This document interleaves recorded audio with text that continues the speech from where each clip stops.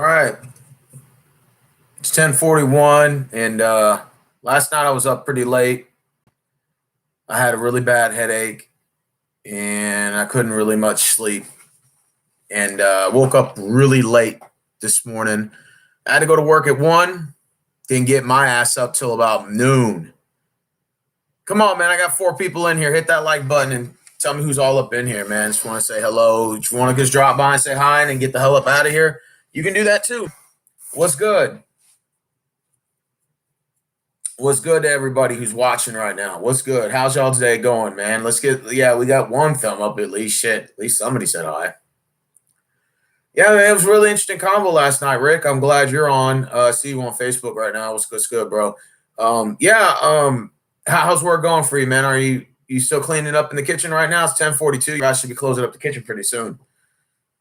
Oh, what's up, Spider? What's good, man? What's up, Riley? What's good, man? Oh no, man. Just I don't work till noon tomorrow, man. So I'll probably do a 2-3 hour stream tonight. And what's up, Al Smith? What's good, bro?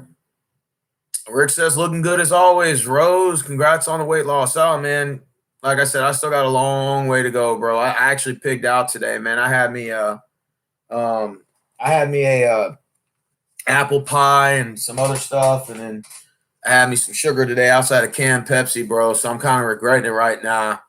Go to bed, little paws. What's up, Al Smith? What's good, bro? 8 people viewing, man. That's what's up. That's the most I've gotten in like a short span. Well, what's the most viewers you ever had at one time? 22. That was when I was doing the Rockets live. We lost 20 in a row and I was raging, and 22 people were in the chat room. That's a lot of people. Even like 7 people viewing right now. That's a lot to me, bro. What's going on, Rose? Mike Anderson? That's a long time I haven't seen you, man. Unless you're that other Anderson account. I'm not sure if you're Adam Anderson or that's probably totally somebody different. But what's good with you, man? Y'all missed the interesting live last night, man. There were some people going at it. Dante and Logan, their egos finally collided. Those guys always collide in my comment section, bro. Chilling, bro. Are the Nets going to take it all, or the Lakers, bro? Are you sure? Well, is LeBron coming back, or is he out? Because if LeBron's out for the year, then no, the Lakers got no chance. LeBron and AD have to play in order for both of them to actually win the finals. That's my personal opinion. I think Denver having Aaron Gordon is definitely going to be a big threat to the to the Western Conference. And yeah, and Rick even saying it right now. He said the Denver Nuggets are loaded, dude. He said they don't even have to score 20 points. They could just distribute each 10 points, and they could still be a threat. Yeah, Aaron Gordon averaged like 13 points for the Nuggets, and they're blowing teams out of the water. So the Nuggets can just spread the points out amongst like the 5 starters they got, dude. I mean, look at the starters: Jamal Murray, Will Barton, Millsap, the Joker, and Aaron Gordon. That is a killing starting 5 front court, bro. That's going to be a very hard 5 to beat.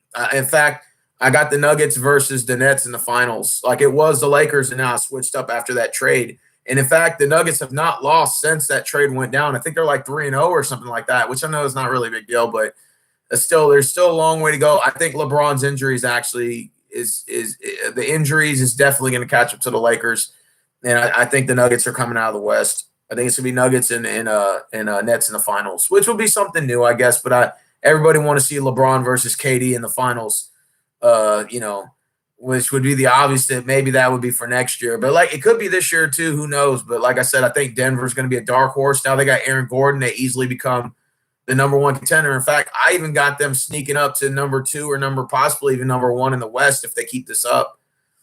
How far do you think the Jazz are going to go? I think the Jazz are overrated, in my opinion. I think that the Jazz are it's fool's gold. I think that 38-11 or whatever that they are, it's going to catch up to them because the Jazz aren't shit in the playoffs. They'll have a hard time closing out series. There's a difference between running the table in the regular season and running the table in the playoffs. And you're going to be playing against other teams that in a 7-game grueling series. That's going to be very tough for the Jazz to beat. And until I think the Jazz can get out of the first round, but I think the second round is going to be tough. I can see that 4th or 5th seed creeping up right behind them. They got Boogie and maybe Hassan Whiteside to help Rudy Gobert. I think that the Jazz could be definitely up there with the Nuggets. But until they do that, I blows my mind how teams will play good during the regular season, but they choke in the playoffs. Well, a lot of that has to do with the fact that the season's just way too long. I've been saying that for a long time. 82 games is just way too much. I think they need to shorten it down to about six. I say a 58 game season. Everybody plays each other twice. That's it. One home, one road. That's 28, or you play 28 games against the West. You play 30 against the East, and you add that together. That's a 58 game season. I think that's all the NBA really needs at this point. You got a possible watered down playoffs this year where the Lakers could enter in without both AD and LeBron. That would be really detrimental to the playoffs if both of those guys are not playing. And then you got the possible Eastern Conference. You got Durant and Harden possibly out, and maybe they could even be hurt when they go to the playoffs. So now you have another situation where you have a watered down playoffs where all these teams come in and their stars aren't playing. So then you wonder, are you going to get a really good playoff, or are you just going to get some watered down playoffs that we've been getting the last 3, 4, 5 years where a lot of teams are just hurt? I mean, now Rick says, yeah, but this opens the door for other teams to get a chance. Instead of the easy Nets, Lakers, you now have other teams that have a chance. Yeah, that's true, Rick. You got other teams that are in the mix now. You got the Denvers, the Phoenixes, the Sixers now. Because if you got a banged up Nets, that means Sixers actually got a chance to run the East. And not only that, but now the Heat got a chance with Victor Oladipo and that new insurge. The Heat, they were 22 and 24. Since they've gotten him, they're now 25 and 20, 26 and 24. So they're 4-0. So the Heat actually are managing to win games since Victor's been in the lineup.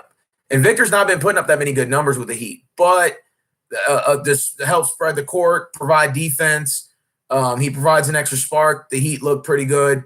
The Heat now are like, I still think they're not going to come out of the East. I still think that's going to be pretty difficult, but I still think that it's going to come down to the Nets. If the Nets are banged up, the Bucks could actually sneak up behind. It just depends on how the playoffs is.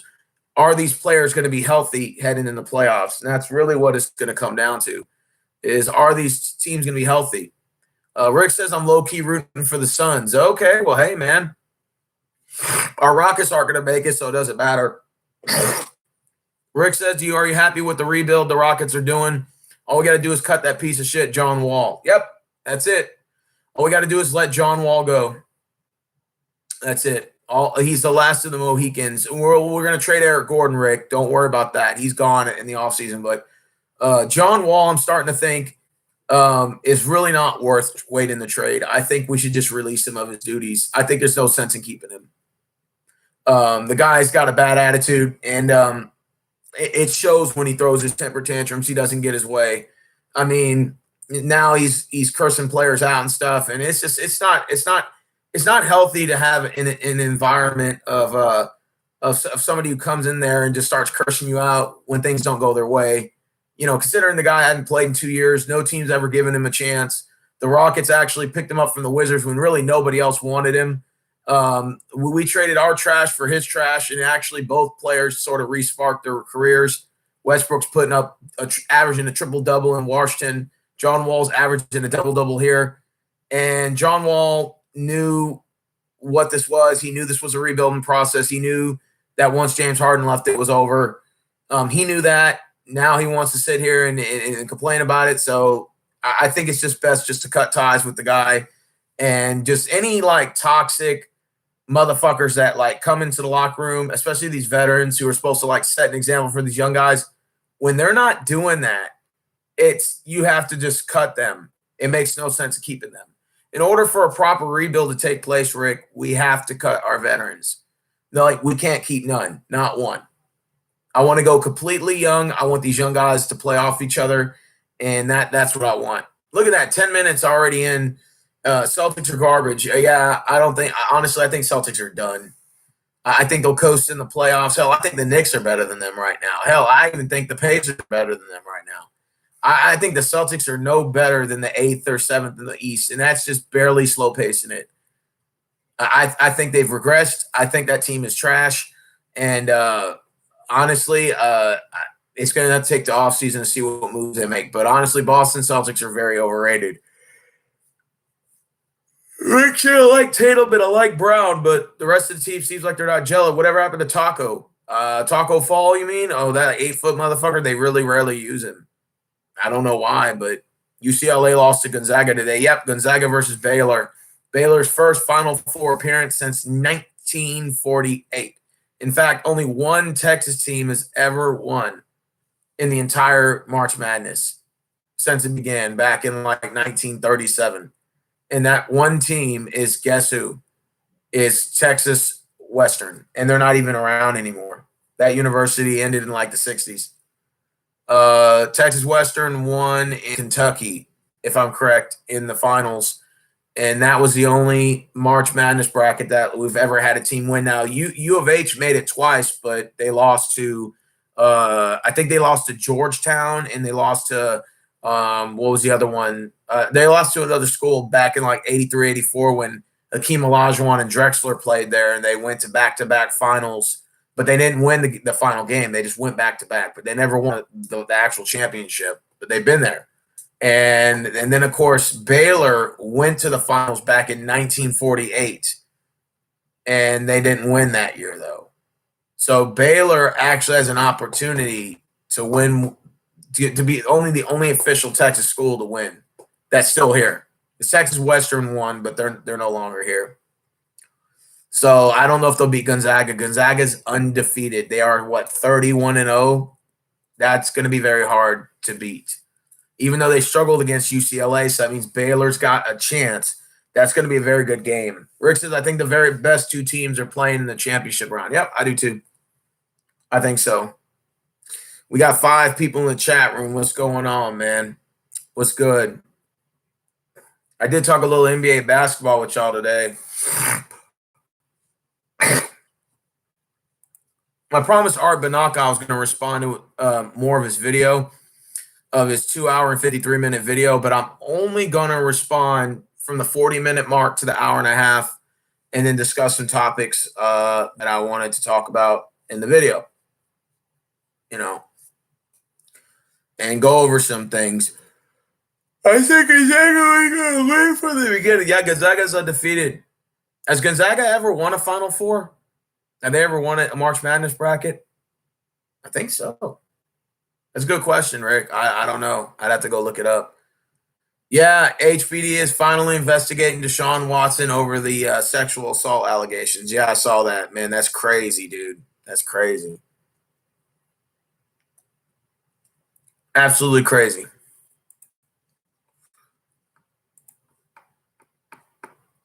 There's so many women coming out against him. That fool's looking like Bill Cosby right now. After they get done with him, man. I think that Me Too movement's about to send his ass to prison. Now, I'm not a guy to sit here and say whether Deshaun Watson is guilty or not. That's not really my part to say. But I will say that I think that a lot of the stories sound a little bit guilty, like kind of, because like they were accusing him of pulling his dick out and he was like trying to get them to grab it. And then, like, he was trying to get some lady to fucking finger him in his ass or, like, stick something in his ass. When she said no, he actually got up and tried to, like, make her. And she actually had to fucking mace him, like, pull out mace and spray him. Now, that's kind of crazy that if assuming that's true of, like, that lunatic would actually still be playing on the team, like, knowing he's like that, bro, that's a very scary situation. Like, if assuming that is true, of course, like, if assuming that is true and he's that fucking kind of person, that's a very scary situation right there. Yeah, cat posterizing beat. I saw that.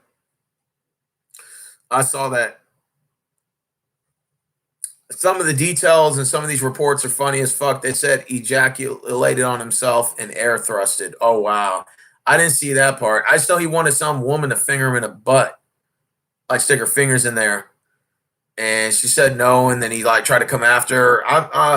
And she had to spray him with mace. And I'm like, wow, that's crazy if that's true. That guy, if it is true, I'd say he needs to have a straitjacket. And a team of doctors with a straitjacket come to pick him up from his house. Because that's like weird shit to me. Rick said, I have a funny feeling some of that shit's true. You know, Rick, I hate to say it. I think it might be, bro. And that's scary if you think about it. Now, if Deshaun goes to prison, you know, he's gonna be like in the longest yard with what's his name? With Adam Sandler and them. He's gonna have to play football against the guards. Maybe we'll get to see Deshaun, you know, starting for the prison penitentiary, whatever that team is.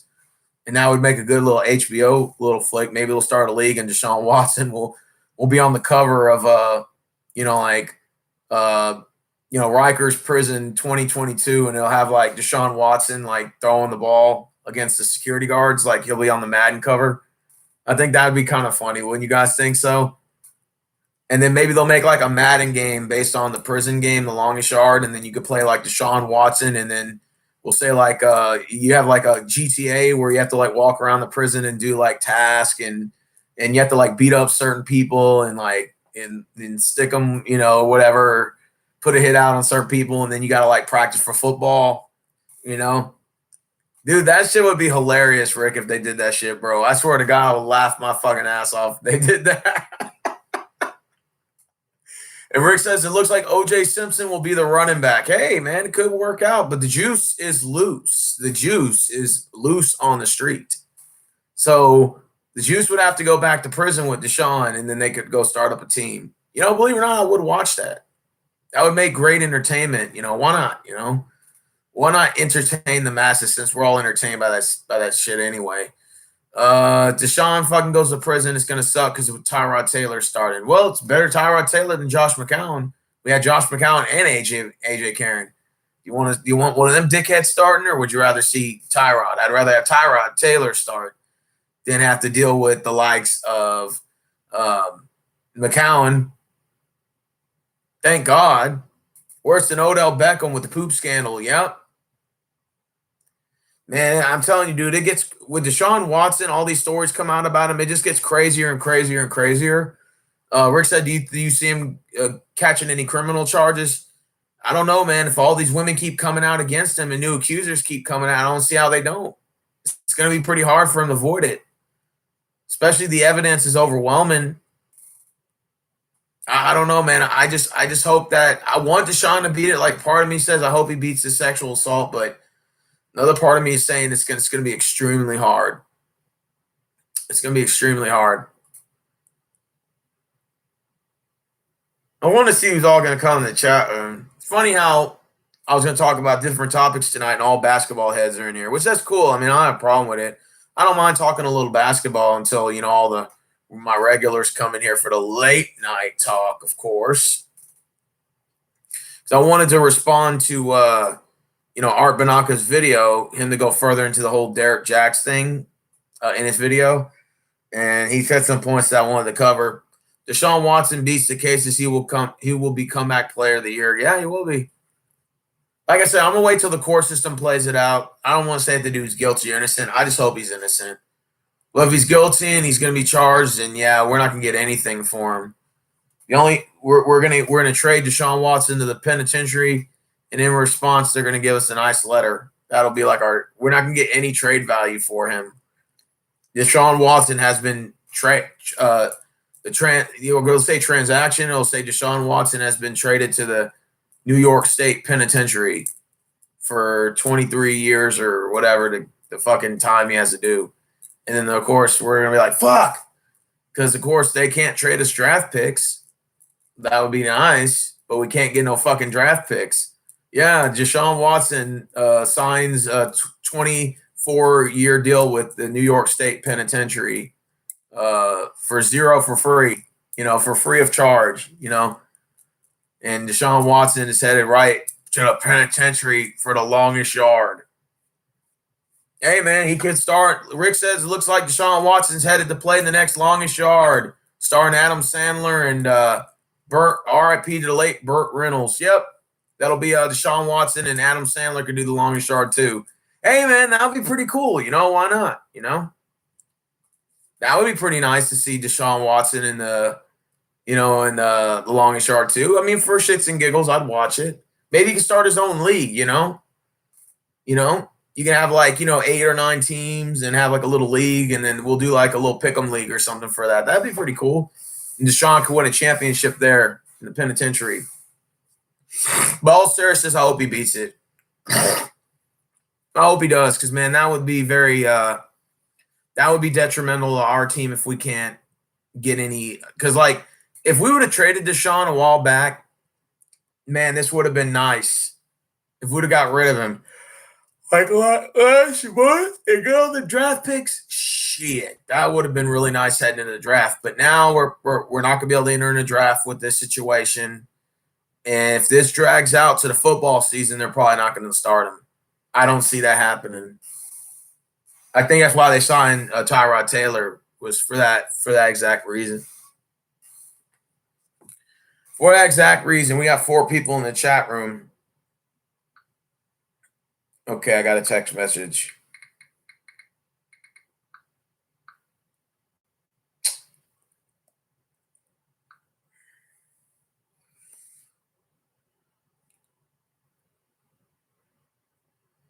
Man, I swear to God, man. Baseball season's upon us, but I really could care less about baseball. Baseball highlights keep popping up. And I'm just like, man, I don't give a shit about baseball. Who the hell cares about baseball? Seriously. Who the fuck cares about baseball? I mean, I think it was like opening weekend started like 3 days ago. I don't even know who won any of the games. I don't even care either. I didn't take time to watch over any of it. I hope Jennifer and them aren't mad at me because, Dante and them got into it the other day. I hope they're not mad. So I'm going to text her and see if she's okay. Let me text her real quick. I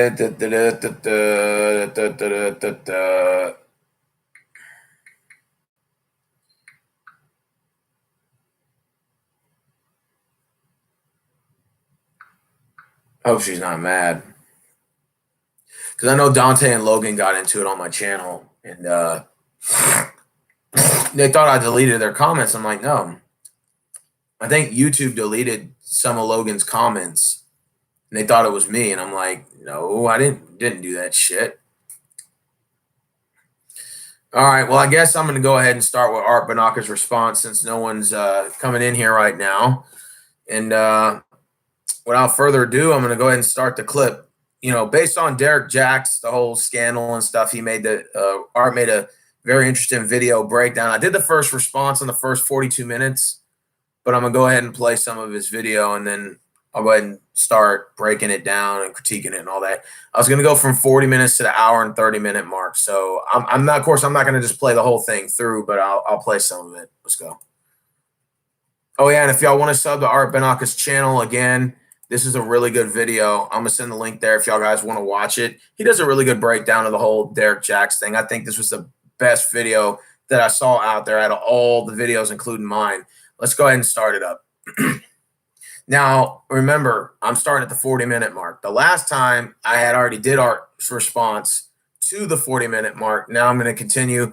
I'm going to go ahead and go on. Let's go. I get on these guys that actually have a fantasy of what women should be instead of what they actually are. And even when they claim that, well, you know what, these bitches and shit, blah, blah, blah, so on and so forth. And it's like they are, because they actually, once they come across, they dispel a certain level of delusion, right? And then now, I guarantee you, a lot of these women actually end up dealing with Derek Jackson and stuff like that, right? Now they're going to come across and say, oh, yeah, these motherfuckers ain't shit. Yeah. Right? So they're going to be so freaking bitter about it. And now they're going to try to group everybody under the same bus.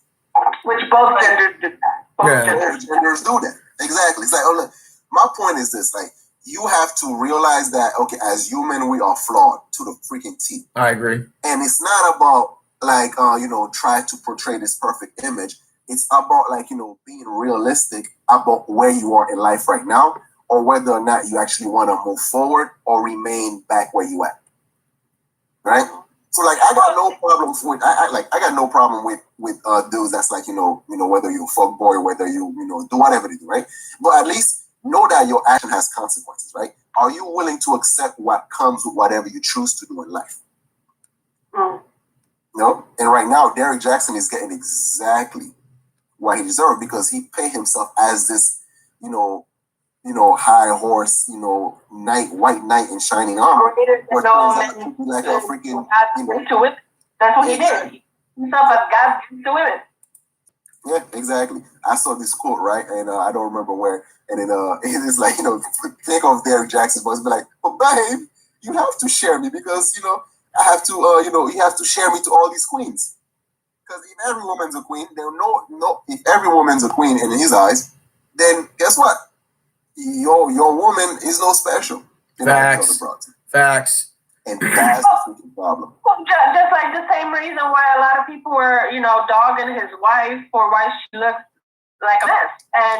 But if you listen to the message that Derrick Jackson sees all the time, it's basically saying to the men, I don't care how bad your wife looks like. If you cheat, you cheat. That's your fault, not hers. You should love her. Excuse me for whistling. You should love her even if she looks like shit. Well, now your wife is putting that to the test. Yeah. I agree. I agree with that. Payback your bitch, innit? What's up, Eddie? Man. Like I was saying, right? So many guys were warning women about this dude. Yeah. Yeah. Well, I think what women don't understand, right? Sometimes when we try to actually, some people, their criticism is just like they just try to be hurtful. But some people, they are actually try to be as realistic as they can with their criticism. Well, they're trying to be blunt. Yeah. Yeah. Yeah, they try to be blunt. And there's a huge difference between being blunt and just going out of your way just to be an asshole. Oh, okay. That's why I didn't really have an issue with Kevin Samuel criticism when he was telling this chick like, yeah, all right, you average at best, right? So he just repeated the same thing she did. Yeah, so just that portion of the clip was always cut out. The thing is, there are so many valuable lessons that can be learned from the red pill community as well as the so-called pink pill, right? I agree. And our ego comes from it becomes like a response, like a tug of war to be like, well, they said this, so I'm gonna go further. I'm gonna say this about them. So it's no longer about like, okay, do you want to bring the other side together so we can work together as human beings? It's more like, nah, fuck these bitches. They said this, I'm gonna say that about them. Facts. It's like, yeah, what about your steak ass pussy? And then, yeah, what about your little dick? And it's like, well, what the fuck are we talking about still? Facts. So good. I think the big problem is we're going to fall for these hypocritical lies as long as humans love to be lied to. And I say humans because both genders love. Men love to be lied to and women love to be lied to. We love living in a fantasy world that isn't real. And then when we're faced with reality, we are angry. Yeah. Let me ask you guys a question. Let me ask y'all a question. Did Sirius make a good point? Do we as society, do we love being lied to? I mean, both men and women, do we like being lied to? And then when we find out the harsh truth about reality of the situation, we get angry and upset. Because if you think about it in hindsight, Derrick Jackson was doing the fantasy pipe dreams to these women that he was this perfect guy, right? And then the women already knew. Well, they didn't know. Well, I think they knew, but they wanted to pretend they didn't know or blinded and said, yeah, every man should be like Derrick Jackson, right? Every man should be just like this guy. And then when they came faced with that reality, he was really never different, that he was probably just the same as the rest of these ain't shit dudes that they didn't like. Now they're pissed. That fantasy now becomes a reality. And that reality that once blinded them by their fantasy, now it's become a reality and it slapped them right in the face. Now they're mad and they're back to dudes ain't shit again. Oh, I knew these dudes weren't shit again. He wasn't shit, blah, blah, blah. I knew it. He's just a typical, just like the rest of these dudes. These dudes ain't shit. But I'm wondering if these women, to a certain degree, maybe it's just curiosity killed the cat. Maybe they like being lied to.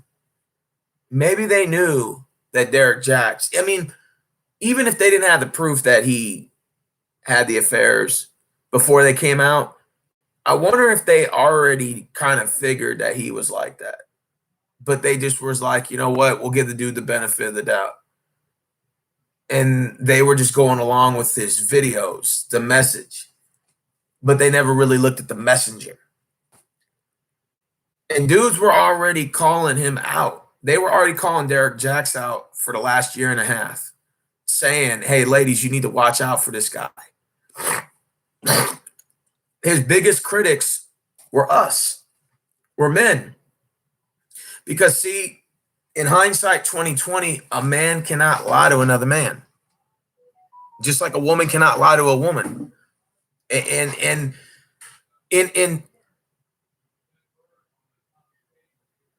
in theory, like, men can lie to each other about certain things, but I can tell when a man is lying about saying he has sex with a chick most of the time. You know, sometimes guys will over-exaggerate or do things to where they're overly doing it, and you can tell that they're lying. But, and as a man, I can sense it. I can, like, sense it, that he's lying about certain things, right? We men have those senses. We know when each other's bullshit, and we're like, okay, dude, I know you're pandering. I don't care. I know you're trying to get pussy. I don't care. Just don't throw me under the bus. That's all I care about. Don't fucking throw me under the bus. Well, women are the same way. Like, women cannot lie to each other. Like, I have homegirls, and this is one of the beneficial things of having homegirls. For all you guys who are saying, oh, no, you shouldn't be friends with females. This is one of the benefits of having female friends, is there's times where I've had some of my female friends tell me, hey, look, that bitch is trying to take advantage of you. That bitch is trying to manipulate you. This is what she's doing. So, see, other women can call the bullshit out on another woman. Women even know when she can sense when another woman's trying to hit on her dude. Like, instantly, boom, like that. And the guys, you know, most of us guys, we don't think about, we always get flirtation versus friendliness confused for one another. Like, we assume if a woman says hi, she's flirting with us, right? That's how most guys sort of are, right? So in theory, we really don't know when a woman is really flirting with us or really hitting on us unless it's that fucking obvious. But most of the time, if a woman could literally be low-key hitting on us, and most guys wouldn't know, because we always get flirtation and friendliness confused with each other. But women, as friends, they can separate the two, and they know when a woman's being friendly and when a woman's flirting. And they can tell if she's trying to manipulate her homeboys or her dude or whatever.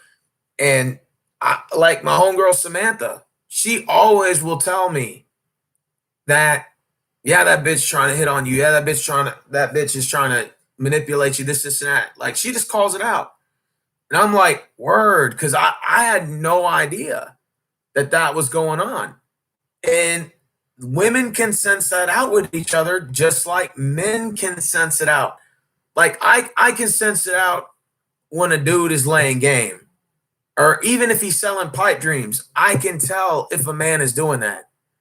Hell, sometimes when my homegirls explain to me about how dudes are trying to take advantage of them, or are they, and they'll give a little scenario, I can already tell if he's a Pookie and Ray Ray or not. I can already tell if he's up to no good. I because I'm a man, I already know the business. So, like, men can't lie to each other. We know when dudes are hoe hunting. I know when dudes are hoe hunting. Dudes know when I'm hoe hunting. We know it's you know when another dude is cock blocking you, and you know damn well they know when you cock blocking. A man cannot lie to another man when it comes to that. When it comes to that type of shit, because our senses just kick in. It's the same for these females. They do the same thing with each other. So the thing with Derek Jacks is Derek Jacks can fool all those females all he wants to, but the dudes saw right through him. Most men, they saw right through him, and they're like, yeah, this dude's full of shit. This dude's selling pipe dreams. But Derek Jacks wasn't really concerned about what the men thought. His audience was majority women. That's who he was catering to. So therefore, Derek Jacks didn't give a shit if the dudes was buying his shit. He cared about the females. If the females were buying into it, because those were the ones that were sending him money and supporting and funding him.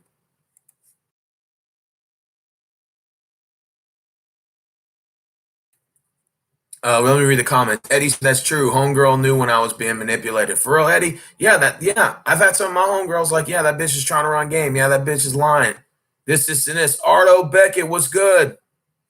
I wouldn't say men like being lied to. It's because the truth hurts, so women won't tell it how it is. Women, on the other hand, have no issues with lying to get their way. Mike, I'm going to say yes and no. I think when it comes to people we want but we can't have, I think we do like being lied to, both genders. But I do think women like living the fantasy more than guys do. I think that's a fair. I will agree with you to that. I think women enjoy it more than we do. Not to say that men are off the hook, but I think women like the fantasy, enjoy the fantasy and the roller coaster ride more than the guys do. Just my personal opinion to it.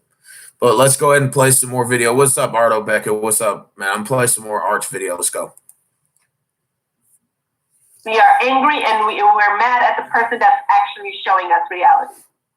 You know, like, let's face it, you use the Kevin Samuels example. Why were women and that woman in particular and women so angry when he came out and said your average is best? Even though the woman herself said your average is best, because that's not how we are trained to speak. We are, say something nice or don't say anything at all. So he's not allowed to say the truth, even though she said it before him. Otherwise, he's going to be criticized for saying it.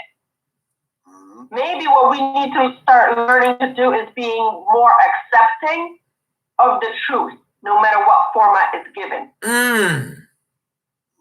I like Sirius. I love Sirius. She breaks it down right to the T. This is good shit right here. Our feelings, but that doesn't mean we need to be angry about it. Exactly. Oh, that's why the gender war will never end. That's true. That is true. I mean, like, I was being facetious when I was actually putting the title, because obviously the gender war will never end, because you're always going to have unsatisfied people that will constantly try to blame each other for whatever's going on in their lives. The same reason why racism will never end. The same reason a whole bunch of things that we have in this world will never end. You know? And it's like, yeah. I think this is what I see on the gender war, right? A lot of people, at some point, they're going to get over that anger that they have. And they're going to not only start healing themselves and start feeling better about themselves, and then the people that they're going to start attracting in their lives will be those who actually reflect their value at that time. So a lot of time when we're looking at people that's talking about like, well, these bitches ain't shit or these niggas ain't shit, it's because they're at this point in their life, the only people they actually get to attract are these ain't shit motherfuckers. Facts. Because they themselves ain't shit. You know, so it's like, and it's a hard pill to swallow, because you want to have that image in your head, like, yeah, I'm best. It's just the people that I deal with somehow, they do not meet my standard. But like, yeah, but you yourself don't even meet your own standard. You yourself don't even have respect for yourself. So then how do you expect the people that you're dealing with to have some sort of respect for you? Okay, I have I have to answer this question by Beijik. Do you think this black man has made black men globally a laughing stock? I don't think so. The reason I say that is because so many black men have been calling him out way before this happened. They've been saying this, that he is this person, since he actually made it on social media. It's black women that believed his lies, not black men. And black men have been, if you go online, throughout his history on social media, it's been black men that have been calling out his bullshit.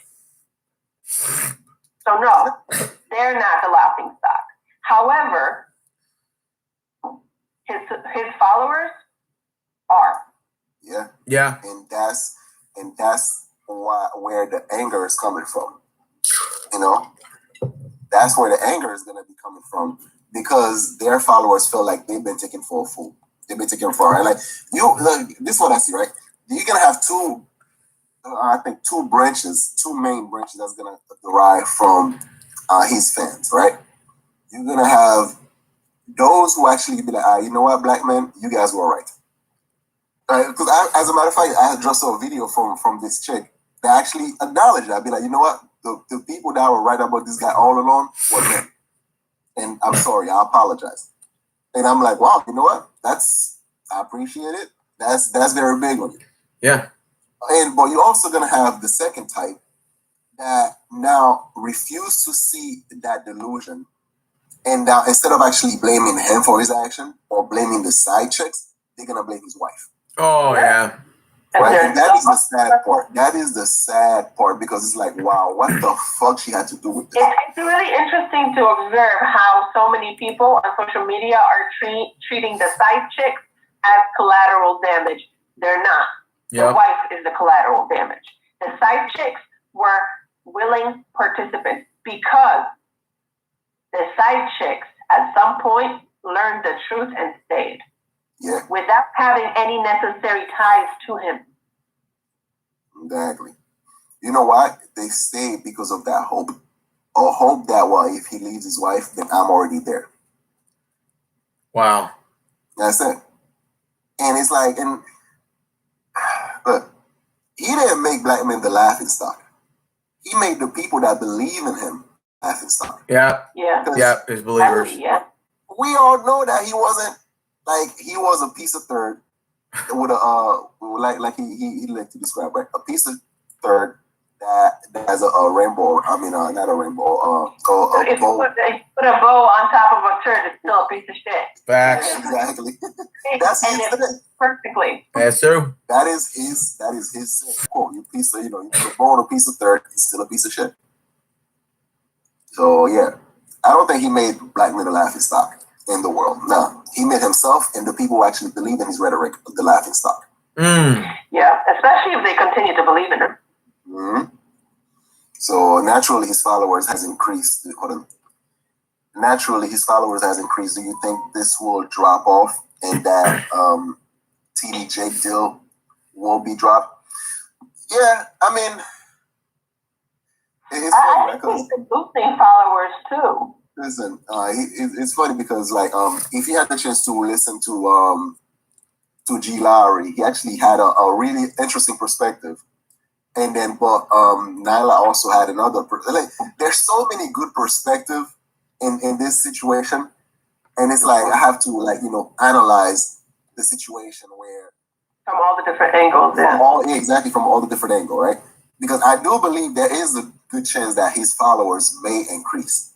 Yeah, I do think so. If he decided to take a break, Yeah, that moving the reactive video did not help him. No, it didn't. It didn't at all. But the more he tried to actually control the situation, the worse it's gonna get for him, and the worse the more it decreases the chance of actually of a comeback. Yeah. But here's the thing: shut the fuck up, sit down, and actually come back 3 to 6 months later when everything died down. But hey, look at me, I'm a changed man. But dude, not right away. You try to sell your book? Come on now. Yeah, it's too soon to sell that book. He should have waited another 6 months. But I don't think he can stay away. I think he needs the attention. He needs the praise. And now that people aren't giving him the praise, he needs to talk to the third person to be the one to give himself the praise. Facts. Oh man, and it shows that he doesn't give a crap about his girl. He doesn't care about his wife, stuff like that, to the point where it's like, all right, look guys. Well, that he slept with her friends, I don't think he gave a shit. Yeah. No, I don't think so either. Look, at least have some sort of moral code, man. It's all right. So, if I'm a cheater, I'm not gonna mess around with his because here's the thing, right? If you're an shit dude, the main reason why you try to avoid your friends, your wife's friends or your wife's family member is because the process, like it increased the chance of you getting. Those are the most likely to expose you. Yeah, because you're gonna see this person all the time, right? Oh, family dinner, whatever case, maybe blah blah blah, right? And then once you actually have some sort of sexual interaction with someone, it's hard to just wash it off, especially when you're around that person at some level of degree all the time. Yeah. So I'm pretty sure this motherfucker was fucking chicks at the church or wherever the hell he was at, close vicinity. And so I'd be like, dude, like, at least have the decency to go out of states or some shit like that. But like, you bringing chicks at your wife's bed and all that crap, come on. Yeah. And then now, also, when you get caught up in crap, when that shit happened, and then now you try to like heal the process like right away. It's like, no, that's gonna take like years and stuff like that. How do you expect us to believe automatically? Like, yeah, that was in the past. That was like 3 months ago. Yeah, but stop talking about like she got over. No. Listen, the last time he had sex with his latest side chick was March 18th. Oh, recent. That was this month, right? Yeah. See, I didn't get that far from the new. Yeah, I didn't either. March 18th. Wow. Oh my God, you serious? Yes, I am. That's why they call me serious. Oh. Yo, and he's already selling the book out. How to heal together without hurting each other, because his wife did not look hurt at all. Yo, oh my God, this is. Yeah. Wow. Derek Jackson is getting in a lot of trouble. The question that Pastor K asked that his latest chick, Nikki, I believe her name is, the surgeon. Do you think he's a sex addict? Do I think he's a sex I addict? think so. Probably, but I think he's more of a image addict. Oh, image addict. Interesting. But I think the image comes with a psychopathy. The need to control everything, which is why he's doing that. Which is why he did the reaction video. I think the reason he did the third person reaction video, which he deleted now, but out there, is because he wanted so badly to control the narrative, to be the one to tell people this is how it is and have them believe it. Yep. So he's a narcissist. And he wouldn't be able to do it talking about himself. He's a narcissist. I want to say that he might be a sex addict, right? That is possible.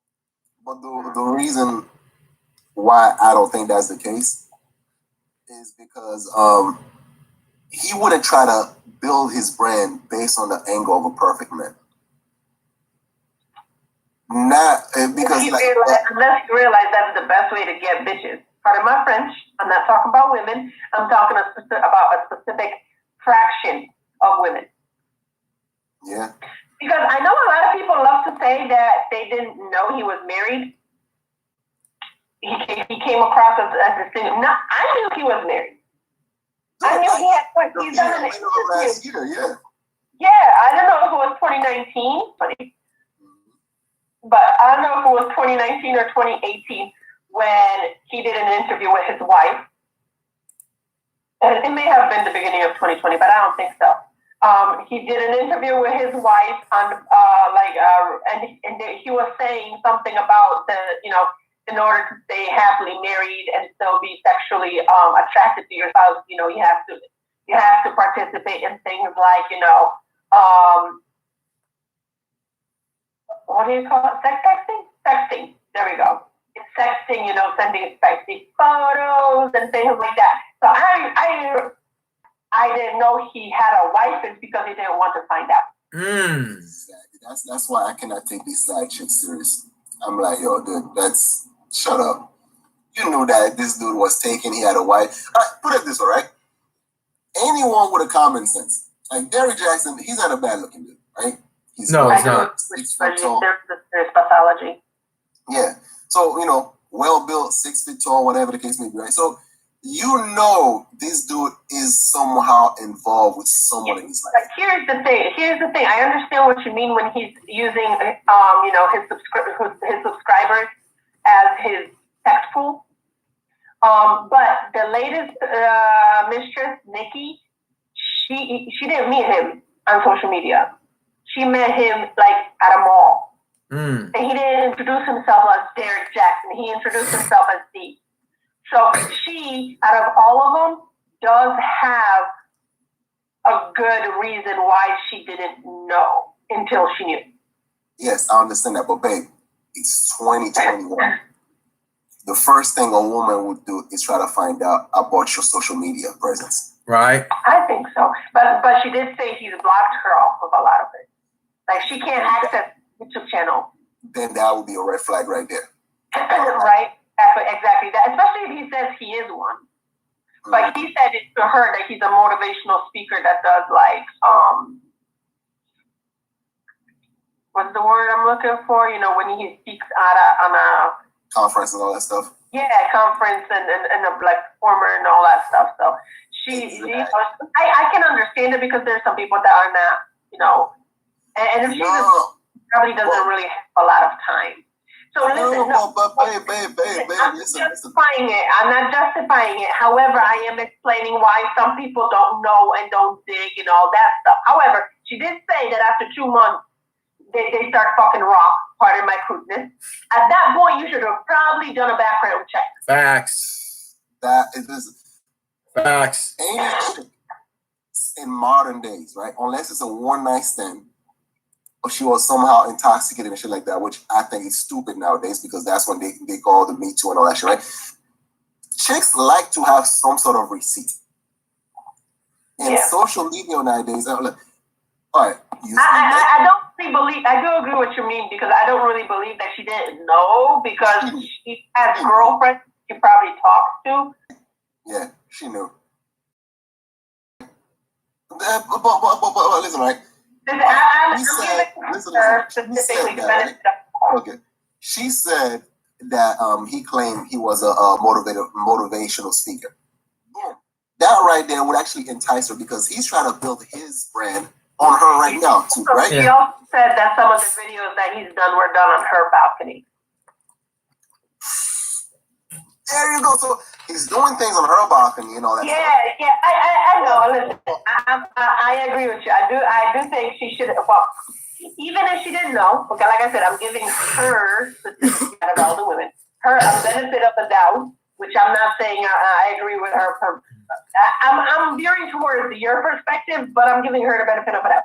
However, as soon as you find out that he's just separated, you need to be like, all right, well, we can rekindle this friendship when you're divorced. Look, one thing I know about women, right? If there's a possibility that they like you, these bitches gonna dig on you. Facts. They're gonna fucking dig. And if she give you some coochie, and she still likes you, and the thing was good, yeah, she's gonna dig. So this whole Nikki chick, yeah, she's full of shit. Listen, I'm not going to assume that's your assumption. I'm not going to assume she's a surgeon. She's got money to sue. So let's just say I'm not assuming, okay? Allegedly. In my opinion, she's full of shit. But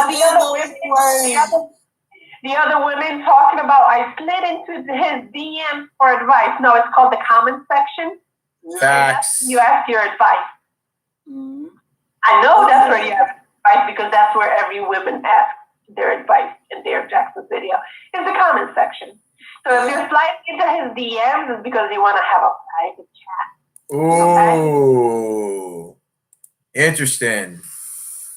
If you slide into some of these private DMs, that's automatic right there that you ain't asking for no motherfucking advice. It's the same thing with Bill Cosby. I don't know if you guys remember the Bill Cosby case where a lot of these women were coming out and the Me Too movement was coming after him. And one of the things that these women that were coming out testifying him, like Lisa Castran and all these other chicks, one of the things that these women were saying was that ultimately was that they would show up to Bill Cosby's hotel room, I shit you not, at 1 o'clock a.m. in the morning to get advice about their modeling career. This was when Bill Cosby was it had the Bill Cosby show and all that, and women were coming to his hotel room and to his house at all hours of the night, and these women that were accusing him was saying, well, I came to his house for advice, like just to get a model and advice. I'm like, bitch, you didn't go over there no 1 o'clock a.m. for no advice. You didn't go to Bill Cosby's house at 1 o'clock a.m. to hype it up your resume. You went over there to have sex with Mr. Cosby, and therefore you were trying to get either with him or get some money out of him. And I think that that's what these women were doing. For these women that were sliding into his DMs, they were sliding into his DMs for Mr. Derek Jackson was to have a private conversation. Well, I wonder what that private conversation was about. Now, Derek Jackson didn't reveal he was married till a year into his relationship. I mean, into the videos when he was on social media. I find it hard to believe that these side chicks had no clue about his marriage. And even if they found out, why did they stay long into it? Even with all the promises, and even if Derek Jackson said, "Hey, look, listen, I'm separated from my wife. And we're gonna build a new relationship, me and you." Even if he told you that bullshit, don't you think you would have wanted to see a divorce paper first? Some sort of documentation that says the divorce is final for you to actually believe the bullshit. So I'm wondering, is Derek Jax to blame for all this, or is it all these side chicks that put themselves in a situation where they've either known he was married or found out and chose to stay? I'm wondering, are they just as guilty, or if not even, you can make the argument that they're even more guilty than Derek Jackson in this case? All right. Let's go ahead and play some more of the video real quick. You know, and if that was the case, he would actually ask for information about, like, well, how much is the consultation and all that shit, blah, blah, blah. Right. But no, bitch, you wanted to give them some of that coochie. And I cannot stand these women. Yo. It's like, yo, talking about the lady like their collateral damage is absurd. He said, his wife wasn't doing it for him. So, I wasn't really into it, but we did it. Right.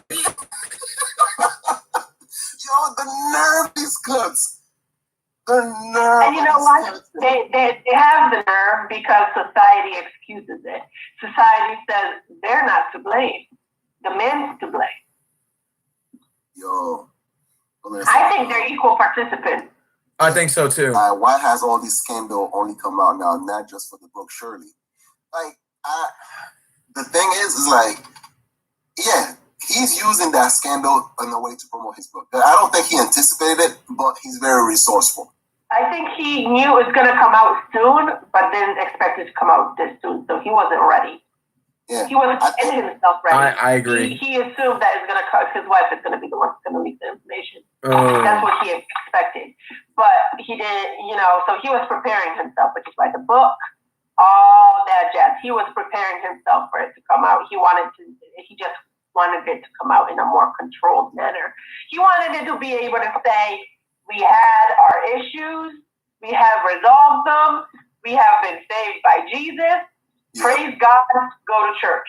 Yeah. That's what he wanted to say. Hallelujah. Praise the Lord Almighty. The ladies, he probably pissed one of the ladies off somehow. Facts. Caught her off or something. But listen. And she just went, you know what? Fuck it. But the market that actually opened up for this dude now is the Jesus freaks. You know? You think so? It's not even Christians. I totally agree with Irene when she says, don't blame Christians for this behavior, because that ain't Christian. This motherfucker just realized there's so much money to be made in the church and so much coochie to be gained. He just did a whole 360 and just going the Jesus route. Yep. You know? That's why I said some of the demons. Gonna put his staff on these broads like Moses in the Red Sea, part of the Red Sea, and just like the church that they chose to go to is just creepy as hell. It's a cult. Creepy as hell. This woman, the video that Irene showed, this woman went, the devil, this demon put his dick in my mouth. No, honey, you sucked the guy off. That's all you did. Facts. Okay? And let's not excuse your participation in this situation. Facts. Dude, this is so freaking sad, man. It is. You know? And it's like, listen, some of these people, these people are evil, man. They are freaking evil because, like, you find the most vulnerable, the people that actually have psychological damage, right? And you actually taking advantage of them. You know, financially, physically, because you probably sexually, you probably fucking them. Well, listen, that preacher in that church is evil. Yeah. Okay, that is evil. That is just wrong. What he is doing. Yeah. And he's loving it. He's loving the attention because his church is going to get attention. Good, bad attention doesn't matter. There is no such. This is what everyone has to understand. Okay, when it comes to popularity and fame, there is no such thing as bad publicity. Yeah. Which is why Derek Jackson came out with his book 6 months early. Okay. Yeah. About how to heal. Facts. Which is why, guaranteed, the church of the fucking demon vagina, okay, is going to get a lot of new followers. Damn. Oh my God. So Derek's gonna market off of the church going people. It's insane. I guarantee Derek Jackson is going, like I said yesterday, I can guarantee you Derek Jackson is going to get a whole lot more male supporters now. Because a lot of them are going to be like, yeah, see, I told y'all he's just like us. And then they're going to turn around and be like, yes, tell him, Derek. Teach me how to manipulate these women. How can I get women in my DMs so I don't have to be ghosted? Oh my God, this is just, it's insane. This is freaking insane. No. But it is interesting to observe. I mean, I don't think, what's her name, Ayala Presley, could ever come up with a script better than what's going on right now. Facts. No, it's done. I think this guy, I had a conversation with Shaolin yesterday and stuff like that, right? And we were talking about it. And it's we found out about this dude. Well, not found out, like we were suspect about this guy a long time ago. Even Stevie Wonder. Facts. Even Stevie Wonder could see this guy was full of crap. Facts. So it's like, and I think this is some women are embarrassed by this if they were like, huge followers of him and all that shit. Yeah. If they have any sense of self-awareness, I'm not saying like, if they probably broke up with a dude just for the stupid ass reason. He probably wasn't even doing half of the shit that Derek was doing. Yeah.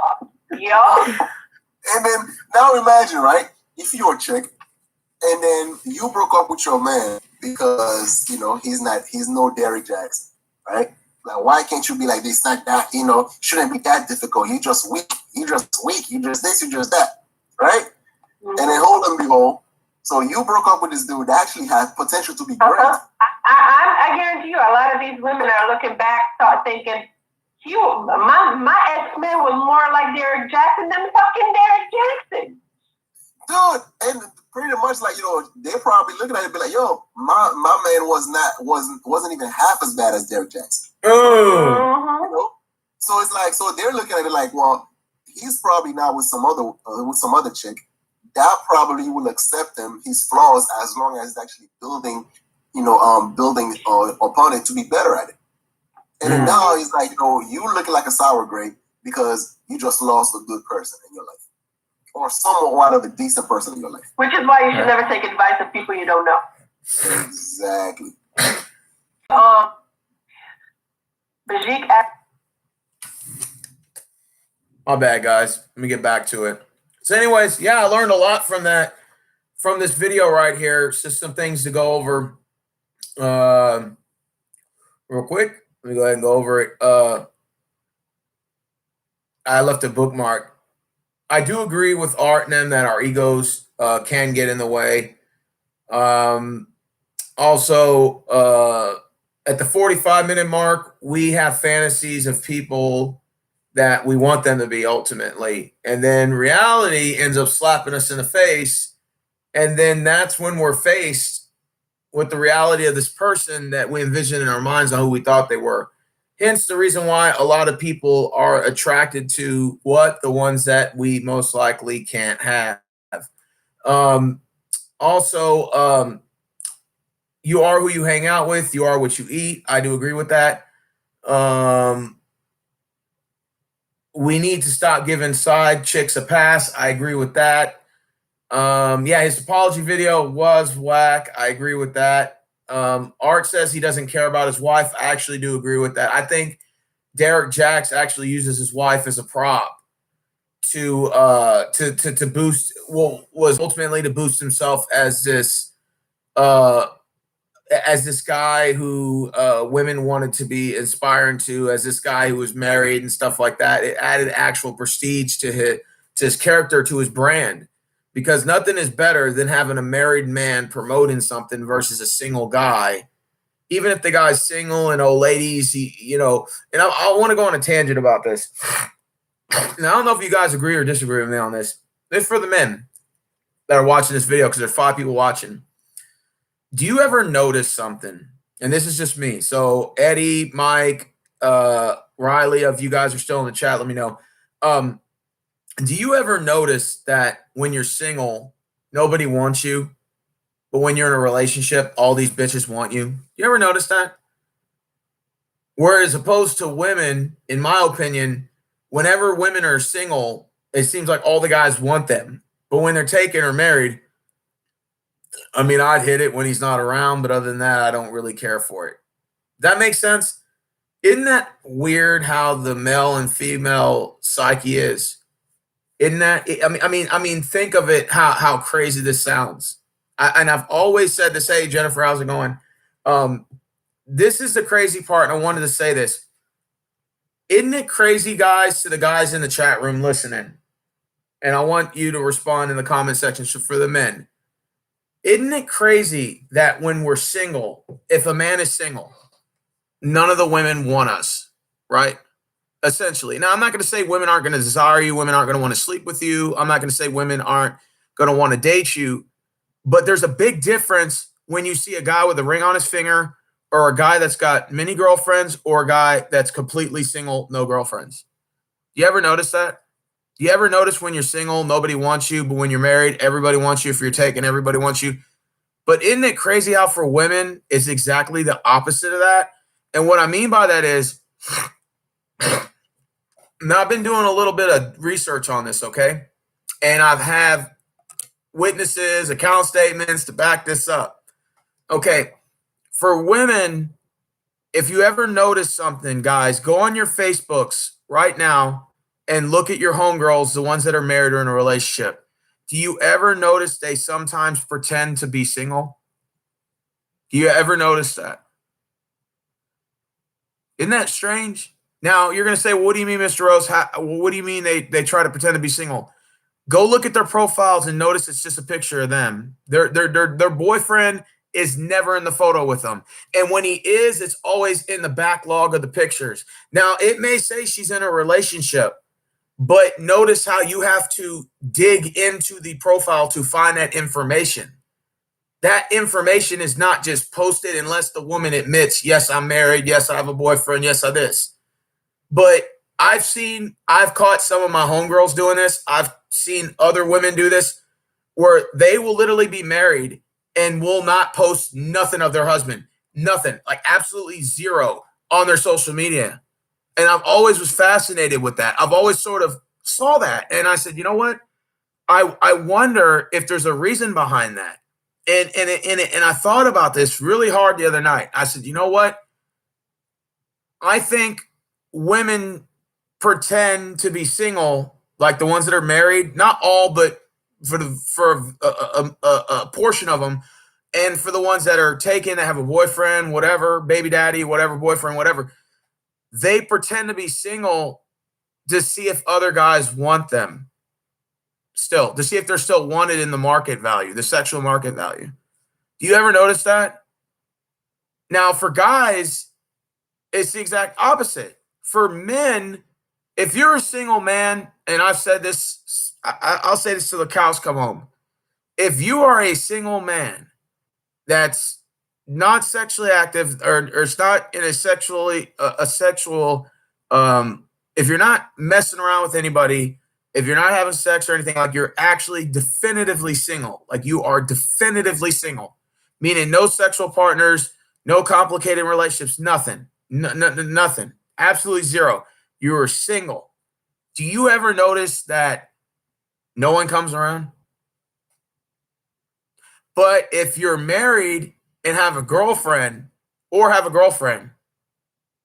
do you notice more attention comes around you than meets the eye?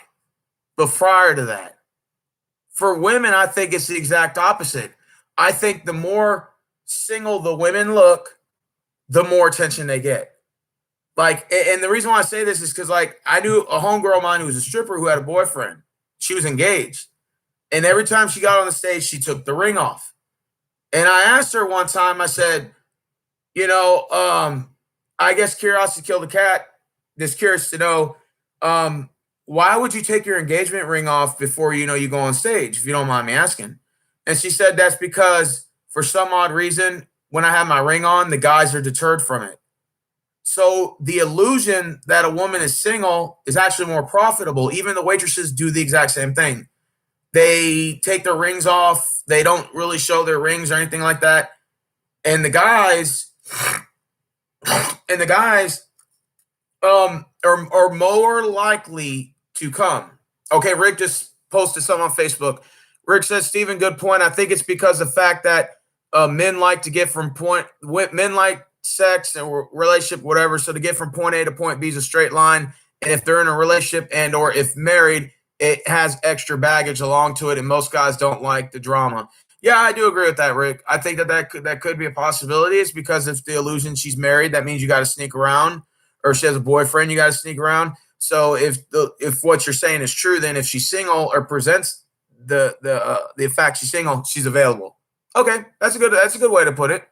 Now, let me ask you this though, Rick. If that's the case, if what you're saying is true, and I think that you're onto something there, that does sound true. What do you think is the exact opposite for the guys? Wouldn't that same rule apply to the guys? Wouldn't the men be able to benefit off the same thing? If the women were presenting themselves as single, even if they were married and pretending to be single, I guess for more male attention or more of if there's more of a profit, I'm not arguing with you on that. Maybe that's true. But why doesn't that apply for the guys then?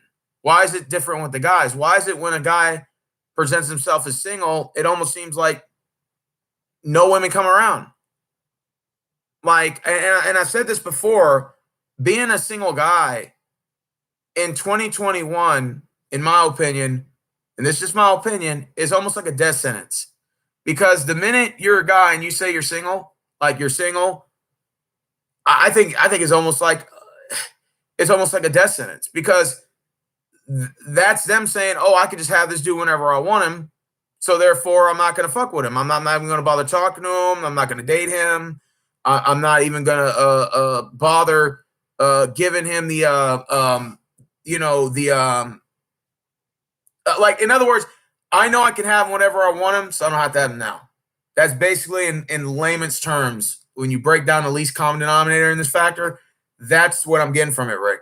So if what you're saying is true, that if a woman presents herself as single, she presents herself as it's about availability and stuff and profitability, which I agree, then why didn't that same rule work for the guys? Why do the guys have to either be married or have to have a fucking girlfriend just to get girls to come around? And the only reason why I say this is because most of the guys I see that get girls are usually like that, or either married and already have a chick. I mean, to me, that's what it sounds like. Like, I mean, it's not bitter and angerness. It's coming from a place of like sincerity and I'm coming from a place of like understanding and like wanting to understand why doesn't the table fit? Why doesn't the sword swing both ways on this case? If women can be single and profit and or even if they're not single but pretend they're single for profitability and availability, then why can't the guys benefit from that?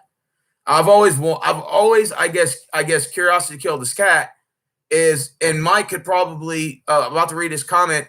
It seems like to me, like unless you're either married or have a girlfriend, none of these bitches come around. And it's nothing personal. I'm not mad at the women or anything like that. Again, this is just coming from a place of sincerity for me, not a place of bitterness. But I've always wondered, why is it that the girls are always interested in the guys that have a girlfriend or a wife? Like it's always. To me, I've always saw it that way. And it's very rare that women actually go for a guy that's actually single, that has no sexual partner, that has no girlfriend or anything. And I've even had other men tell me this. How is it that single women can get away with it, but single guys can't? Now, this isn't a case of like I'm jealous because the single women are getting more attention to me. I just always wondered if how come the book does, or how come the door doesn't swing both ways in this case. Why is it that single men, it almost seems like it's harder? It's harder, essentially, to talk to women if you're actually definitively single versus if you're a guy that's got a girlfriend or a wife. It's like all these girls come around, and but for women, it's the exact opposite. Most married women and women in relationships, not saying that they're bad or anything like that. I think it's wonderful that they're married or in a relationship. But it seems like to me, like it's the opposite for them. It's almost a death sentence for a married woman and or taken woman in a business of profitability in their marriage out in the open or whatever. They wouldn't generate profit from the guys, which sounds about right because it's like, okay, well, if you have a dude, if you got a husband, I ain't fucking with you then, right? It seems like that seems like the reasonable logic answer to that. And it seems like that's the correct answer. Okay, well, why for the guys that doesn't apply then, Rick? Why doesn't that apply for the men? Because for the men, it seems like it's the exact opposite. It seems like you either have to be married currently, or you have to have like a girl, at least one girlfriend, for you to have a better chance of the dating game.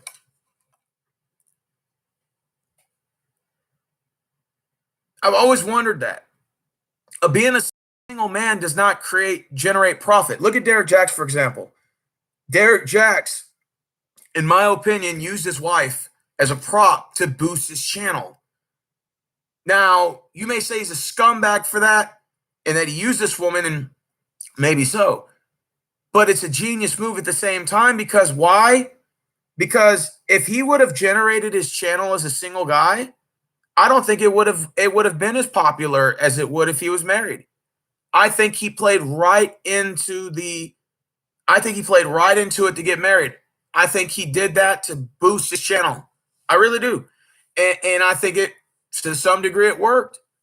Ever since he posted he was married, or he might have been married. I think he didn't say he was married till he was a year into his social media life.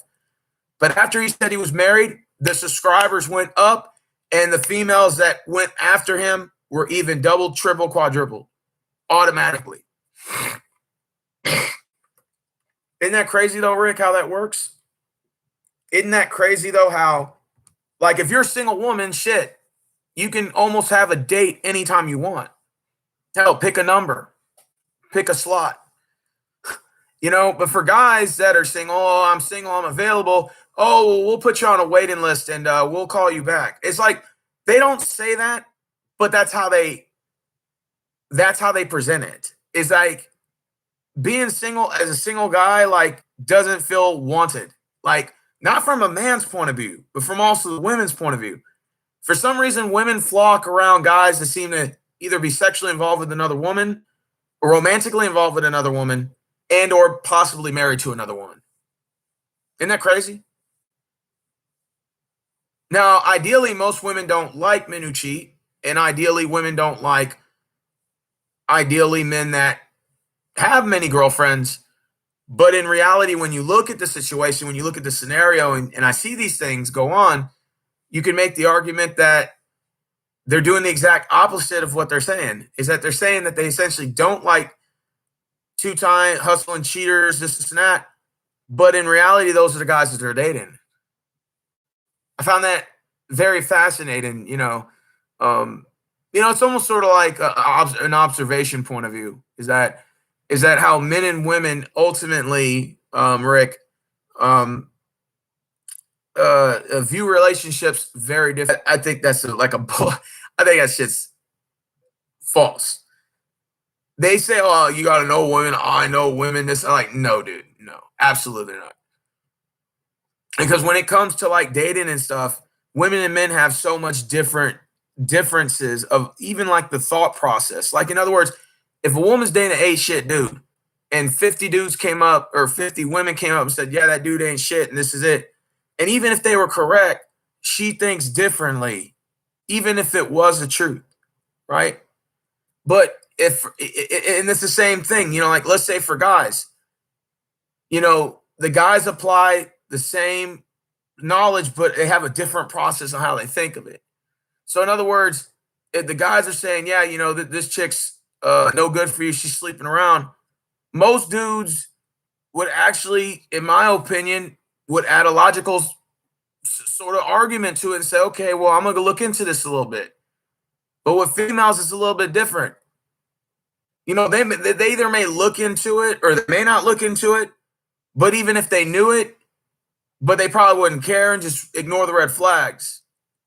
It's weird how, like the human mind works and how women and men really do think differently, even like on the same subject topics, even on dating. Like for example, we as men want the easiest access to women, right? Right? Show of hands. Okay. So in order to have the easiest access to women, we want women ideally to be single. Ideally, most men don't like married women. And it's not to disrespect them, but most men want easy access to what? Either sex or relationship. So in order to have that, they don't want to get involved in another man's business because that means you got to sneak around, got to do all this, right? So ideally, men want to get to a destination to go from point A to point B as a straight line. So we don't want any obstacles. We don't want any sort of road bumps or anything like that, right? We want to get from point A to point B. So ideally, a married woman or taken woman would actually create obstacles. So most single men are turned off by the idea of a woman who's married in a relationship. And to me, that if you're a single guy that's looking for a relationship, that seems like, or even if you're looking for just sex, it seems like to me like that sounds reasonable. Like that seems like a reasonable way to think, right? Well, for women, that's not the same way that they apply that same logic. Is that even though women will say up and down, oh yeah, I like single guys, that's not even single women. I'm not talking about married women. I'm talking about actually like single women, like definitively single. Like an actual, I am single. They're not talking to single guys on that same statue necessarily, for the most of them. They're talking to guys most likely that are involved romantically with other women. So ideally, it's fair to say that most men like single women, of course, coming from a single guy, and most single women aren't turned on by single guys. Isn't that crazy? That's why I said that we have such a different way of thinking. It's not like I'm not angry or anything about it. I just find it fascinating. Just like from an observation standpoint, I just think it's just fascinating more so than anything. That when you think you learn everything, you don't. You know what I'm saying? But anyways, let me go ahead and get back to the comments real quick. Okay. Oh, hey, what's up, Logan? Damn, my comment actually posted. Hey, get there, Jennifer Hawkins. Hey there, what is like I meant to? Yes, I don't like being into many photos. I think it's just a guy thing. Yep, some women, Mike Anderson said, yep, some women see single men as creepy and desperate. When a single woman sees another man with a woman, especially a hot one, she's fascinated with how he got her. It's probably just because he's a player. Logan said, when I was single, married, and otherwise taken, girls throw themselves at me. I've been in a relationship for 19 years, single and taking girls, still the same thing. Think it all depends. Yeah, Logan, I guess it does depend. Maybe it might be a generation thing too. Just never had this kind of problem yet again. I'm just not familiar. On the topic of what attracts us to toxic people, people are drawn to people like themselves. Don't act like who they are or who they really are, Steven. Yeah, that's true, Jennifer. Well, I'm also responding to part of Art's video too about the Derek Jacks thing too. So I got that on there. Logan says, Jennifer Hawkins, that makes sense. If you have confident problems as a man, you'll probably attract the women that have confidence issues as well. So you'll be stuck in relationships that are nowhere to grow. Fair enough, Logan. That's a fair point. A lot of guys that just lack the confidence to keep pretty and nice women. Fair enough. All right, I'm gonna go ahead and play more of Art Benaca's video real quick. Just a little bit of it and see what they're talking about, more about Derek Jacks. Go from there. That's a really good question. She said, do you think Derek is a man of quality? Do you think he is that nonsense label of a high-value male? Well, our definition of Art and my definition of high-value male is completely different than, say, someone like Kevin Samuel. Hold on, let me answer that real quick, right? Do I think he's a man of quality? Hell no. Hell no, he's not a man of quality. Because, the whole thing over the high value man, that term been thrown around all the freaking time, right? Because like some people just most likely regard it as like in terms of monetary, right? If you can provide with your for your woman financially and stuff like that, then she should now she no longer have any say in the matter because bitch shut the fuck up about providing for you. Well, that's the thing. In the definition of Kevin Samuels, yes, Derek Jackson fits that definition. So then therefore, yeah, for some people, yeah, Derek Jackson will be looked upon as a high value man. A high value man that's full of a high value man nonetheless.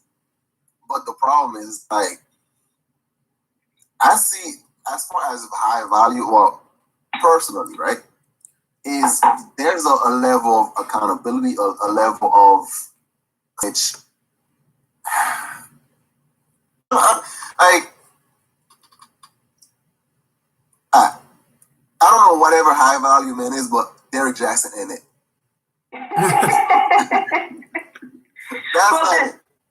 That's one of the traits that Art and I often talk about when it comes to it doesn't have to necessarily be society's moral standard, but he has to have some kind of a moral standard, and he can't be a liar. He has to be willing to be honest with himself and with those around him. Fair enough. So if he wants to fuck around, he can fuck around. Just make sure that your wife isn't surprised by the images that she finds on your phone. Well, like think a guy like Snoop Dogg, right? This dude been having side chicks for the longest freaking time, right? You think his wife is surprised by this? No. As a matter of fact, she expected it comes part of the package, it's part of the deal, right? And then there's a level of honesty, be like, I know it. There's no surprise there. Yeah. Snoop Dogg never tried to portray himself as someone he's not. Yeah. Exactly. Snoop Dogg always up front. With Derek Jackson. And anybody who actually have to go to that level of extent to portray themselves as someone that they're not, to me, is not a person of quality. Oh. Because I don't have to agree with whatever you're doing or your character and stuff like that, but at least be have enough respect for yourself to be honest with yourself. And he's not.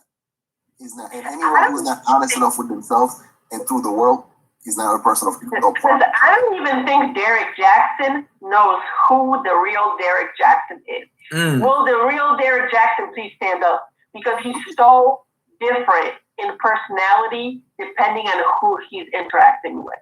Yep. Everything is a front. I put it this way. All right. She got pregnant, right? Be like, you know what? I might not want to be in a relationship, but I'm going to try my hardest to actually take care of that kid and to make sure that we're in a good term and take care of that person. To me, that's someone of high value right there. Right? It might not be like, I might not agree with, like, let's say you're having a, baby out of wedlock or whatever the case may be. But the fact that you put in a amount of effort to make sure that, your kids is being taken care of and all that stuff, right? Yeah. That is respectable. I can respect that. Yeah. And then you also have like those who come through, like, handle his wife, his family, making sure that, they are taken care of, take care of himself. He might not be making a whole lot of money. He might not have to be like a six-figure type of person, right? But to be able to provide and protect, that is admirable to me. That is. To me, that is high value. Family man, basically. Hey, you there? All right, but anyway, so yeah, I think high value is high value to who? High value to someone that you actually care about and that person actually care about you. Fact. So there's like at the beginning, right? At the stage of any relationship, who you are as a human being. Fair enough. And your mistakes, your failures, and your success tend to determine your characteristic as well as your moral standard. So then, therefore, when you do things that actually brings a positive, positive note in your life as well as the people you surround yourself with, then you're gonna develop that into a habit. Nice. And if it brings a negative consequences into your life, then it's up to you now whether or not you need to continue to repeat the same process if you want to avoid certain mistakes or certain headaches, right? So, for instance, like there are men, like, okay, such as myself, right? I grew up in a single parent household. Yeah, I love my dad because he tried his hardest to actually provide for us and all that stuff, right? Over 20 years to make sure that we were well provided for, and that I respect about him. Is he a role model as husband material? No, hell no. But he at least was a role model for someone who actually take care of his responsibility. And that, I love him for that, and I respect him for that. My mom, on the other hand, right? I got a lot of respect for my mom because being a single mom in Haiti, having to go through like some of the worst, violent turmoil this country had to offer, and still manage to actually protect 3 children in a violent country. Whether or not, we had our disagreements. The internet starts to lag when I play his video. So therefore I had to press stop. And it was very interesting on a lot of the things that he said in terms of high quality valued man. What's up, Chris Cruiser? Got some more people in the chat room. No, we got up to 9. No. So anyways, the part of the video I wanted to talk about now into my next topic was, what do I think about what is a high quality valued man? What is a high quality valued woman? And Art basically just did his breakdown of what he thought determined a high quality value man, which was a man who is a provider, obviously, and can take care of his children.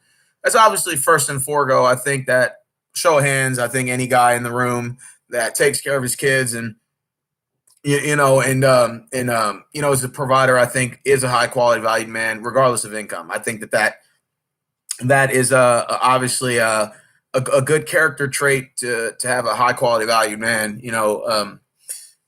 Status quo.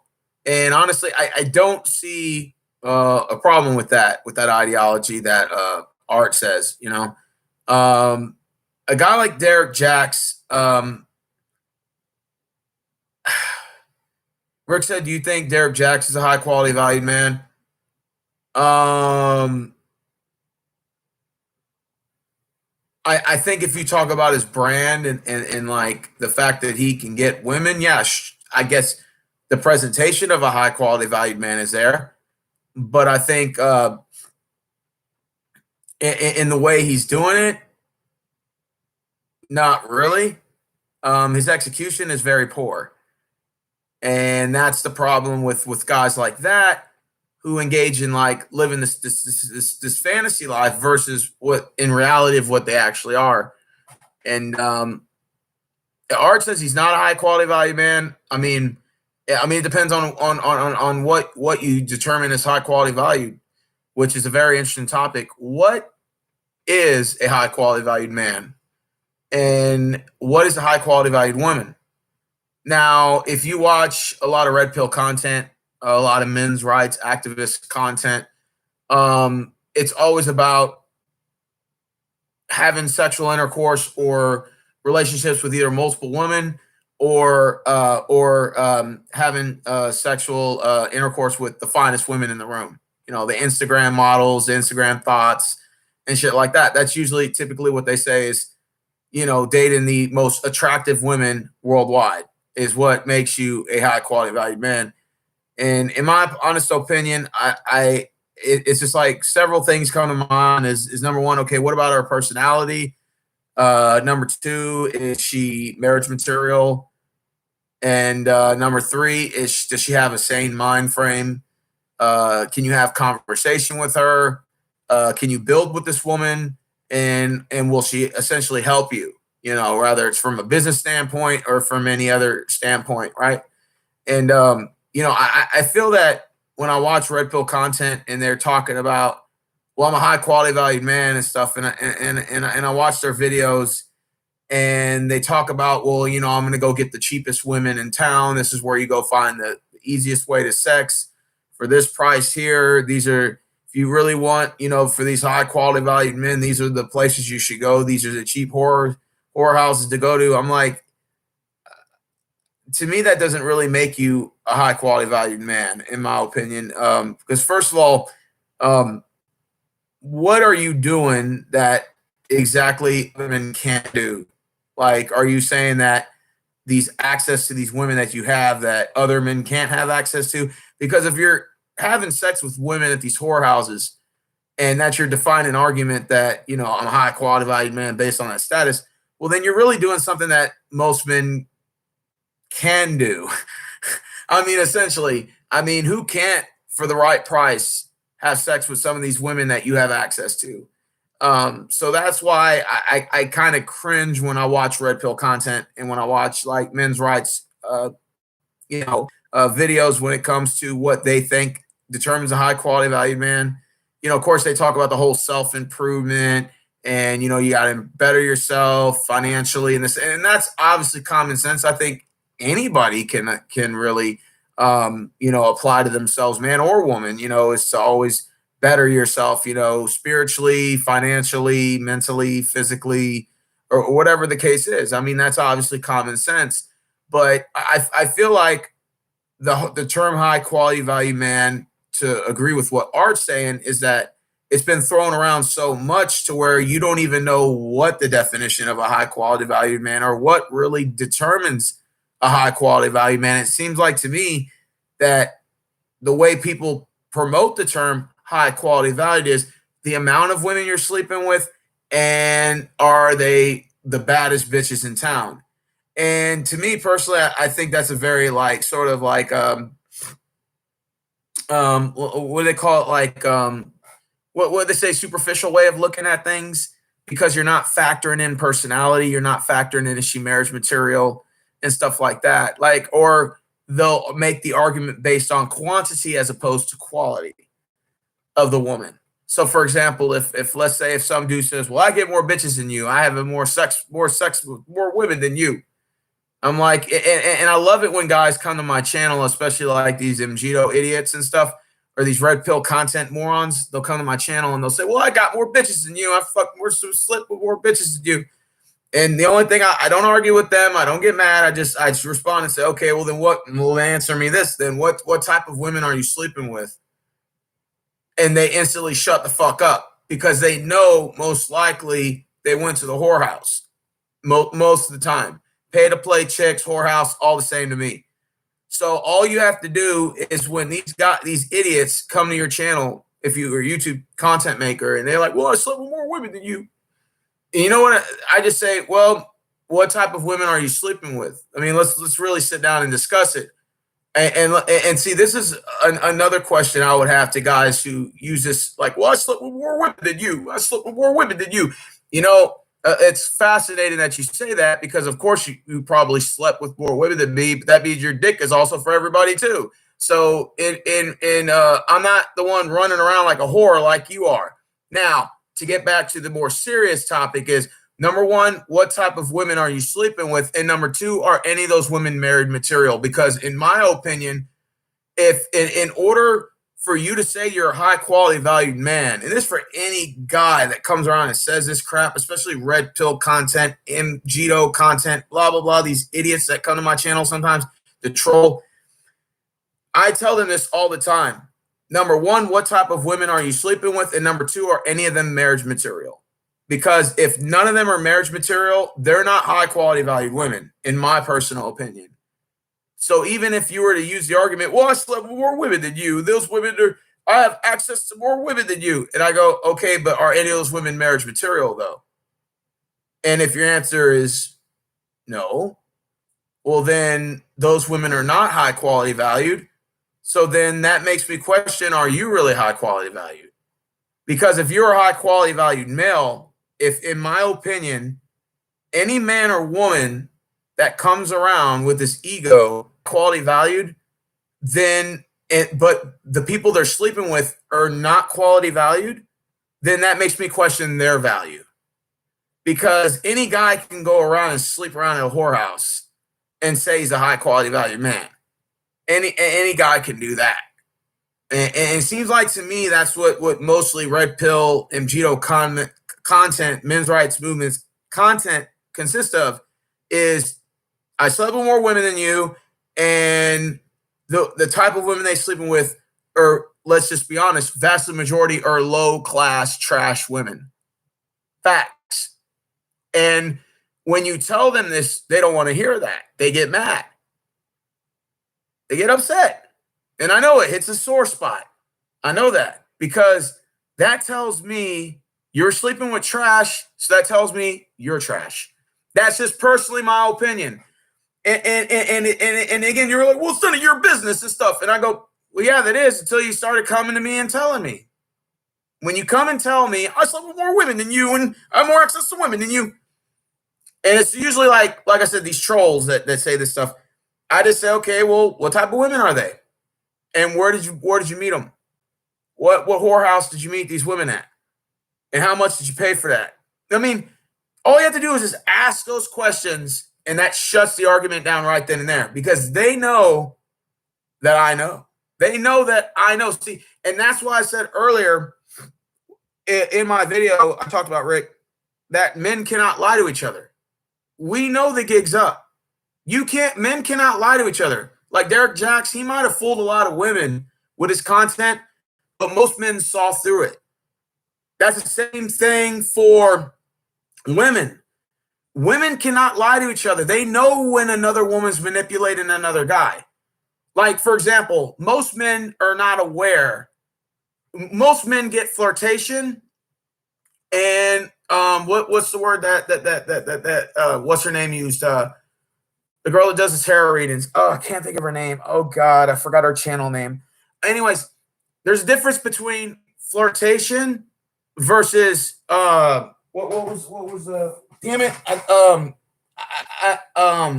Hold on.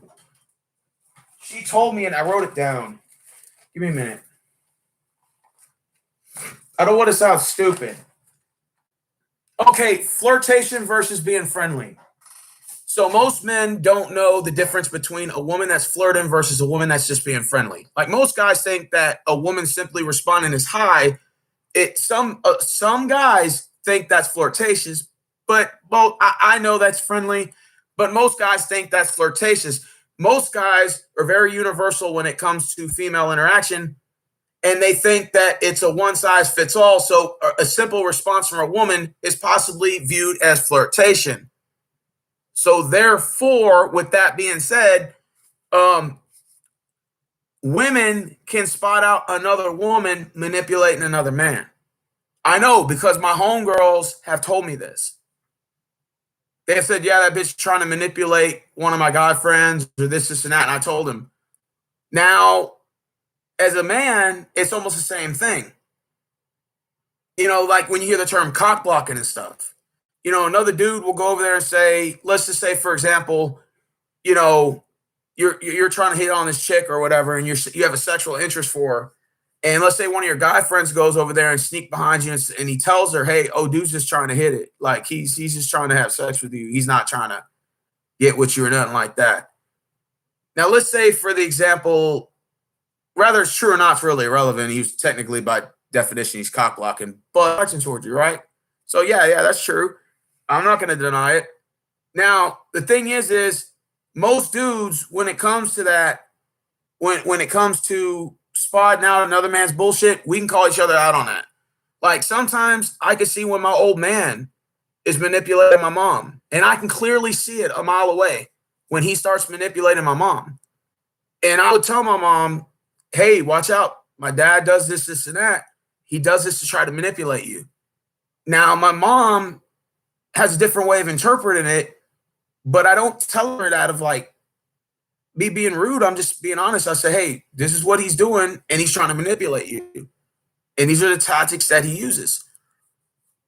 Now, let's say my mom one time, when in 8th grade, I'll never forget, there was this girl that I really liked. Her name was Amanda. Really beautiful girl. And we would always go to like this little water park and stuff like that, right? And my mom would drive us there because, you know, I didn't have a car. I was in 8th grade. And she would take me to these little water parks. So we go to the water park stuff, get ice cream and stuff, you know, things that middle schoolers did, stuff like that, you know? And I really liked her. I think it was common sense. Everybody knew that. And, you know, I was really shy, really this and that. But, you know, we were friends and stuff, right? Now, you know, we went one time, I'll never forget. We went there and she met another guy when she was there. Dude was a complete total douchebag. Then again, we were all in middle school, so we're all douchebags in a sense. Now, I remember when we were in the car and sat in the back seat, she was like, yeah, I had a really good time and stuff. Because, you know, we used to go to water park all the time. We went like 4 or 5 times that summer, maybe even more. It might have been like 6 or 7 for that summer until we hit 8th grade. So 7th grade going to 8th grade, right? So finally, I realized, or I came to the conclusion, yeah, things aren't working out. I don't probably see this going anywhere. So I really didn't pay any mind to the ordeal, right? And so we stopped talking for a couple of weeks. And I remember my mom had told me, whatever happened to that Amanda girl that you were talking to? And I said, oh, well, you know, we just, you know, kind of stopped talking or whatever, you know, whatever. Dude, son, I got to tell you something. All right. So we sat there, right? And she said, look, I'm going to tell you this. All right. So that way I can teach you something. I said, okay, what is that, Mom? She said, I know that girl was using you. My mom told me that. So I sat there and I said, wait a minute, what are you talking about? But I kind of felt like I knew what she was talking about. But I didn't like want to believe it. But I believed it. It was my reality of that moment. Instead of the fantasy I built up, it was my reality. My mom said I kind of knew that she was using you. Because, of course, when I went to the amusement park where I spent, you know, money, which I got from my parents, no lie. I didn't work. I was in 8th grade, you know. That was before I started washing cars, year before I got my actual first job in middle school when I was washing cars illegally, you know, getting money under the table. But that's another story for another topic. But anyways, my mom told me, she said, yeah, I knew she was using you. And I said, well, why didn't you say anything? Like, why didn't you tell me like right away? And she said, the reason why I didn't tell you that, son, is because I wanted you to learn on your own. I wanted you to learn and see it for yourself and actually go through it.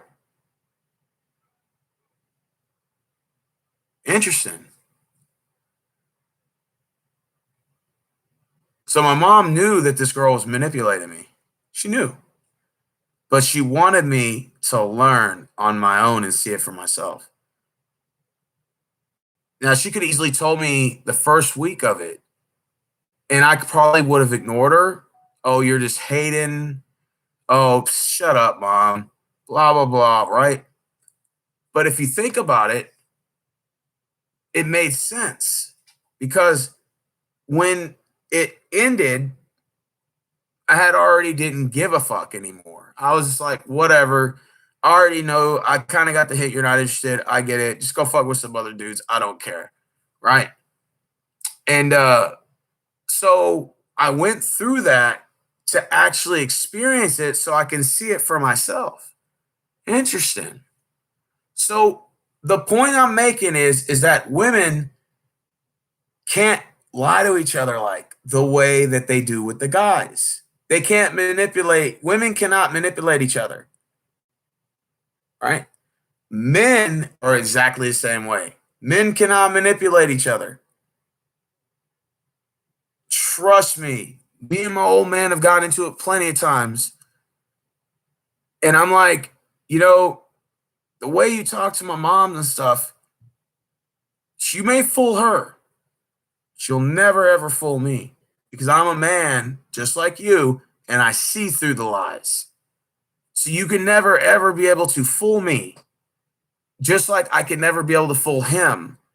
The way that men manipulate women, we can't do it to each other because it's a carbon copy. We already know the game, the gig's up. Hey, dude, look, don't bullshit me, dude. Let's talk man to man. The gig's up. I know you're full of shit. You're a fucking lying piece of shit. Let's just get down to the bottom of it. Or vice versa. And women are the exact same way. A woman cannot lie to a woman the way they can lie to men.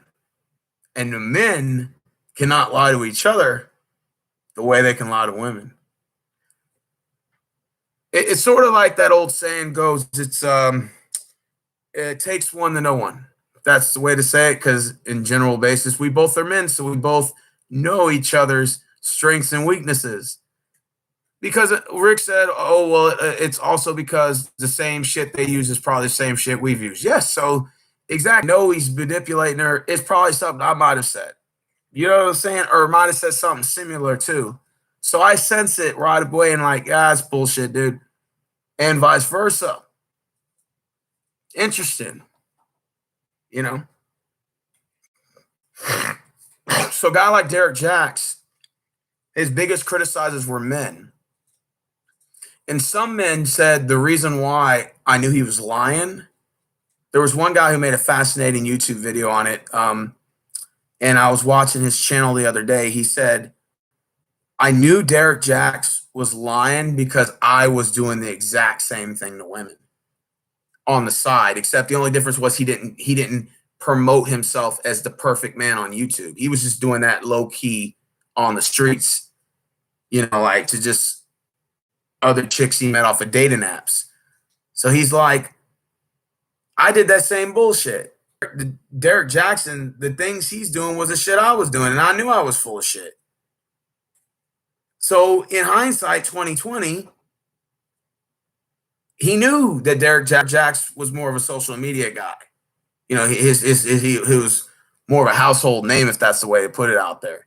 He was like Derek Jackson was promoting himself based on the fantasy the illusion that he was the perfect guy, as opposed to the guy that called him out, or one of the guys that said, yeah, you know, I knew he was lying all this time because that's what I was doing.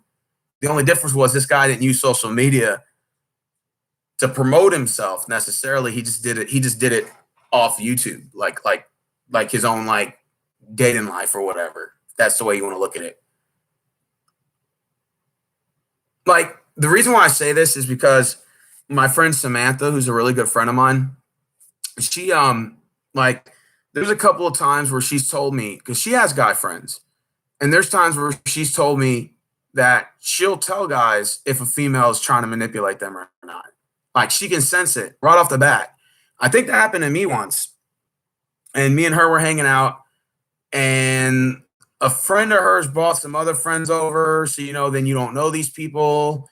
And this girl was like, I think she was like trying to sweet talk or something, this other dude for like some gas money or something. I don't know how I don't know the whole full scoop to it, but essentially she was like, she told that other dude, hey man, don't listen to that bitch. She's just manipulating you. You know, and guys, you know, we don't tend to think of it like that because you know, it's the illusion that women are all innocent and stuff and the whole like sweet talking. So you as men just give into it and you're just like, okay, you know, I'll give this woman the benefit of the doubt. But little do you know, you're sort of being manipulated, but most men don't think of it like that. But women that are observing from the outside in, they can clearly see, yeah, this bitch is taking advantage of you, or at least attempting to. So it's the same thing. Like women know each other. And it's the same thing for guys. We all know the bullshit. You know what I'm saying?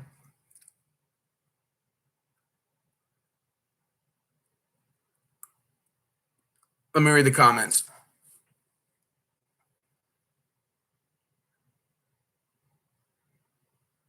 Oh, there's a lot of them. I didn't get a chance to read. Sorry guys. Let me go ahead and read some.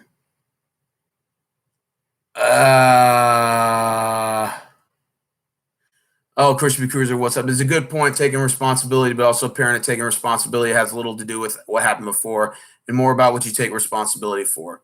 Good point, Logan. If we say that what came before us decides on how we be, then we're not taking responsibility. Jennifer says, high quality men and high quality women is the eye of most beholders.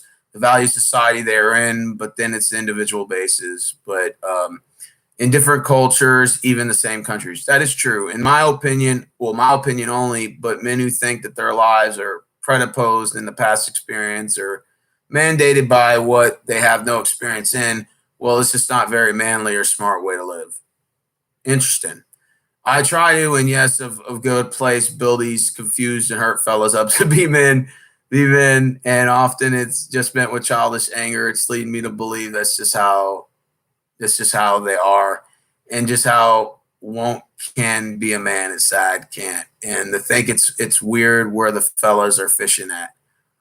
So I hear a lot to try to get a low class girl and couldn't keep her, but the better of the pond I just can't catch because the pond scares me. I don't get it. Yes, Logan, they should keep the fish they catch and make the best of it. Okay, it sounds like a trolling kind of. I don't know. If they want to mate. Between soy boys and feminists, I'm cursed in this world. Unless they got wrong bait, can't catch anymore, change the bait. Interesting. I like the fish, by the way. Bunch of whiny men nowadays don't want to cast their rods out or can't reel the catch. Pass up. How can they eat? All right. Let's go ahead and get back to the video. I'll play some more of it. Women and stuff like that. And I love my mom for that. And I had great respect for that. Right? So you have to be able to acknowledge these things, but I also now learning from their failure. Like, all right, you know what? If I'm gonna raise a child or whatever the case may be, marriage is the best way to do it. If I don't want to have my kid go through the same thing that I went through, then I have to make sure that me and my wife, we have a great relationship. Doesn't mean perfect. Fuck no. Then I've done some dumb shit, right? Sure, she does some dumb shit, but it's like working through them to actually make it better, as much as you can to the best of your ability. That is high value. That is admirable, right? And it's like, it doesn't matter about you have so many dudes that make a lot of money, but they ain't shit. You have so many women that actually also make a lot of money, or they're pretty as hell, but they still ain't shit. So high value to who? Is it, to yourself, to the people that you care about, to the people that depend on you, or high value as an image to the world? Yeah. Interesting. Interesting. I feel sorry for the kid. I really do. Yeah. Because that household right now is not. It's toxic. I guarantee you, it's toxic. Just simply healing from that kind of a trauma and all that stuff that's occurred, whether they stay together or not, just healing from it alone, it is going to create a toxic environment. And out of all those people, the greatest victims are the children. Yeah. No? as a partner, that sucks. Yeah. I do hope that the wife has some kind of a support system, but if he is, as I suspect, a psychopath, okay, that's my opinion, okay? I have no, I'm not a mental health professional, so I cannot diagnose anybody. I'm just using that phrase loosely on some of the stuff that has been stated, so, you know. Making sure that your ass don't get sued. Yes, sir. So in your humble opinion. Yes, in my humble opinion, it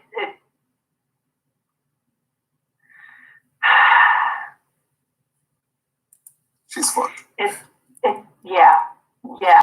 Yeah.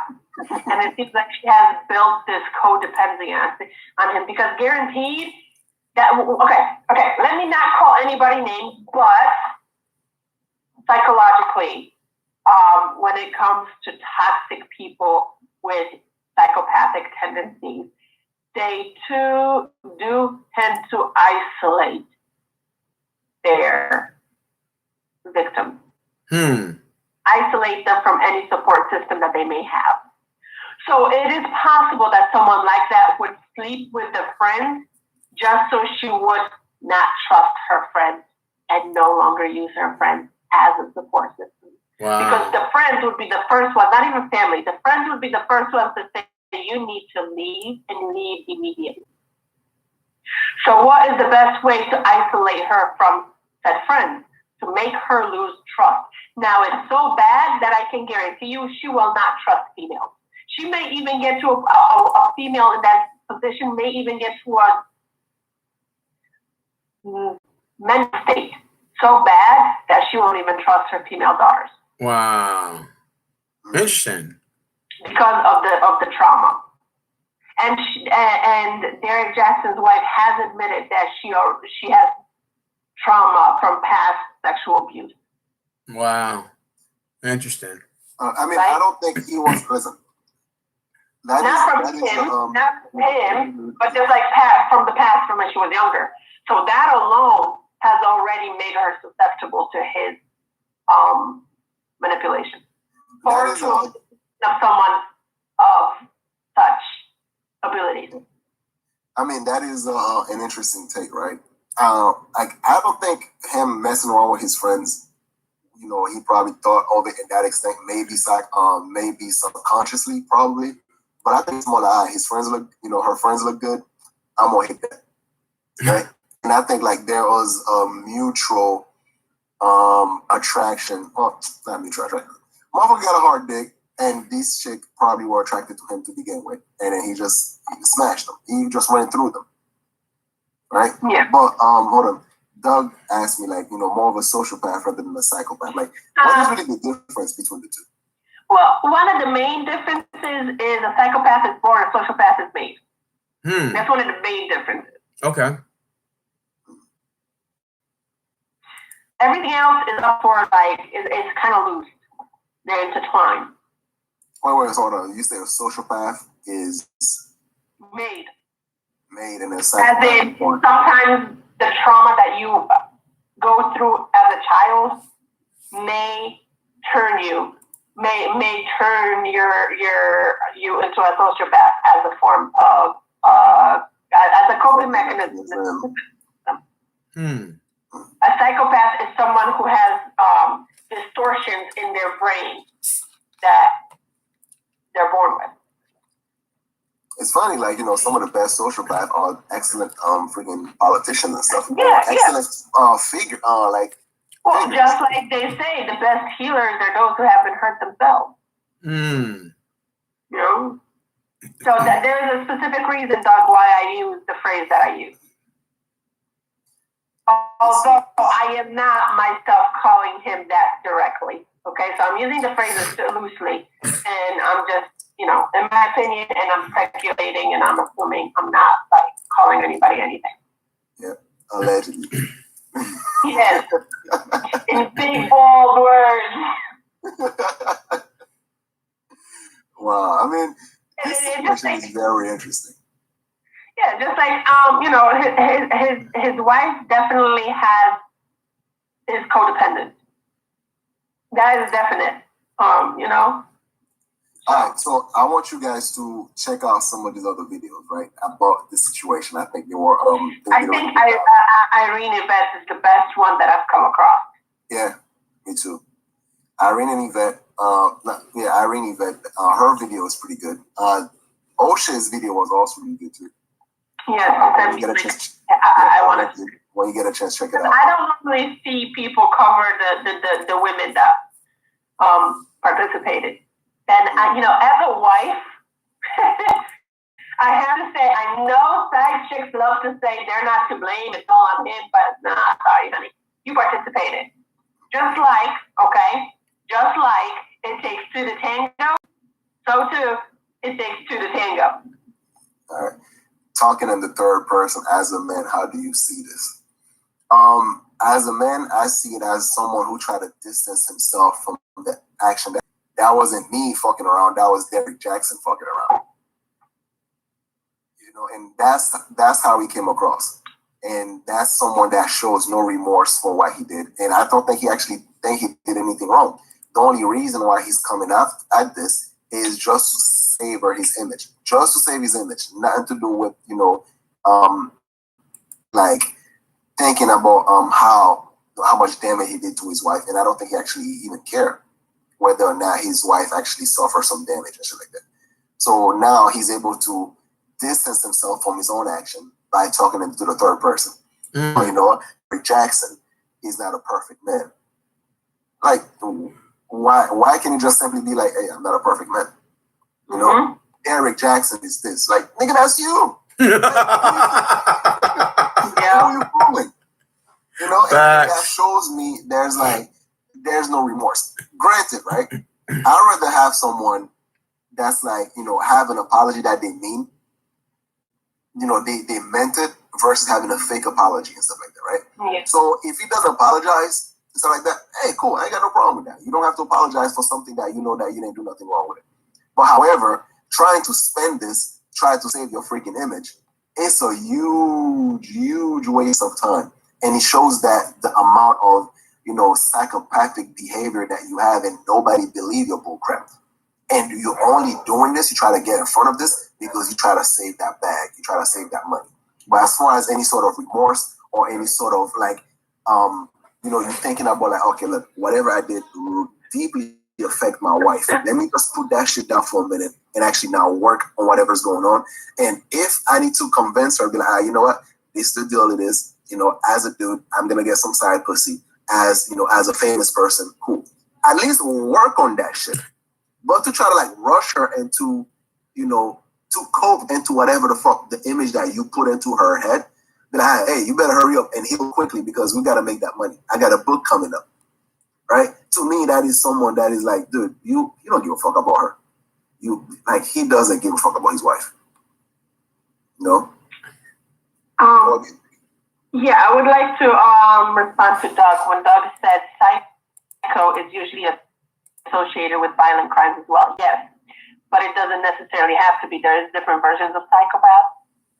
A lot of times, the ones who turn to violent crimes is because their other all right.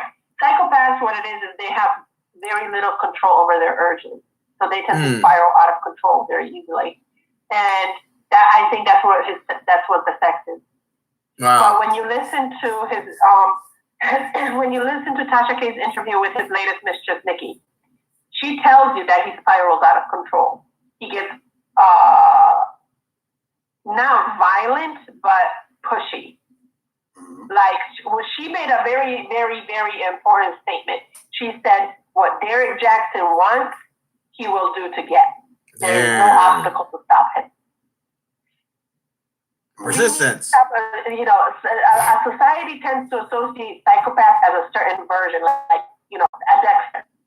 But it doesn't necessarily have to be. Most of them don't spiral into violent crimes until life starts. Unless they don't All right, I pretty much finished the part of the video I wanted to talk about. It's very interesting couple here, Art and Sirius. They gave a really good breakdown of this whole thing, and they really went into like the whole psychological side of the whole like aspect. And I thought that it was a very interesting video. 2 hours 53 minutes video, and I've already went an hour and a half into it. But I mean, I'd already, like I said, I did the first 40 minutes. Rick, you remember about 5 days ago, no, a week ago. So now I covered up to the 1 hour 30-minute mark. So I'm gonna just shut that part down, and then I still got another hour and 23 minutes to cover. So probably like another 2-part video, you know, as I try to, you know, get more into this interesting conversation that they had about the guy. And the crazy thing about it was he ended up having sex with one of her friends. I found that was very fascinating because one thing Sirius said, now she's going to have a hard time trusting other women because of this. And, you know, because like if she would had like her friend as a coping mechanism, you know, someone to talk to and this and that, now she's going to have a hard time trusting other women because he had slept with her friend. You know, most people say that, you know, men are going to do whatever they want. If he wants ass, he's going to get it from another bitch, blah, blah, blah. But I think there has to be like a fine line in where the line is drawn in the sand. I think that having sex with like her homegirl or like someone in her family, you know, somebody that she sees, she's going to often see a lot. I think that that even makes it worse, in my opinion. Like Art said something very fascinating. He said, if the bitch was going to have, if referring to him, if he was going to have sex with another woman, why didn't he just do it with a woman out of state or like another area code or something? Like, why would you do it to a close friend of hers, you know, or a family member or something like that? Like, why would you do it to where you know that it could possibly ruin your image, you know, in close proximity, but also destroy the marriage even more by doing it to her friend? You know, like ladies, if you're in the chat room and your dude was to have sex with a random chick, I mean, yeah, you're going to be upset. You know, you're ideally going to be mad. I mean, I hope so. But if he had sex with, like, let's say your best friend, your best female friend, or like a relative in your family, to me, I think that hits a lot harder home than it would have been if it was just some woman he met at a mall or, you know, another woman that he had met in another, you know, situation. So I think like she had already said that she had suffered like sexual abuse trauma in like previous relationships. And I think the things that he did is possibly going to sort of make her relive it, if that makes sense. And I really do feel bad for the wife. I really do. She seems really nice, stuff like that. And again, these side chicks, you know, they can come in all they want and they can say, well, you know, I'm the victim and stuff. Like, no, honey, you're not. I'm sorry. You're not. I mean, I know it sounds like me being an ass or me being a dick, but, you know, side chicks have sort of been kind of been strung along to believe that they're collateral damage, that they were brought into the situation. It's like, no, honey, no, you weren't. I think most of you bitches knew that he was married. Facts. That he was either married, you know, before you engaged with him or somewhere during the middle. I don't believe that you just miraculously was dating him for a month or two and just found out. I mean, even if, let's say, you were a couple months into it and you found out, I don't think you just left. I think they stayed. And I think that just even makes them look more as guilty, in my personal opinion. All right, so Rick wants to know if I can get into the other topics of my video. Sure, Rick. Sure. Since you asked. I forgot what I titled my video. Give me a minute.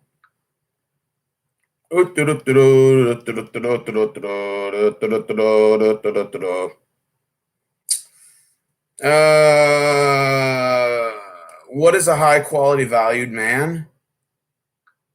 1 second. Let me turn my volume. What else I titled the video?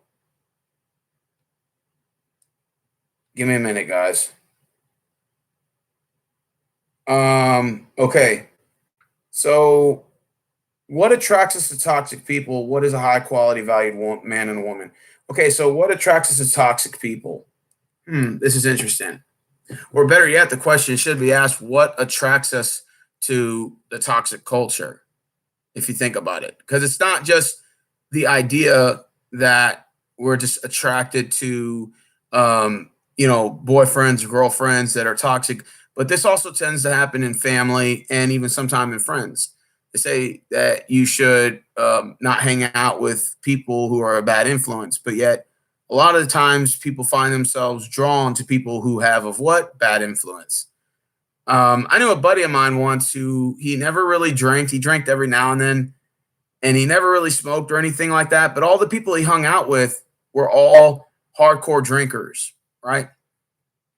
Now, there ain't nothing wrong with that because, of course, drinking is not against the law. But, a lot of them were hardcore drinkers, and usually some of them, of course, did a little bit more than drinking. So I remember one time he told me, it was when I was working for the Houston Rockets, and he said, hey, some buddies and I, we're going to get together. We're going to go to the Lucky's Pub. Very good pizza place. They serve alcohol.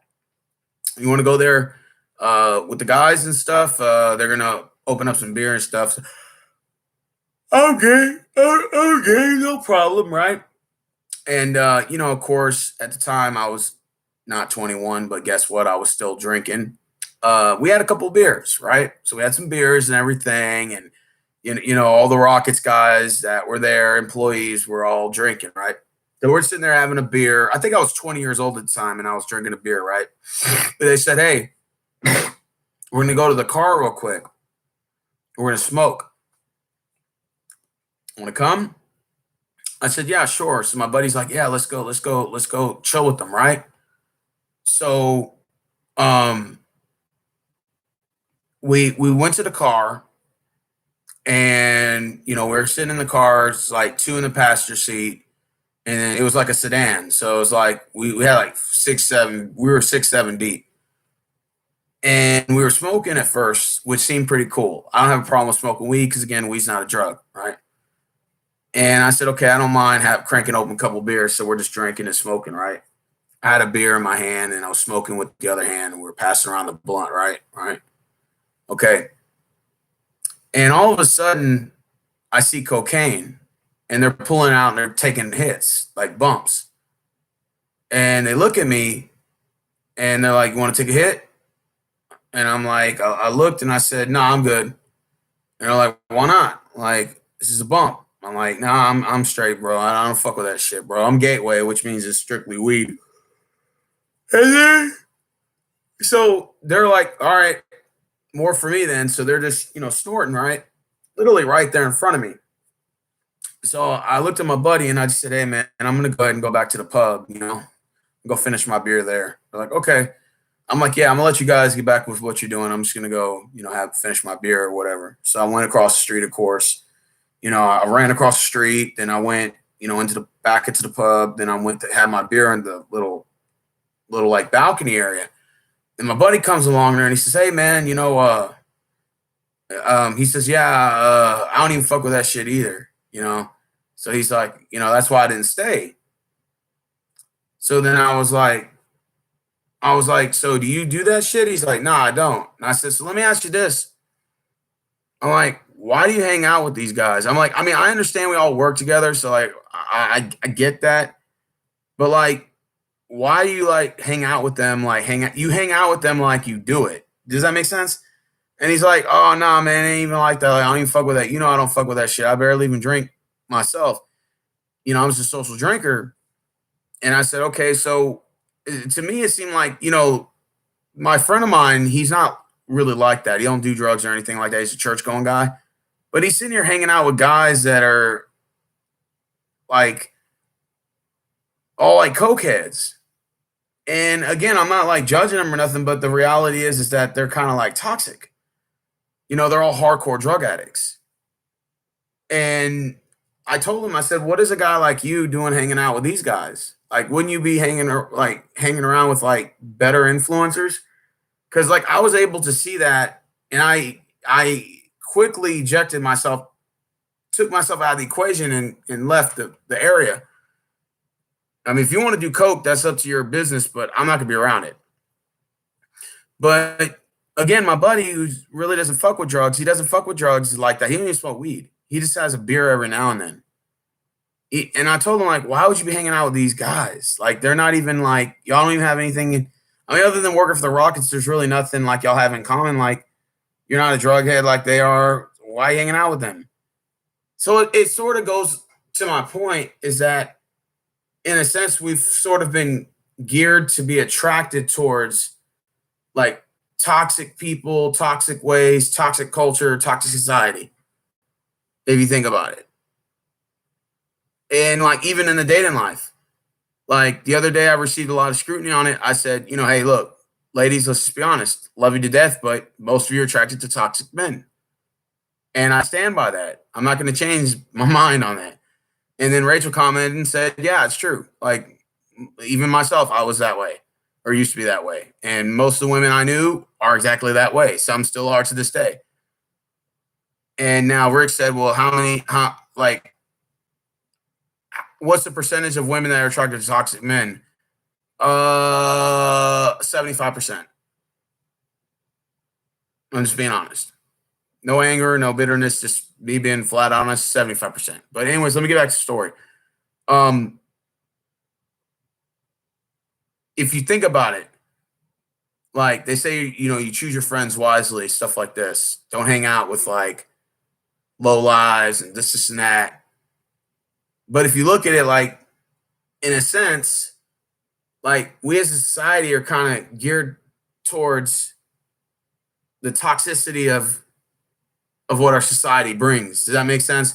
In other words, we have a fascination with, like serial killers and bank robbers and all that kind of stuff. And they have like all these shows. Like if you look at a guy like Ted Bundy, for example, like Ted Bundy was essentially gay and killed a bunch of people, right? So essentially, he killed a bunch of gay people or whatever and lured them and drugged them and stuff.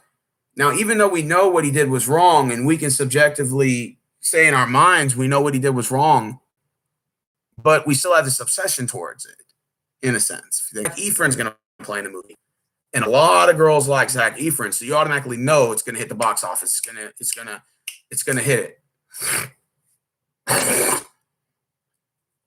Anyways, I guess what I'm implying is that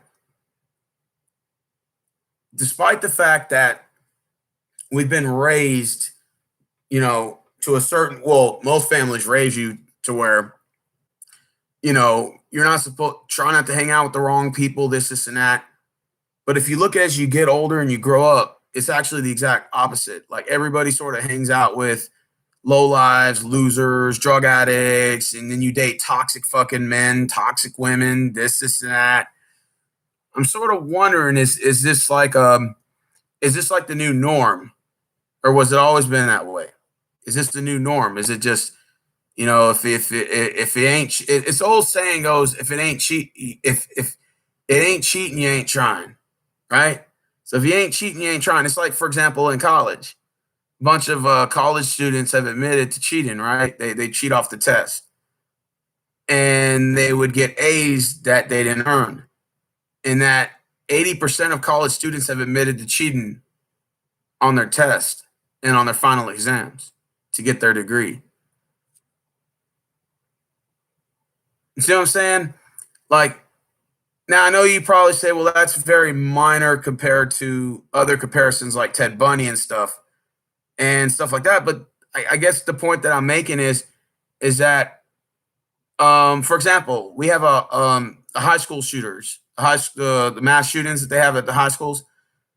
Some of those men or those young boys that do the shootings and get caught, They get tons of love letters from all types of women around the world wanting to marry them, even after they knew that they kill all these people. It's crazy to me. And this is me personally. The most toxic people in life the biggest manipulators in the world tend to be the most toxic motherfuckers. You see this in the workplace. You see this in, your dating life. Whether it's competing for certain people or whatever the case is. You see this in your family. There's family members who are toxic. Like, for example, I'll give you another example. My brother is one of the biggest manipulative con men out there. And he's like a chameleon. He'll sit there and change different forms to be whatever you want to be, as long as he gets the dough or the pussy, right? Now, me and my brother were polar opposites. I'm not nowhere near the person he is. He's very tough. Women would stay away from this guy, right? They see this guy and they would stay away from him. And you would think that, oh, this guy's toxic. You need to stay away from him. This is the guy this is a daughter's parents' worst nightmare, is having my brother walk through the door. He's very charming, very handsome, very good looking, and in a non-incest way. I'm just being realistic. And that's a daughter's parents' worst nightmare, is to have a guy like that in your house. And you would think that, as toxic as he is, that he would never, like, if you looked at my situation, and this isn't a jealousy thing, what my situation is, if you counted the number of women I've dated versus the number of women that try to help him financially to make him a better person, you would be very surprised. There's women that pay for his dates. Women bought him clothes. They've housed him. They done all, like, the things that you would, like, for me, if I could get a woman to pay for half the date, I consider that a win in my book. If a woman paid for half of my date, I would consider, let's just say I pay for my dates, right? Even though I haven't dated in a long time, but I pay for my dates, right? But if I got a woman to pay for my date, I would consider that a win, right? My brother, exact opposite. He's gone the whole 9 yards with getting money and sex from women. And as toxic as he is, and as manipulative as he is, and aggressive as he is, you would think these women would stay away from him. Does that stop them? No. They still give him the pussy. They still give him the time of the day. To me, I never understood it. I never understood the logic behind it. But the truth is that we as society are attracted to toxic people. As crazy as that sounds. Like, one thing that Siri Eyes said earlier, and I know Jennifer wasn't in the room when I was playing the first part of the video, but Siri Eyes said that we like being lied to.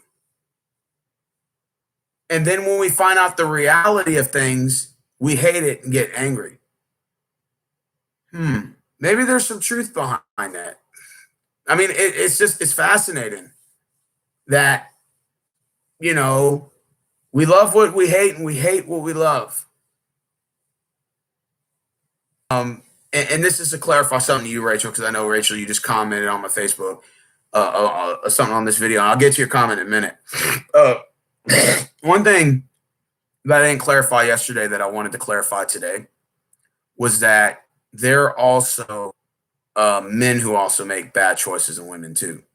And predominantly basketball players, especially athletes involved in sports. And a lot of the times, those guys make horrible choices in women, to be fair. And again, Like in every professional sport, I've never seen many thoughts and horrors marrying more so than NBA players, basketball players. They even have a show dedicated towards basketball thoughts. Otherwise, the Desperate Housewives or Basketball Wives. If you notice, every one of those chicks are all ghettoized trash. Every single one of them. Every single one of them. And guess what? They're all married to basketball players, famous basketball players. So even to a certain degree, you can make the argument that these NBA players are attracted to toxic women. As I was explaining earlier, that most women are attracted to toxic men. I gave my brother as a prime example. As much as a lying, condescending person he is, a manipulator, a chameleon, and he will be whatever you want to be as long as he's getting pussy and money from these women. They bought him clothes, they bought him shoes. They've even tried to help him find a job. They've done more than enough that I would think that they would do for any normal guy. Hell, if I could get a woman to pay for half the date, I would consider that a win-win. My brother's gone way beyond that threshold, right? And as crazy as it sounds, most women are attracted to guys like that. I mean, I know it sounds crazy and I know it sounds weird, but they are. That's what it goes to the point of my video, is that are we attracted to toxic people or toxic culture, environment, whether it's the workplace, friends, family, etc. Isn't that crazy? How it works? How the human mind deceives us?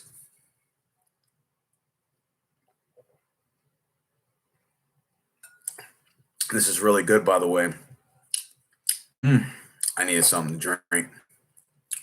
So let me ask you guys a question in the panel. Hey, Cattle Dog, what's going on, brother? Oh, hey, Eddie's going to bed. Let me go ahead and read some more comments, by the way. Give me a second.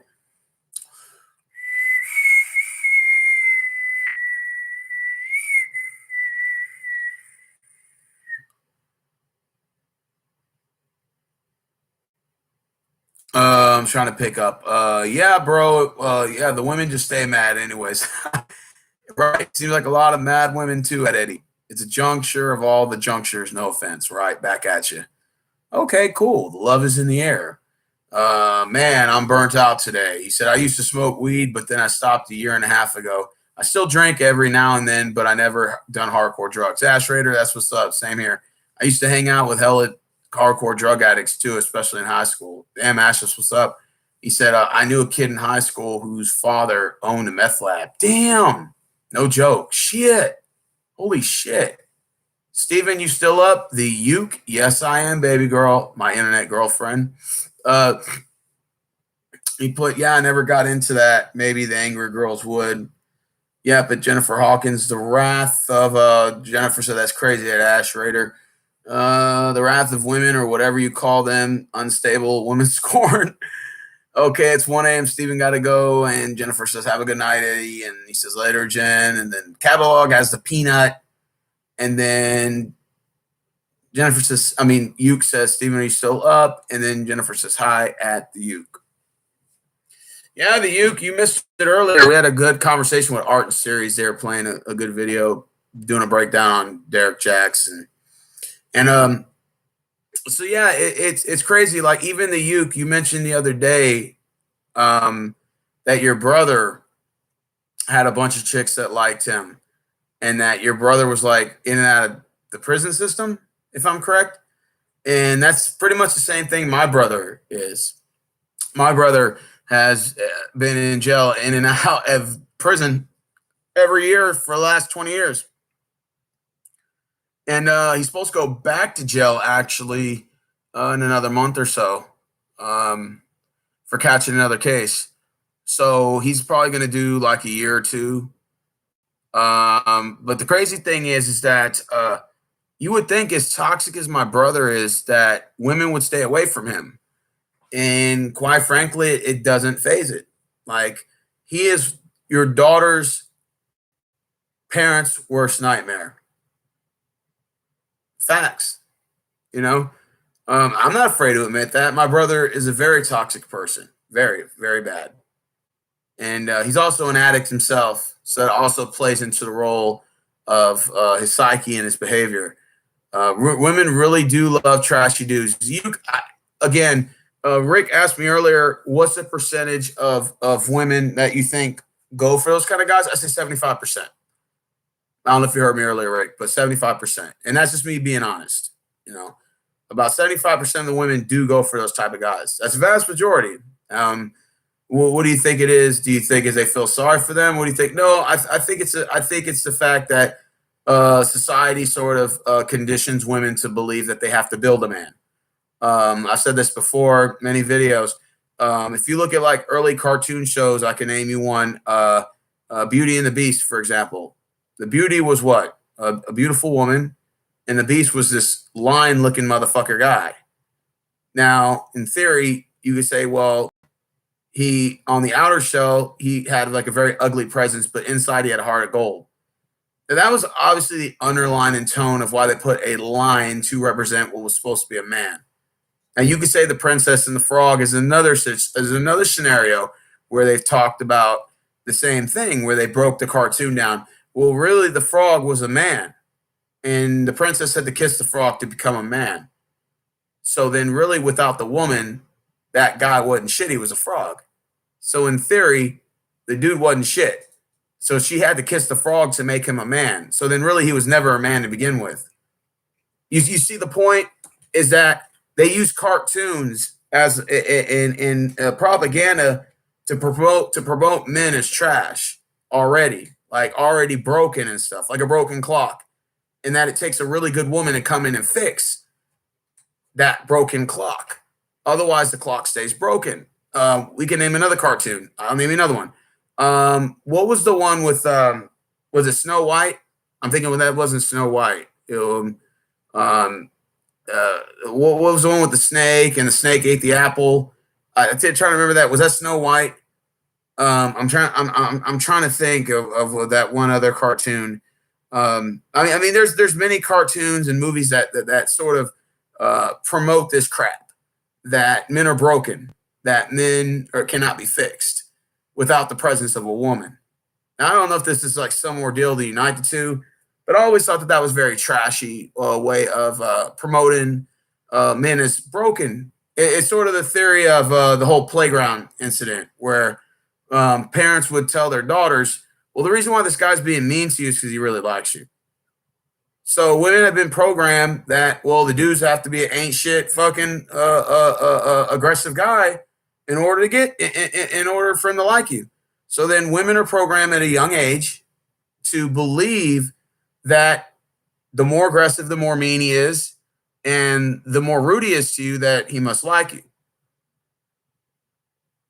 I think that it's what they call it, like social engineering, is that men are already broken, that men are never really fixed to begin with, and that women truly possess the key to fix his heart, or the key to his heart, or key to her heart, or some crap like that.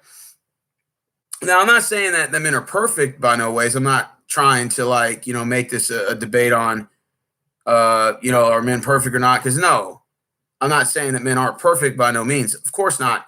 But the thing is that women have been socially engineered to believe that men are broken and that men are damaged, are already damaged goods, that it takes a really good woman to fix. That's why you hear terms like, this is my better half, she's always right, stuff like this, because it's the idea that men are dumb and that men cannot be fixed without women. Without women, of course.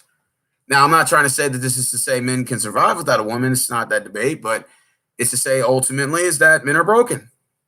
Men cannot be fixed. And that in order to make a real man, the woman has to build the man up. I hear people say this all the time, is that it takes a really good woman to make a good man, or it takes a really good woman to build a man up. I think it's all bullshit. I think that, ideally, you are who you hang out with, you are what you eat. You hear those terms? So if you hang out with trash, you're trash. If you hang out with drug addicts, you're drug addicts. You hang out with losers, you're a loser. And if you're not a loser, you'll become one. That's just facts. You are what you eat. I believe firmly in that. Facts. So what I'm saying is that now, if you were to date someone and they made you a better person, I understand that. But to sit here and say that a guy like my brother, a very broken individual, a very toxic individual, a guy who's in and out of prison, a guy who's at the bottom, like from a mental standpoint, not saying he can't get up, but to say, but to be in a sense to where women have to go that low down the totem pole to build him up when he doesn't want to build himself, I think undermines the whole idea that men are broken to the point to where women have to drag these motherfuckers down. That they have to drag these motherfuckers, essentially. I think it's gotten to the point to where women feel like they have to go to the lowest of the lowest forms of these types of men, these toxic guys, in order to have to build him back up to be a man. But a lot of the times these dudes are so broken down that the only person that can really fix them is themselves, not the woman. Now, yeah, she can encourage you to be a better person, but ultimately it's up to the man to build himself. He has to want to build himself. And that's the part that women seem to fail to realize when they're building these ain't shit dudes up, when they're building these toxic fucking guys up, or they're at least attempting to. Well, I'm trying to help him. Yeah, but the thing is, he has to want to help himself. You can't lead a horse to water if he ain't going to drink it. This motherfucker here has to motivate himself. He has to want to change and want to do better things himself. He has to build himself. He has to want to do better in life. He has to want to build himself. No woman's going to come in and fix this guy.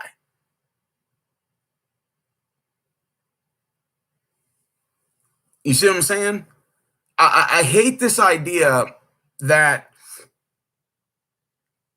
women have to come in and fix you. Like, I hate that idea. I think it's a very ticky-tacky baby sort of thing. Like, you're treating me like I'm a fucking child. Does that make sense? Not you're treating me like an adult. You're treating me like I'm a fucking kid, and then I'm not fucking capable of fucking picking myself up. I think that any guy that puts himself in a position to where your woman has to drag your ass, that's embarrassing, in my opinion. That you should be embarrassed as a man if your woman has to fucking shove her foot up your ass for you to apply for a fucking job. To me, that's more about you, as you, sir, that you're trash. And let me say this, because again, I can go on a tangent right now. I feel like ranting.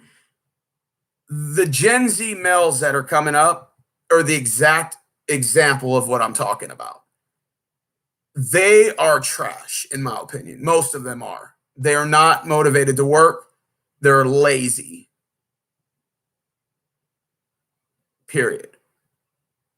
And I see these cocksuckers come up to work to apply for a job and dragging their feet. Their mother has to drag their sorry asses up there to apply for a job, to apply to work. The mom is more motivated than the son himself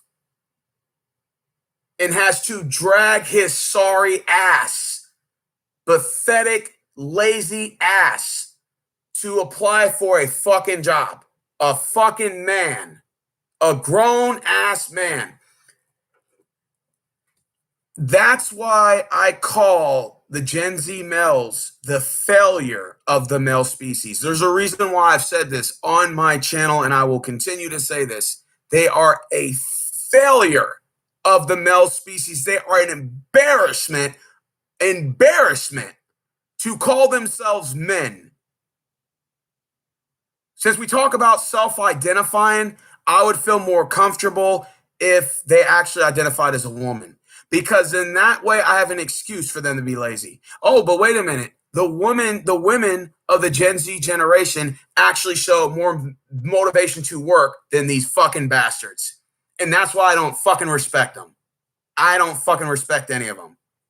And this is the shit that I see at my fucking job with these bastards, especially these young guys that come up there. They're fucking lazy. And I don't fucking respect any of them. They have no worth ethics. They don't even want to motivate themselves to pick themselves up to do better.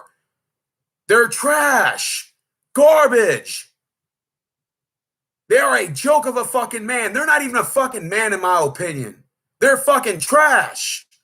Garbage. I call the Gen Z generation of males the failure of the male species. And there's a reason why I say this, because they're fucking lazy and they're trash and their whole worth ethics is trash. Their resumes are trash and they are trash and lazy. And I don't respect them. None of them.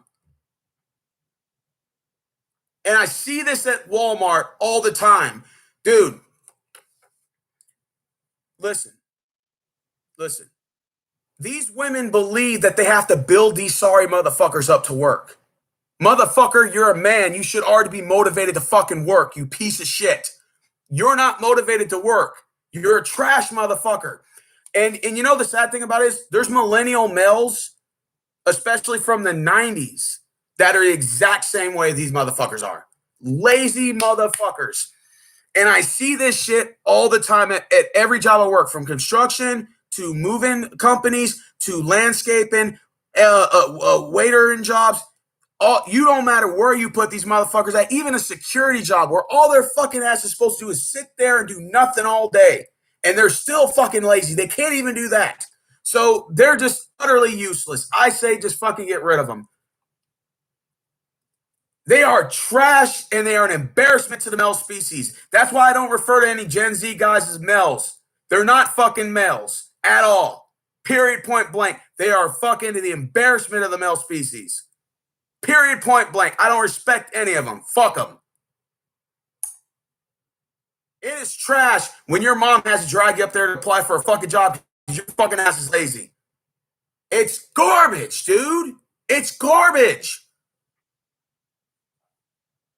Like, for example, I was working on a truck one day.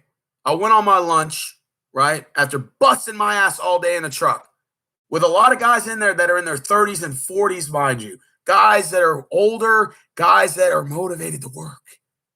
40-year-old men, 45-year-old men that are working in the truck. Manual labor, kicking ass, busting their ass. I go outside to go have a Monster Energy drink, right? Because I'm ready after lunch. I'm going to go in there, go do a second round, right? I see this 24-year-old white guy come up to the store. Now, the only reason I knew he was 24 because his mom said it. His mom brings him up there to apply at the job.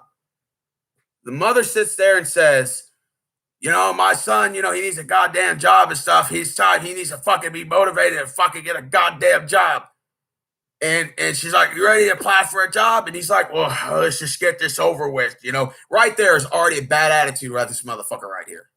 He's already an embarrassment. He just already summed up his whole fucking work resume in one sentence. Let's just get this over with. No, he has no motivation to fucking work. This motherfucker here says, well, you know, let's just get this over with, Mom. You get off my ass about it. You know, like, he's so offended that he has to fucking work. He's a fucking grown-ass man, but he's offended that he has to fucking work. These are the males that are coming up. These are the fucking guys that are coming up now. Lazy motherfuckers. So anyways, so she tells me, I'm just wondering if you had any more job openings, you know, so my son could get a fucking job and stuff. And I said, yeah, you know, he has to apply online. You know, they don't hand out applications anymore. You know, you have to actually go online and apply. And she's like, well, son, you got to go up and apply for this job. They're hiring stuff. This guy says he's going to give you, you know, recommendation. Nah.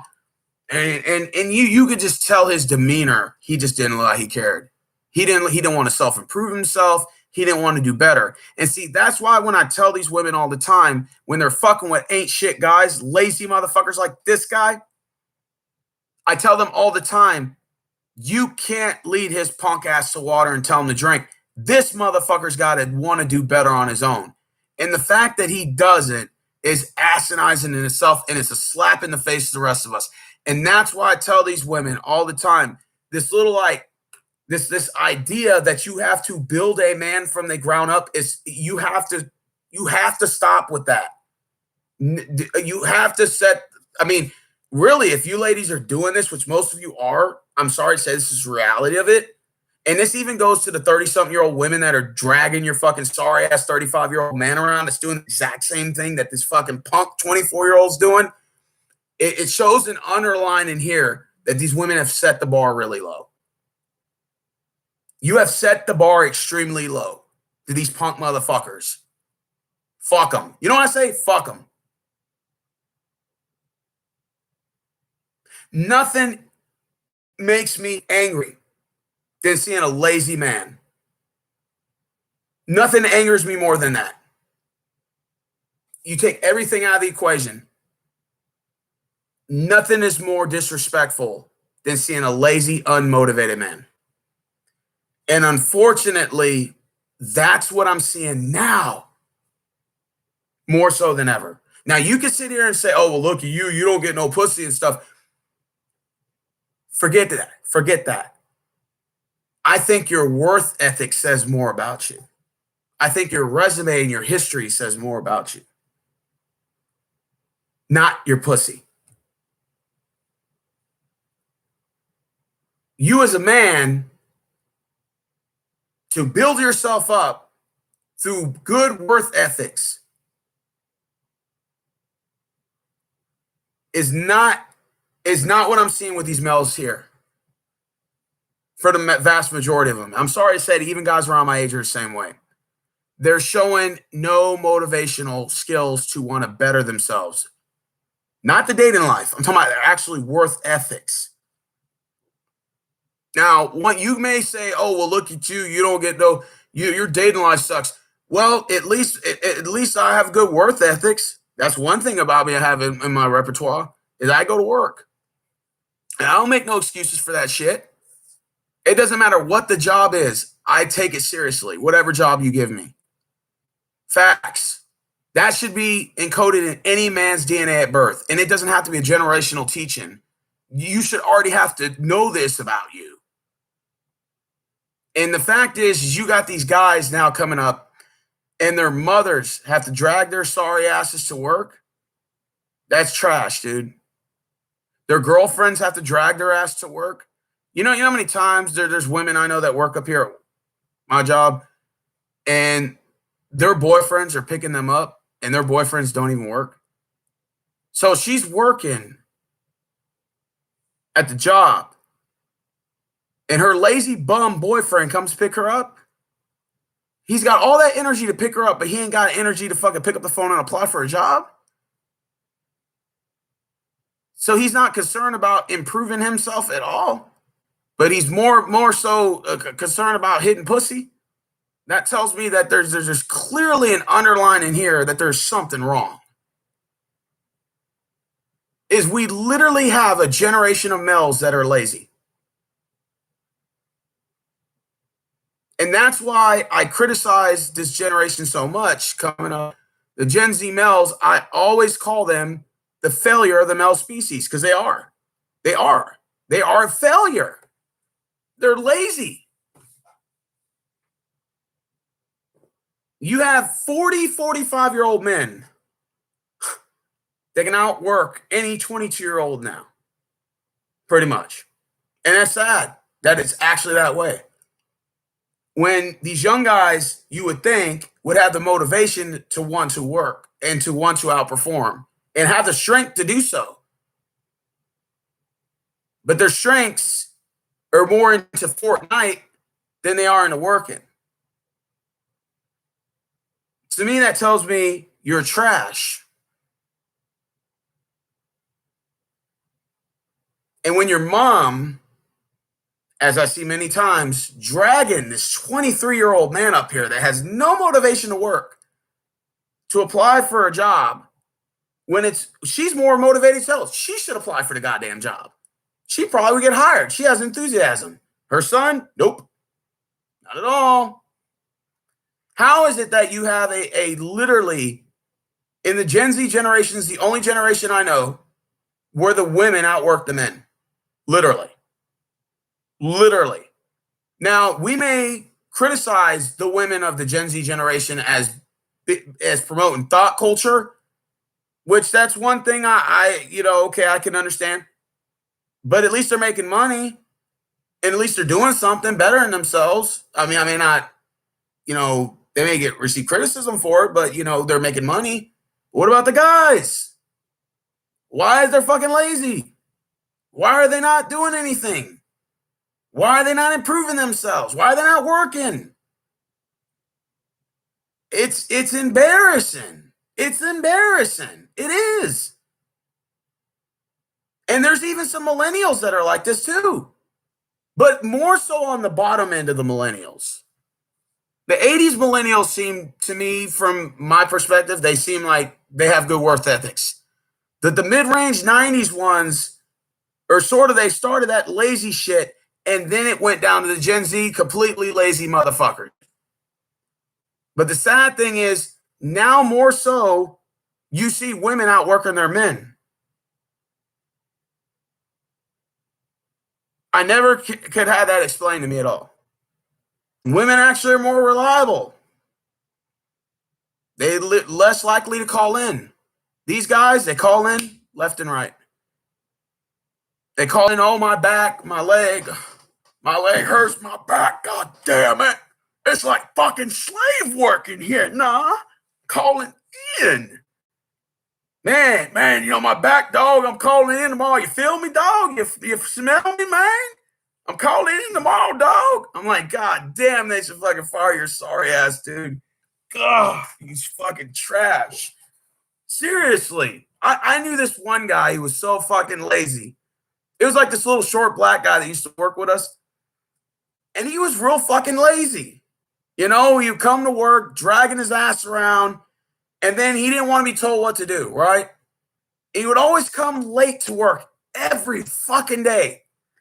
And he's like, man, he's like, God damn, it's just like this job is all bullshit and stuff. You feel me, dog? I'm like, man, bro, you should show a little more motivation to come to work, man. You need to come on time.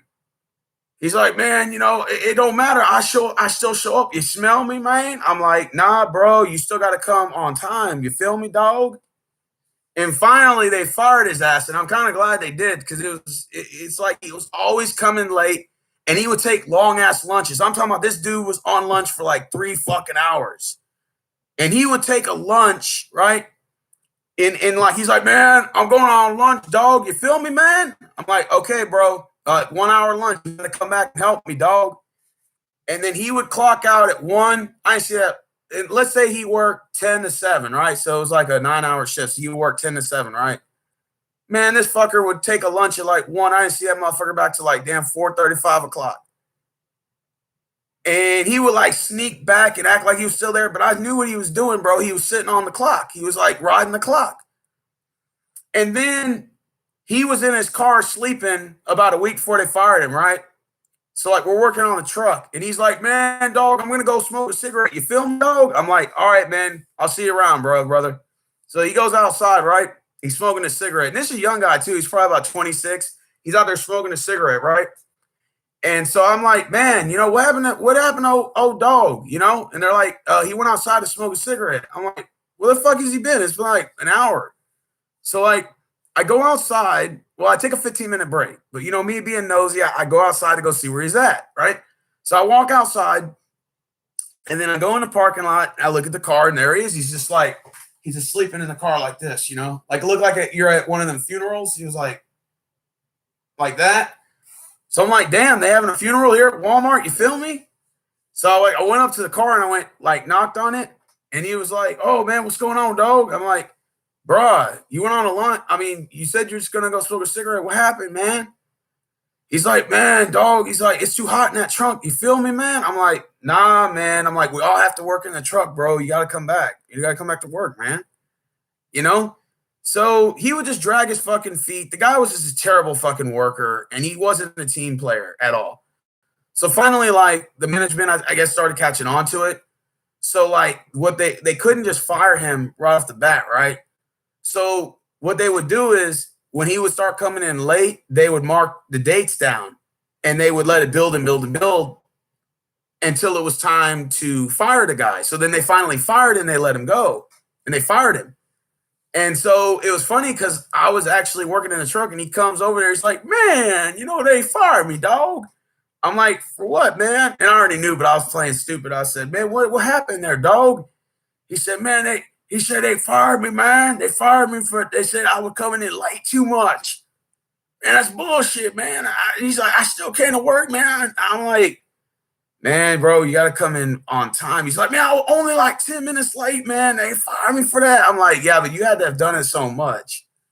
But anyways, he's like, "Man, I hated this fucking place anyway, man. Fuck these motherfuckers, man. Like, bullshit anyway, man." I was like, "All right, brother." He was a nice dude, but he was just fucking lazy. Facts.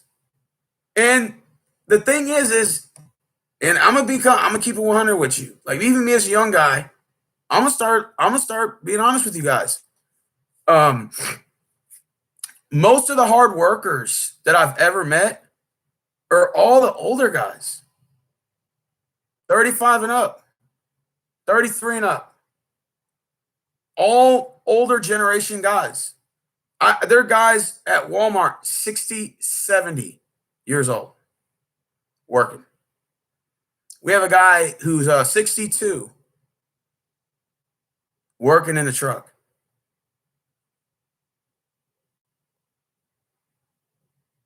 Let that sink in.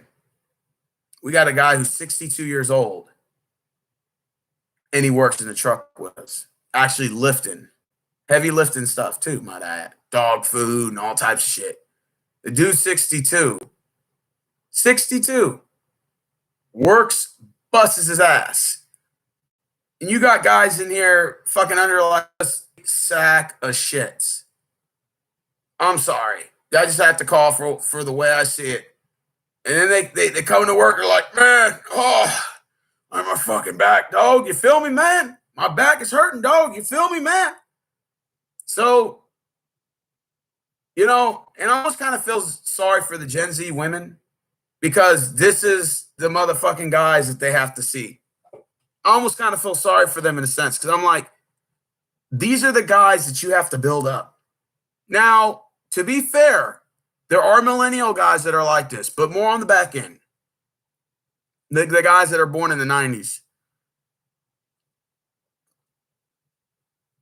And a lot of them are that way too, to a certain degree. They're like 25, 26, 27, 28 fucking years old, and they're fucking lazy. I'm like, motherfucker, you're almost 30. I mean, seriously, dude. Serious. Motherfucker, you're almost 30. I mean, and you're not motivated. And it's just, it's crazy. Like, in the workplace, this is what it is. And then when they say, "Oh, well, the robots are taking over and stuff," now I know why. I know why now. "Oh, well, they're switching to robots because the companies are saving money." No, they're switching to robots because they don't have to deal with lazy motherfuckers like y'all anymore. That's why. And it's much less bullshit to have to, at least the robot's there to fucking show up to work. So they're going to have to show up with a fucking robot to perform the task that you motherfuckers are too lazy to do. So that's why they're making these robots, and that's why they're getting rid of the cash registers, and they're going to self-scan. So they get rid of you lazy fucks. That's the reason why. That's why they're doing this. That's why, to a certain degree, that's why when it comes to legal immigration, I stopped caring about it. And this is why. because you have a young generation of males that are not leaders. And that's the reason why. And it's not the fact that they're not just leaders, they're not even motivated to take charge. So therefore, I just feel like walking down to the border, just opening the gates, just let them in. Fuck it. Because if it's going to come down to that, and you have to deal with these lazy fucking bums, then just say, you know what, fuck it then. Let the robots take over. I don't give a shit anymore. Facts. It's very rare to meet, a young person who's motivated to work. And that's why, like, a lot of people tell me all the time, they're like, Steven, for your age and stuff, you're very motivated to work. Because a lot of even guys around your age, they're not motivated to work. I'm like, I know. Just trust me, I deal with this shit all the time. I don't trust young motherfuckers. I don't. Real talk. I don't trust them to get anything done. That's why, like, when at my job, everybody I work with, as far as like teamwork, getting everything done, are all older people. There's a reason for that. Marvin, 38 years old, former Army vet, stuff like that. You got a Canoe, 62-year-old guy from India, busts his ass. I work with that guy. Cool dude. You got Caesar, fucking worker to have on your team. You have who else do we have? And then the funny thing is, now let's go to the young guys, right? So you got these young motherfuckers, right? They're like between the ages of about 18 and about 28, somewhere like in that age range. And none of them are worth a damn. Not one. Not one. And I'm not like, oh, well, you're just age discrimination. Ooh. I'm like, no, it's the truth. They're not motivated to come to work. And they're not motivated to work when they're there. And not only that, but like they have no critical thinking skills. When you talk to them, they can't process information fast enough. I don't know if it's because they just stopped fucking reading or they're in early stages of dementia, but they just don't have an answer for anything you ask them. So then they like calling in and stuff like that, and they're not reliable, they're not dependable, and even when they're at work, they're fucking trash. So it's a lose-lose cause either way. I don't trust too many young people, bro, especially in the workforce. None of them are trustworthy, especially the guys. They're even worse than the women. I'm not going to say the women are perfect, but they're a lot. If I had to pick between the young Gen Z women and the young Gen Z guys, I would rather work with the young Gen Z women because they're a little bit more dependable. These young Gen Z males are a complete failure of the male species, and they're an embarrassment. And then the fact is they don't even care. That's even the craziest thing about it. Like, you should have to want to care to better yourself. And the fact that these fucking idiots don't is what's more comical about it. It just shows how much of a joke they are. It's a joke. It's a little joke. And so it goes to my point when I talked about when Rick earlier said, well, what compels women to hang around with broken dudes? Because society has built this idea that women have to build a man to make him a man. You have Hollywood and stuff that sort of plays this role too. Princess and the Frog, she had to kiss the frog to make him a man. So before then he was a frog. So basically what the cartoon was intended, that he wasn't shit until the woman kissed him, right? Beauty and the Beast. Beautiful woman and a beast. What the hell is a beast? What is a beast? Oh, that's the guy. So why is he labeled as a beast? Why is he an ugly lion? There's a reason for that. Because what they were saying was that he was a broken man. And that took a woman had to fix him. So women have, and then the whole playground theory. Let's rewind the clock back. Oh, the reason why he's being mean to you is because he likes you. So now, basically, there's this idea that's been built into women through society, is that they have to fix broken men. So there's that obsession in having to fix the most toxic men, because the more toxic he is, the more of a challenge it is. The more issues he has. Now, I'm not saying that a woman doesn't make you a better person, because obviously that's a lie. Hell, you could have, as a man, you could have other men encourage you to be a better person. It doesn't always have to be a woman per se, and it doesn't have to be on a sexual basis.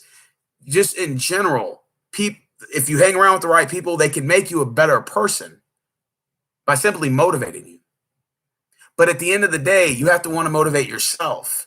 And that's what a lot of these women who fuck with these ain't shit dudes don't seem to understand, is that these ain't shit dudes have to want to better themselves. And the fact that, like, even at my job, where you have moms dragging their sons up to the workplace and applying for a job, and he doesn't look motivated, but the mom looks more motivated to get her son a job than he does actually to apply. That shows you there's a problem there. You see what I'm saying? And that's what I'm seeing now. I don't trust a lot of young guys for that specific reason. Even though I'm a young man myself, but I don't trust too many young guys. And the reason why is because I don't trust their worth ethics. I don't trust their motivation. I don't trust their TikTok playing fucking Fortnite looking motherfuckers. I don't trust none of them. Because if you put that much energy into Fortnite and all that, as you did in your worth ethics, you would be a better person. But the fact is you refuse to fucking be a better person from worth ethics. You don't want to do it. And it's embarrassing. It's embarrassing. You should be embarrassed as a man, as a fucking man, to have no worth ethics, to have no stride, to have no better in yourself. Facts. You should want to have to do better for yourself as a fucking person, much less as a man.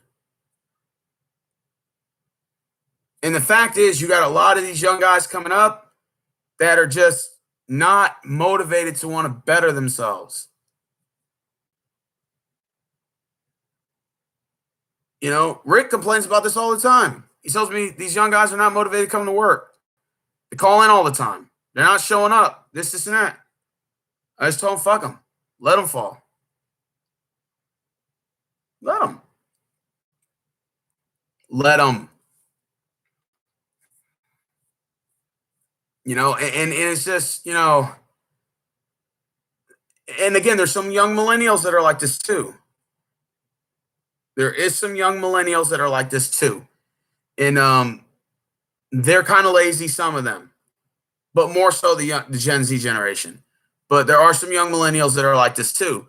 And the fact is that when you have these women are pushing their boyfriends, that I've seen myself personally, pushing these bums to work. Come on, man. The guy should already have to want to fuck. The guy should have already been working before he fucking had the girlfriend. You feel me? You smell me, dog? The guy should have already had motivation to fucking work before that woman even entered his life. You feel me, dog? I mean, I'm just saying, this is the truth, Rick. Rick's saying, laughing my ass off. This is good shit, Steven. No, I'm just saying, it's just a fact. It's the truth, Rick. This motherfucker should have already been motivated to work before the girl even entered the picture. Now she has to motivate him to work. There are women that are like this. They have to push these motherfuckers to get a fucking job. Oh, my God. I swear to God, these Gen Z guys are losers. I mean, it's just flat fucking, I mean, they are just the embarrassment of the male species. Nothing is worse than looking into the eyes of the soul of a man who's under the age of 25. Just a complete epic failure in life. Complete epic failure of a man. I mean, and the fact that they don't even care. And that's the most embarrassing part of it all, is that they don't care. Oh. Rick says, I understand what you're saying, Steven. I look into the eyes of a young guy like that. I just want to fire him right on the spot. I can already tell he's lazy. Facts. Sometimes you could tell if somebody's motivated by just the energy they give off. When I come to work tomorrow, man, I work tomorrow at noon. I work noon to 9 tomorrow. I can't wait till I go to work tomorrow. I'm already telling myself that now. I'm motivated to come to work, and I haven't even clocked in yet. But I'm motivated to show up to work tomorrow. Now, y'all can criticize me on YouTube all you want. But once I hit that stop button and I go to bed, I'm ready to go to work tomorrow. I'm ready to kick some ass. I'm ready to motivate myself because I'm alive to see another day, and I'm ready to go to work. I don't need a woman to tell me to fucking motivate me to go to work. You know, and the facts are you have these women that are dragging these motherfuckers to have to apply for a fucking job. It's a complete fucking embarrassment. It's embarrassing. If your girlfriend is out working you, that says a lot about you. I'm sorry, dude. I'm sorry. If you got a woman that's sitting there out working your ass, I'm sorry.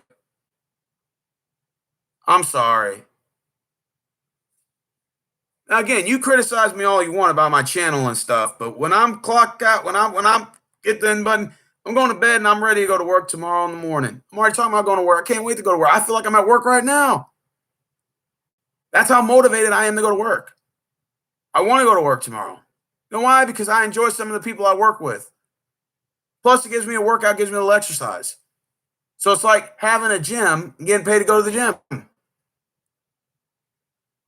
So I find little things to motivate myself to go to work. Even if the job's not the best job in the world, if you find little ways to motivate yourself, you actually can make your day go by easier. But when you hate where you work, or if you hate your environment, or if you allow yourself to hate it and get angry about it, even if you have justifiable reason, but if you allow it to get to your head, what do? You look at that clock every 5 minutes, and time goes really fucking slow at work when you're miserable.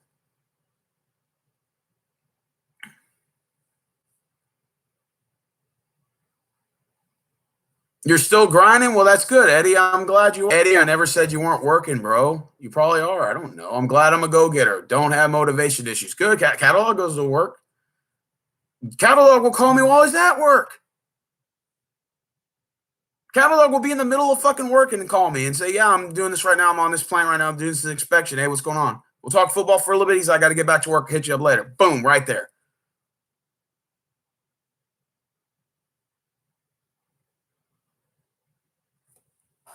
Let me go ahead and read it.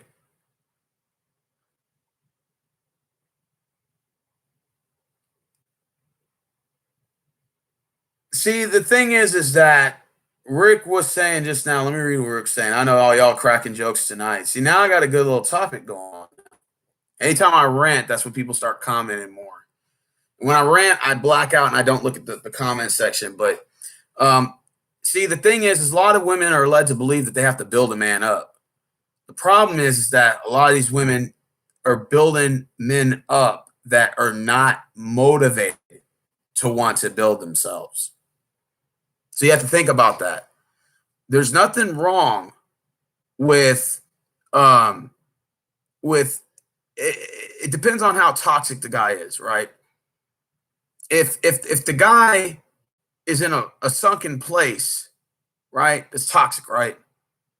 But the woman is encouraging him to do better, and he wants to. He just needs a little bit of encouragement, and he might have found that niche. Then I understand that. Then that's a different sort of situation, because at the end of the day, the guy was able to lift himself out of his own situation that was mentally, and was able to better himself. That happens. But it's another thing when you're trying to build a man who's just flat out fucking lazy and not motivated to improve himself. That's when you can say that that is almost a lost cause. And the problem is you got a lot of these women trying to build a bear. You ever heard that thing, Build-A-Bear? Like Build-A-Bear? That little toy maker company or whatever it is with the stuffed animals, Build-A-Bear. Well, they're trying to build a man from scratch. I think if you have to start at the bottom, like putting a Lego castle together to build a fucking man, you're better off buying a Lego castle. At least you got better results. But at the end of the day, if the man is not motivated, rather you're in the picture or not, no offense,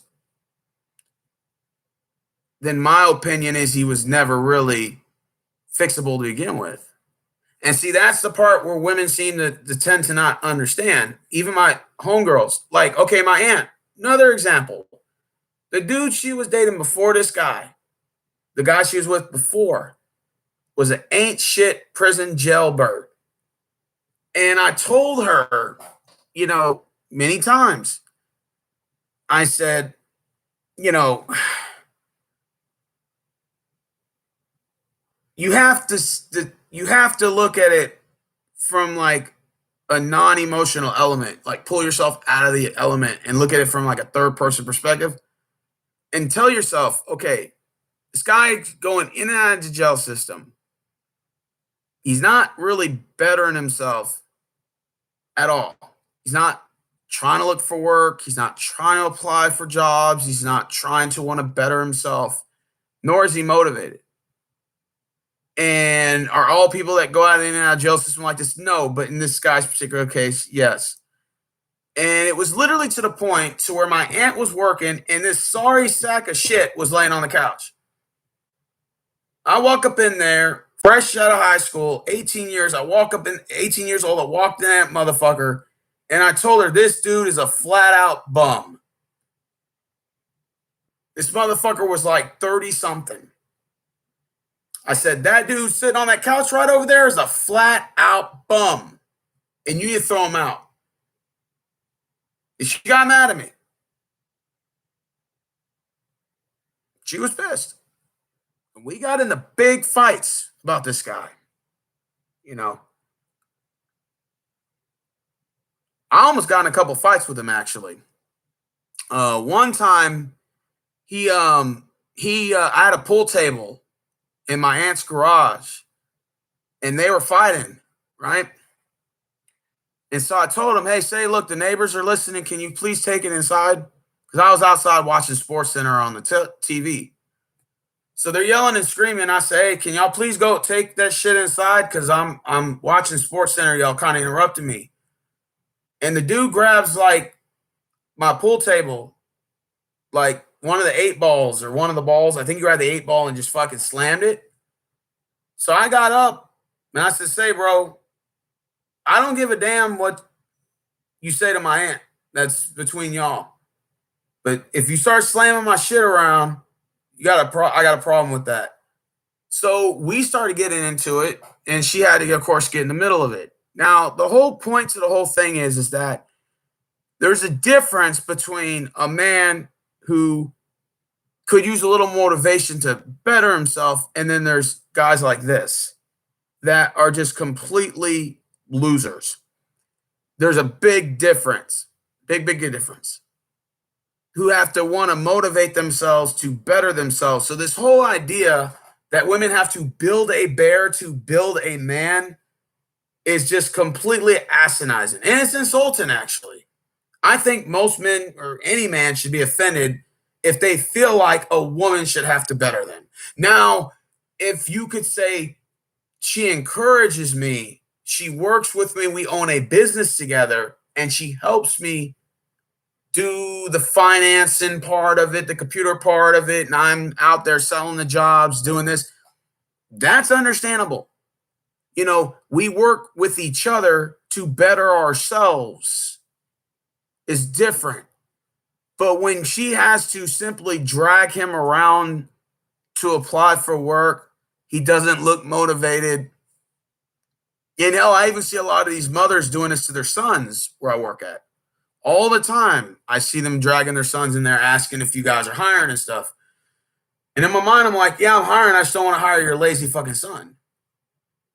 I don't do hiring, but I just don't think your son would be motivated to work. He doesn't look motivated. And, oh, well, I'm going to get him to motivate. I'm going to motivate that motherfucker if I have to. And I'm like, yeah, good luck with that. Good luck with that.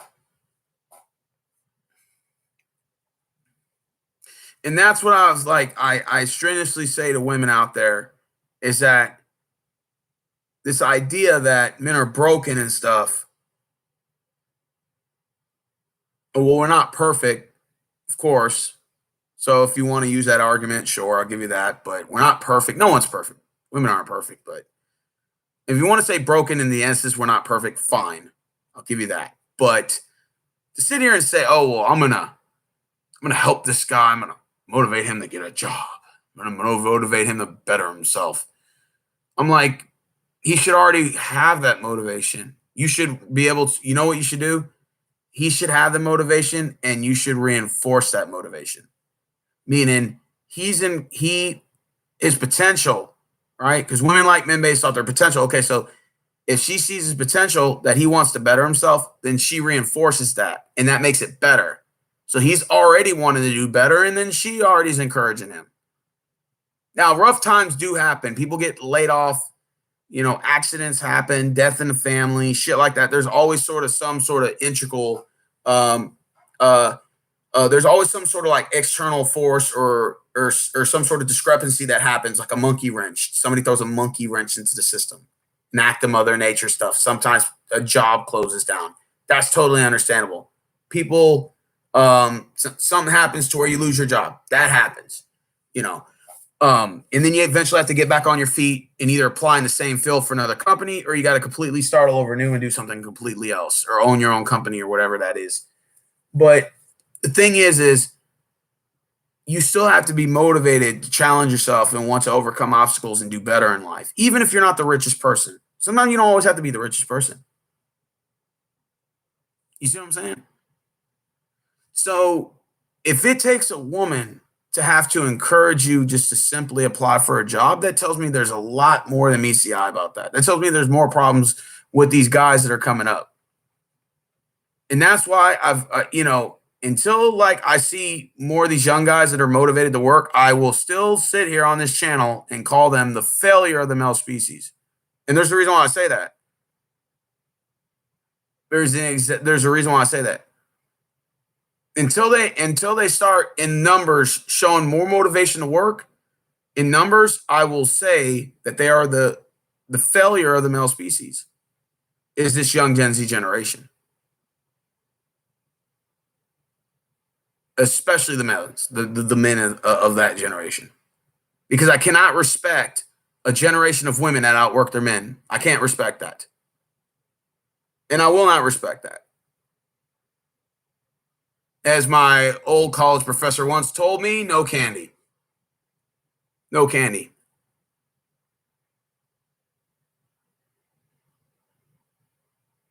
I'll read what Logan's just comments. When I retired from the Corps and sold my part of the privatized security company I was a part of for family reasons, I found other ways to keep myself busy and still there for my family. I like that. I like that, Logan. That was pretty good. Yep, just settle and work. JJ's been done for 5 years. He's not the best player on the. Oh, they're talking about JJ Watt. I'm 55 and out of work. Most young guys. Yes, Cattle Dog does outwork most of these young guys. Dude, even at Walmart, it's the same fucking thing. It's embarrassing. You got 45, 50 year, 62-year-old man in the truck. You can't make this up. And then these young guys that come in there like, man, my back hurt and everything, my leg hurt. You feel me, dog? You feel me, dog? Oh, my God.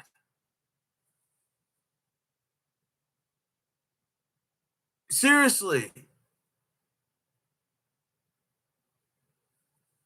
And even and I'm not trying to be mean, even the young white guys are like that too. Even the young white men are like that too. The young white guys that are in that age range I told you about, they're fucking lazy. It's like, oh my God. And I'll even tell you even the weirdest part. And this is the embarrassing part. Is the young foreigners actually look like they're motivated to work. and I'm not trying to make this an American illegal immigration debate, but goddamn, you have to just be honest about it. These young foreigners are coming in, they're fucking working, dude. It's embarrassing.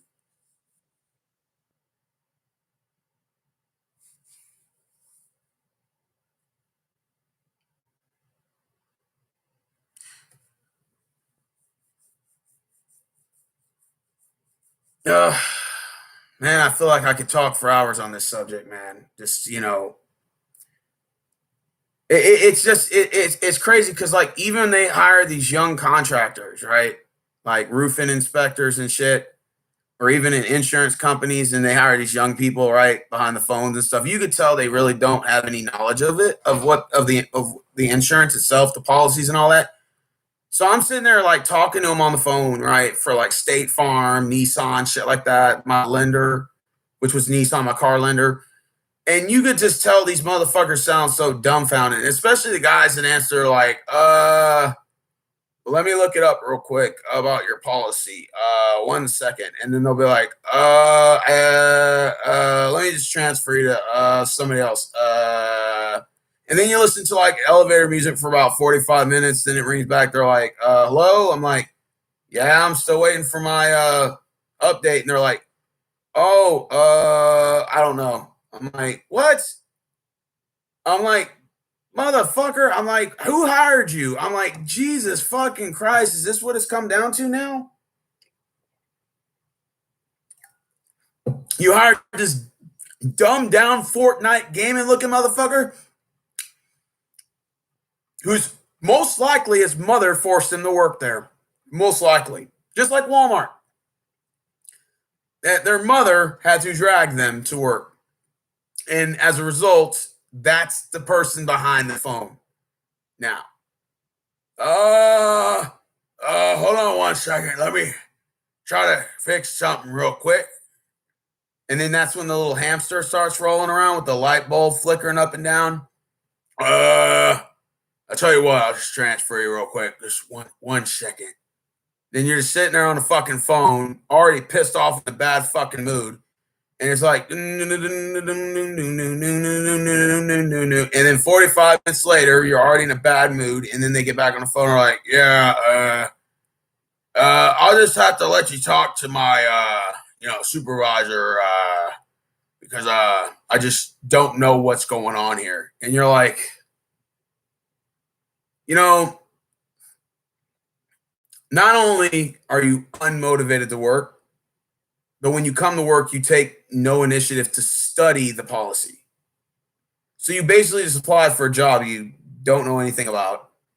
And then you don't take any initiative, nor motivation to study the actual policies. And that's these new young people coming up that are filling these jobs. And especially the guys. They're the worst. And this isn't a feminist talk. This is a generation talk. This is the realization of what is yet to come. Oh, well, the robots are taking over because they don't want to pay us what we're worth. No, the robots are taking over is because you're lazy. That's why. You can't do simple functions of work. Therefore, companies are improvising and they're hiring robots to replace you. Now, we're probably still about another 10 to 15 to 20 years away from that. But it will come to that.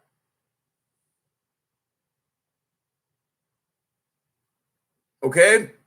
The robots are taking over because you're lazy. That's facts. That's why the robots are taking over. It's not to save money. They can pay you more money. It's just you're lazy. That's what it is. Now, even security jobs, right? A security job. Walmart hired a security job, right? And all these security guards had to do was stand at the door all day. How hard is that? How hard is that? How hard is it to stand at a fucking door all day if you're a security guard? And you know how much security guards pay? The one that Walmart hired, those employees were making $19, $20 an hour, 40 hours a week. Okay? $19 to $20 an hour is really good for a security job. And all you do is stand at the door all day, you lazy motherfucker. That's all you have to do. There's no mathematics. There's no hands-on skills. There's nothing physically hard with the job.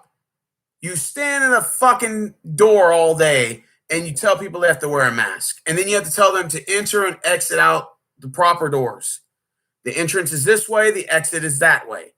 And you have to tell the customers that are trying to come in the exit to come in the entrance, and to come out of the entrance to go out of the exit. It's not that hard. You'll be surprised of how these young people they put there make that job so hard when it's really not. It's common fucking sense. And the sad thing about it is they come late to work to stand at a door making $19, $20 an hour, 40 plus hours a week, which is better than most jobs I've ever seen with a start and entry pay. And they can't even do that. They can't even do that properly. You sit in the goddamn chair. You sit in the goddamn chair all day playing Fortnite, but you tell me you can't stand at a wall all day for $19 an hour security job?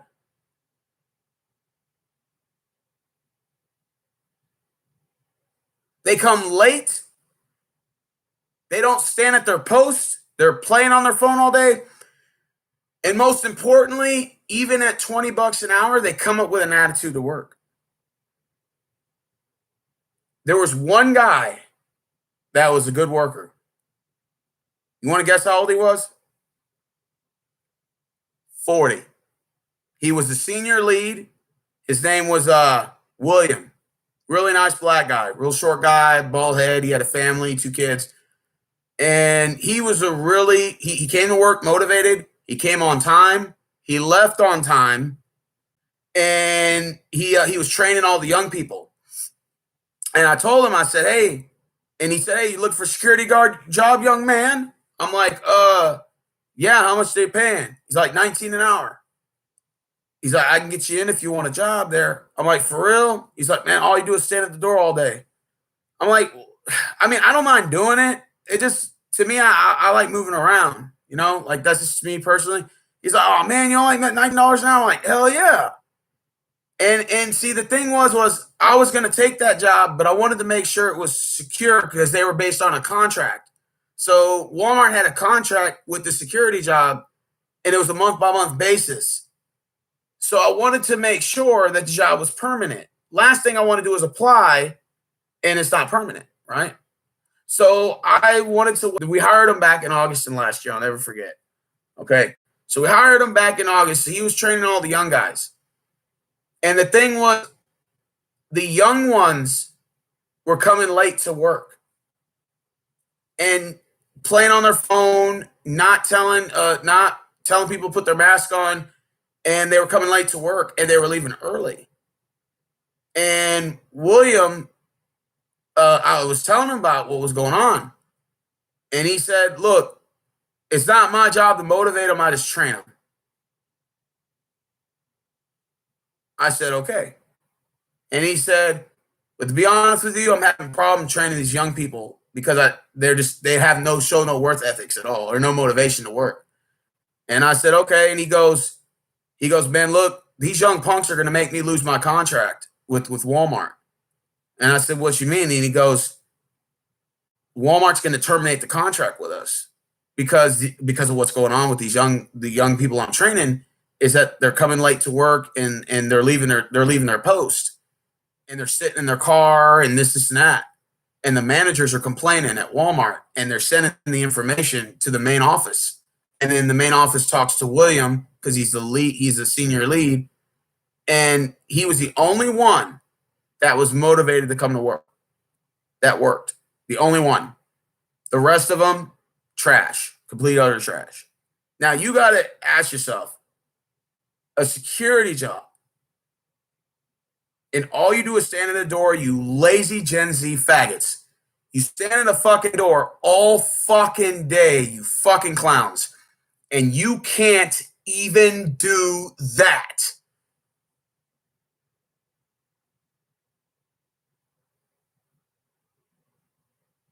Now, the thing is, you say, well, the whole fight for $15 an hour, motherfucker, that was $19 an hour, and you still showed the exact same motivation, which was the motivation before the fight for 15. Now it's 19, and your motivation has never increased. In fact, it remained the same. You don't want to work. Period. And I'm supposed to respect that? No, absolutely not. I don't respect that.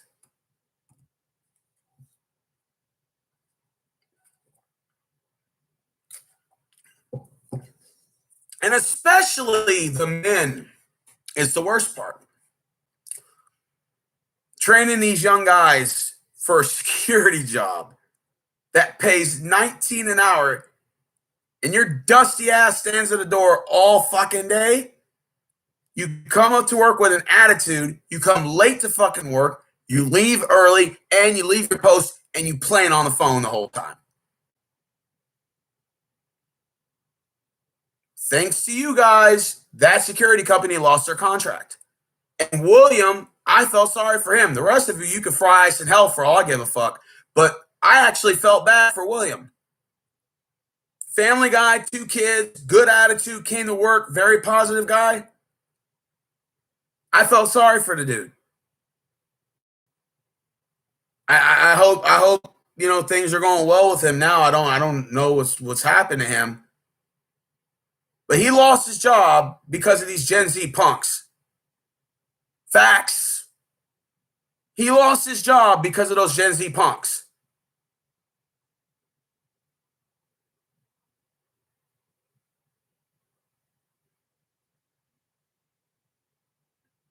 And I felt bad for him. I really did, because he came to work and he worked and he was motivated to work. And he came with a good attitude. And he lost his job because those Gen Z motherfuckers came up and were doing the shit they were doing. So you know what? They can fry ice in hell for all I give a fuck. They can rot in the depths of hell for all I give a fuck. Fucking burn in hell. I don't give a fuck. Fuck them. But William, I felt bad for him. I felt bad for that guy. I really did. They can TikTok their ass straight to the depths of hell, Rick says. I agree with that. With William, I felt bad for him. I really did. He was a good guy. He didn't deserve it. So basically, because of poor work ethics of the younger generation, he lost his job. It had nothing to do with his work ethics. His work ethics was fine. But the young people he was bringing in and training, their poor, pathetic asses got him to lose his job. And he had nothing to do with it. Now, you want to talk about the argument that hard work pays off. This dude busted his ass only to lose his job for something he couldn't even control.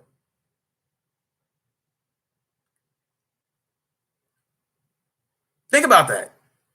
You lost your job because the lazy motherfuckers that you were training, the young generation that you were training, you lost your job because of them, basically. I mean, that's got to be embarrassing to know you lost your job because of these bums. You lost your contract because of those bums.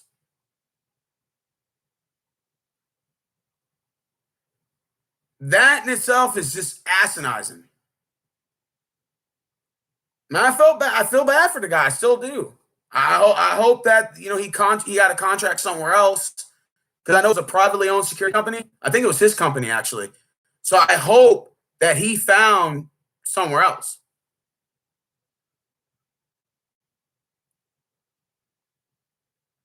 And I feel bad for William. I really do. Family man and 2 kids.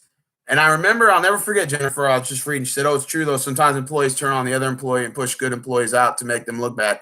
And the thing is, man, the last day I saw William, he told me, "Yeah, man, just being honest with you, man, they terminated our contract." I'm like, "Really?" He's like, "Yeah, man, I fought hard to keep it, but they were not going to renew it." So it was like a 4-month contract or something like that. And he just said, "Yeah, they said they're having problems with the employees that I hired." And he's like, "I tried to motivate them, but they just didn't want to motivate themselves."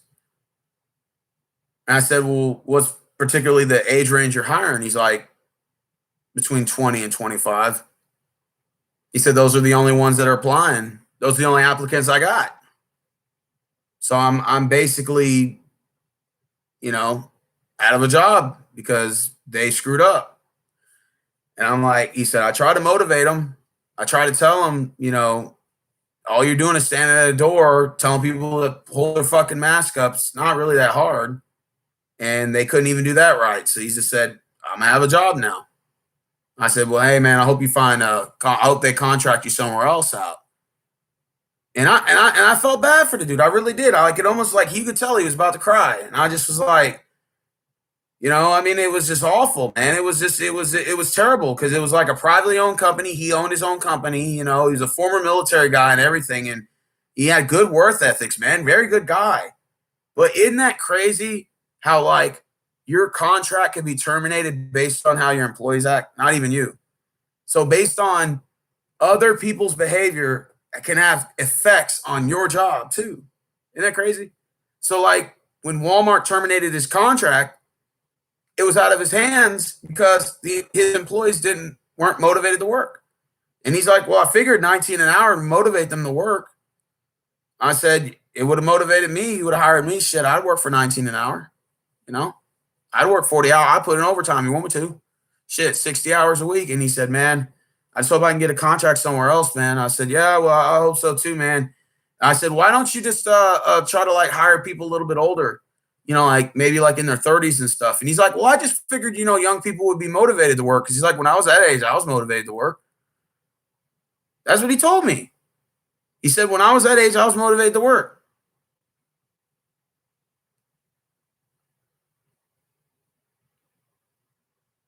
Right? And he was a former military guy. You know, he was in the United States Army. And he was like, yeah, you know, you know, thank you for your service and everything. You know, because I always tell the military guys, thank you for your service and all that. Like every time they're in Walmart, I see the Vietnam veteran guys, the Korean War veteran guys, the Desert Storm guys. I see, you know, or a veteran, and like they either went to Afghanistan or did deployments in Iraq because they don't have Iraq veteran or any sort of Afghanistan. I mainly see Vietnam veteran hats, Korean War, Desert Storm. Those are the main three that I mainly see. And if they have a veteran hat, they're either in uniform or they have a hat on that says vet, and you can tell they probably served recently. And then I asked a couple, and they were like, yeah, I did 3 tours in Afghanistan. I'm like, oh, that's cool. That's what's up. All right. You know, hey, thank you for your service, by the way. You know, it's always thanking them anyway, you know? And anyways, yeah, man, I felt bad for him. I did, because he was a good worker. Family man, 2 kids to raise, own his own private security company, man. And he just said, hey, 19 an hour, you think would be enough to motivate people to work? I said, yeah. He said, I'm giving them 40 hours. He's like, it's not a hard job. You just stand at the door all day. You just have to tell people to put their mask on if they don't have a mask on. And then you just tell them that to enter and exit out the proper door, which is a one-way in, one-way out. And they just have to come the way they're coming in, they can't go out. And the way they're going out, they can't come in. It's just simple. It's not hard, you know, to do that job.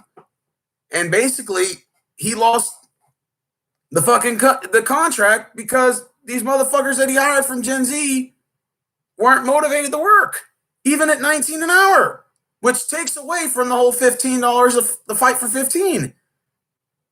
You can't fight for 15 when you don't want to even work for 19. So how can you fight for $15 an hour when you don't want to work for $19 an hour?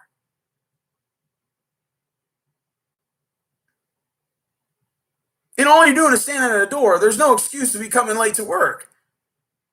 That's all you do. It's simple. It's not hard, man. The only reason why I didn't take that job, and I'm going to tell you why I didn't take it, is because when I saw the fucking people he was hiring, which he had no choice. The people he was hiring were all screwing up. And I knew that Walmart was going to cancel the contract because there was just so many complaints on those young people that were there. And I told him, I'm gonna wait, see if they renew the contract, and then if they do, I'll apply, and I'll be like your right hand man, and you can show me the ropes and whatever. He said, yeah, I'll get you a little security job, man, at Kroger's or another contract we got with these other companies. I said, okay, that's what's up, because he was in the middle of getting a contract with Kroger's. He had one with Walmart. I was like, that's what's up. And then so anyways, I wanted to see how it would work out. And the minute they canceled, he told me, I was like, thank God I didn't apply, because what if I'd have quit? You see what I'm saying? That's why I wanted to make sure that the job was secure, that the contract was secured. Because he was trying to get a 2-3 year contract. He was trying to do something like that, like something longevity. Now, I don't understand how somebody making $19 an hour, 40 hours a week, guaranteed, that's pretty damn good money. Even if you're 20 years old, 19 years old, 22 years old, that pays more than most jobs I know of. Hell, even warehousing jobs like Coca-Cola, $17 an hour. And you got to do a bunch of labor work, breaking down freight, going to different stores, building displays, breaking down freight, going in the truck, getting your freight out the truck. Dude, that's a lot of work for $17 an hour for Coca-Cola. But you got a job that's a security job. We're just literally standing at the door. That's your only job to do. It's not rocket science. And the fact was, these young people he hired, they made it look so difficult. It was just hilarious. Like they're sitting there playing on their phone. They're not doing their job. And then they're coming late. I'm like, how do you come late to a job that you just stand at a fucking door? Like, how do you come late to that?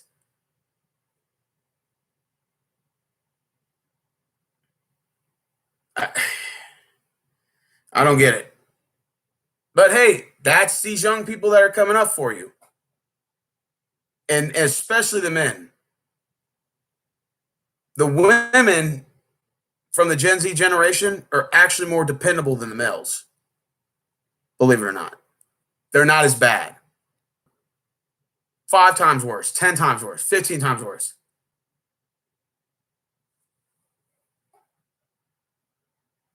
Just being honest.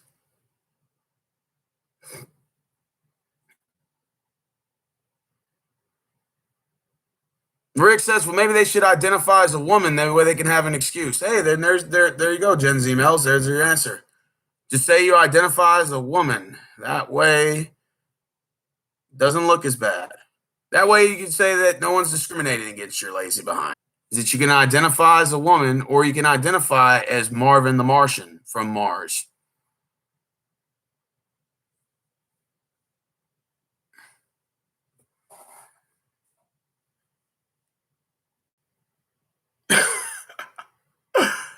Eddie said, I saw a girl through TikTok that took off her panties and made it a mask and made the valet dude look like an asshole. Oh my God.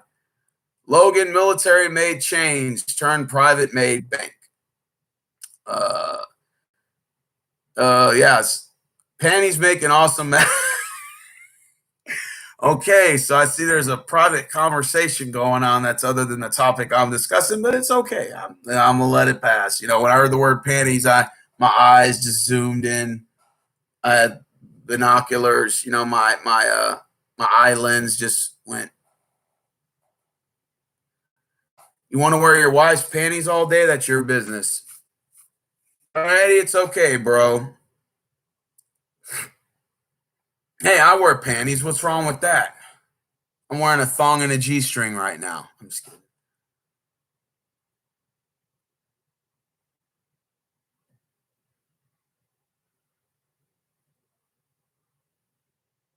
Logan said, that's awful, but that's really reality. It's bad. A security professional at a firm I worked with, we used to get $1,350 a week, even on downtime. Damn. Now I got these green kids making double that. Damn. Not bad. So it seems like Logan hires the right ones. Maybe I need to take a wait, hold on. Wait, let me scroll down. I was gonna read what Logan just put. My bad. After that. He said I wouldn't doubt. Oh, wait, hold on. Damn it. Scroll down so far. Wait, let me scroll up a little bit. Okay, well, y'all are still talking about that. Oh, yeah, hold on. Is this it right here? Okay. They be fucking up all over the place. A bunch of trigger happy PlayStation junkies graduating off of school. Oh my God. So Logan, even the military, it's like that? Wow. Okay, so it's not just at Walmart then. Yeah, it's Rick said same thing in the restaurant business. I can't trust these motherfuckers at all, even to do a simple task there, like hostess or server. Yep, same thing. It's the same thing at Walmart, dude. They're just not. It's just young people are not dependable for the most part. They're just not, and it's hard to trust them. It really is. Because Rick was just telling me that he had no problem hiring the millennials when they were teenagers. He said that they had motivation to work. They were motivated. But now the Gen Z that comes up, they lack that motivation. And he said, I shouldn't have to babysit no fucking man. I said, I know. I agree, Rick. He said, I shouldn't have to babysit a fucking grown-ass fucking man. I agree. Rick, why do you think I say that the young Gen Z males are the failure of the male species? Why do you think I say that in my videos? There's a reason why I say that. Because it's true. But there's also, to be fair, a lot of young millennials that are the same way too. I've seen that too.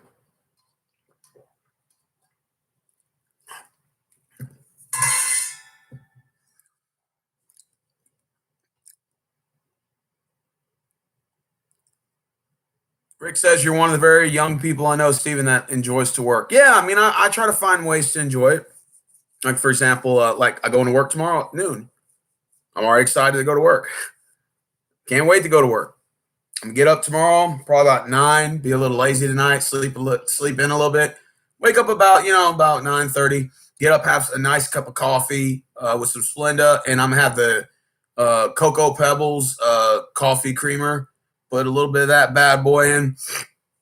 Have a big gulp of that, and then after that, I'm gonna have some eggs or something, eggs with bacon or something. And then I'm gonna get dressed. I'm gonna pack all my extra socks in my bag, and then after that, I'll head to work I'll leave the house about 11:15, get there about 11:30, and then just sit at the back and chill till it's time to clock in. And that's my work routine. Now, you guys are gonna call me crazy. I have this crazy work. Does anybody have like a superstition? I don't know, Logan being a military guy and stuff. I don't know. Rick, do you have like a certain superstition you do? You pack your clothes a certain way. Okay, let me explain to you what I do. Maybe you guys will understand. I take this bag to work, right? Okay, now inside of this bag, I have odor eaters.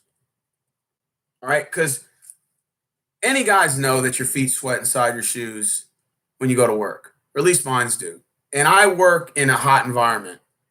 So nothing is worse than your feet sweating, right? Okay, so I always carry this. Now, I carry also extra pairs of socks. Now, when your feet sweat, your socks sweat. And when your socks sweat, they're wet. And when they're wet, it's not a good feeling. It's not a good feeling to have your feet, uncomfortable. Now, let's see, what else do I carry in here? Oh, I have an extra energy drink, Monster Energy, 0 carb. So it gives me the energy to work. I carry my charger in here, extra charger for my phone. So when I have to charge my phone on my lunch break. And let's see what else. Hold on, let me look. God damn it, give me a minute. I have an extra mask in case I need it. And, of course, house keys. So I carry this bag to work every day. And, of course, I got to change the socks out tomorrow because these are all dirty socks. So basically what I do is when I go on lunch, very simple. I'll show you what I do. I get these shoes. I take the socks out like this. I put a fresh new pair of socks in here. right?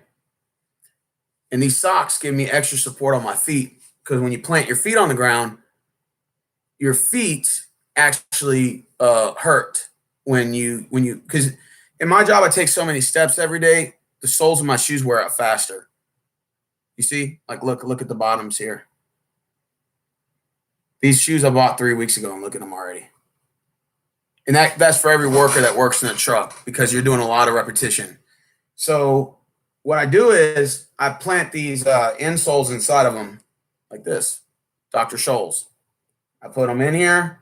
I put a pair of socks in each one. I fold the sock up, put them inside the shoe, spray them with odor eaters to keep the feet cool, right? Because when you're working in that truck, trust me, you know the difference.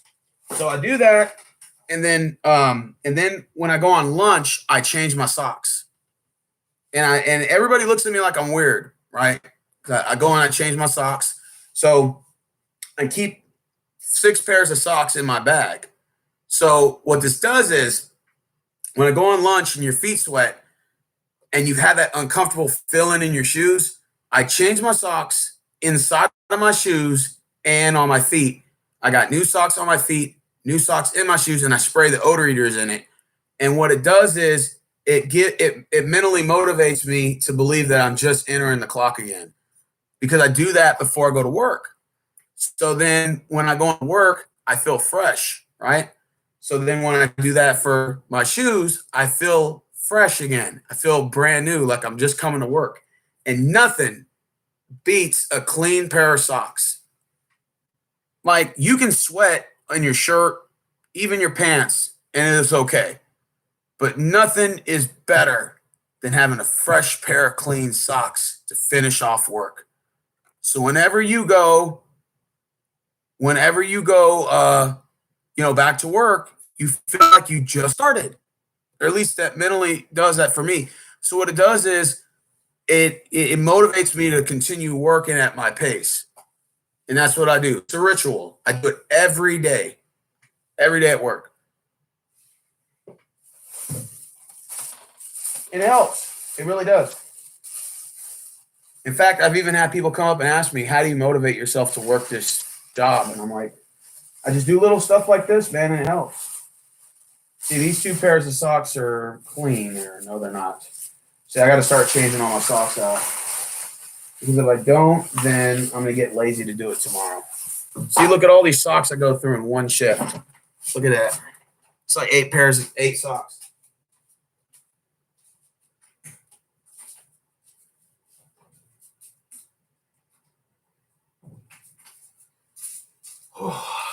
All right. So see, I do that. And when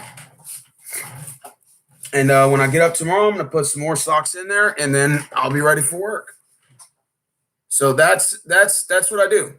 And that's how I keep my feet fresh.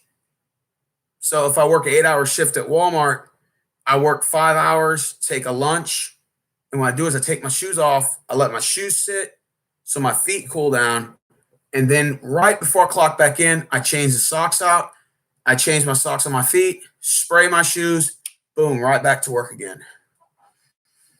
Right back in the truck. I get right back in there, start tossing trucks. Sometimes I'll even bring extra socks and switch the socks out after a couple hours. So that way I have fresh socks. So I'm telling you, nothing is worse than having moldy, sweaty socks on.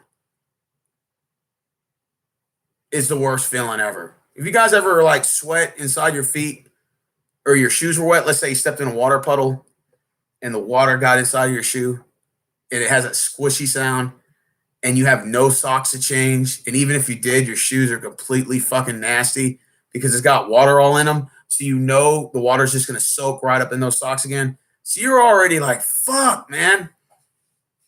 That nothing is worse than having that feeling. I hate it. It sucks ass. Rick said, I know it does suck.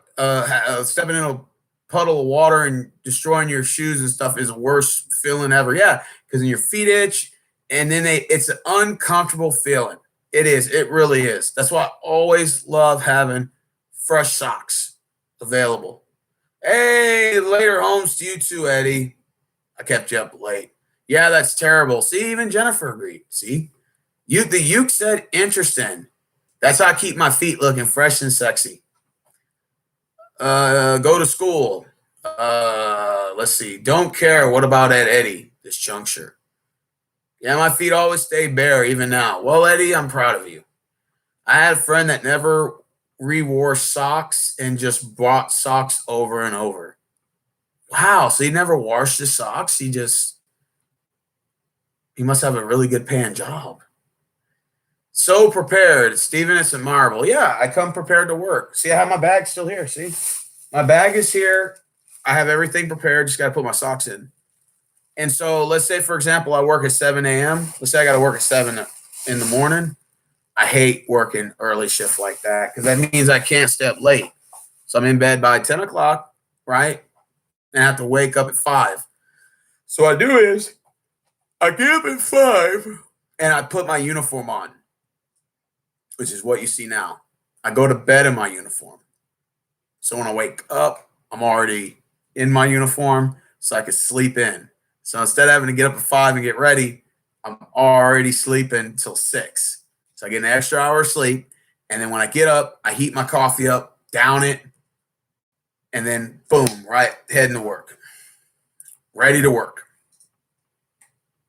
In fact, one thing that the managers get mad at, well, they don't get mad as they appreciate the most is when I go up to work, when I go up to work and the managers will try to talk to me, I'm like, I'll talk to y'all later. I got to work.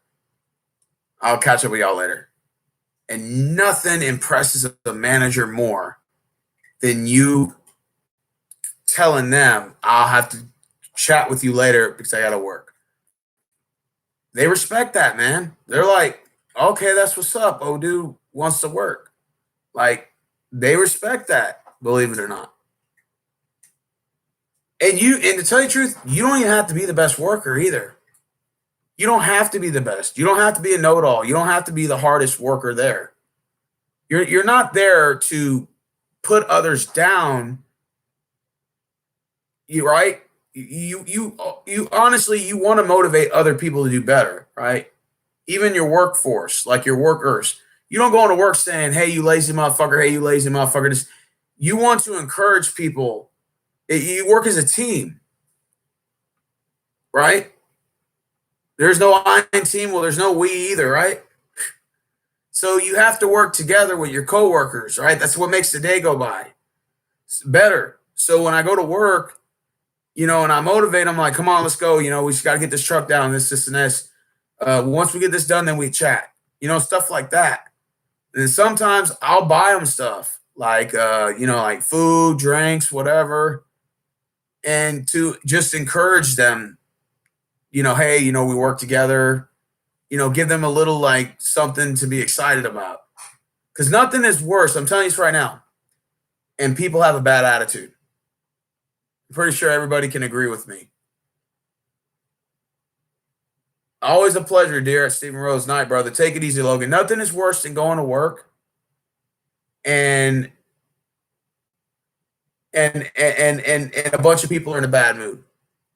So I always try to make sure that I try to make them positive. Now, I'm not always successful at it, but sometimes it helps.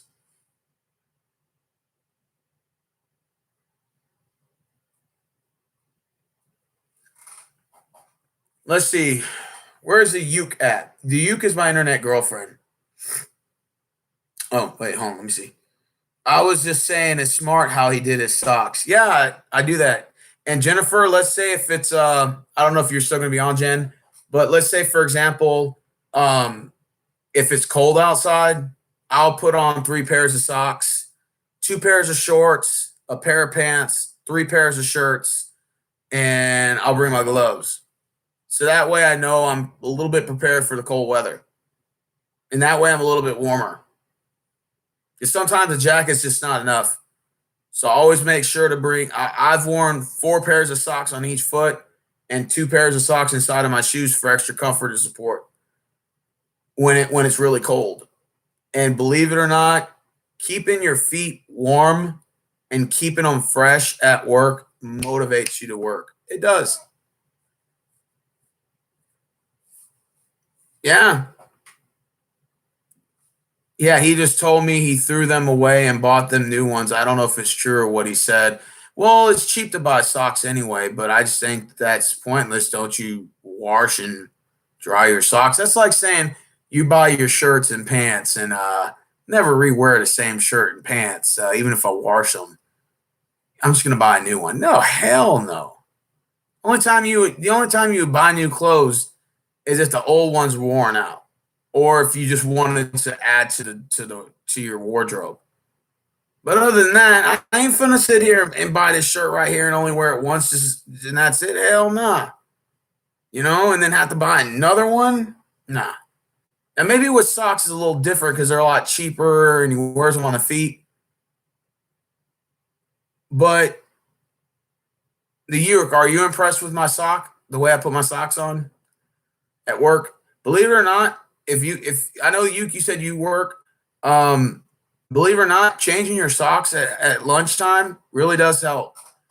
It mentally tells you, it gives you this mental impression that you're starting work again. So you get like that second start or that second win. Psychological. Rick said, I miss when you worked at Chili's with me, bro. You were one of the very few motivational workers I've ever had. Thanks, Rick. I appreciate that, bro. I love you, bro. I love you too, Rick. Love you too.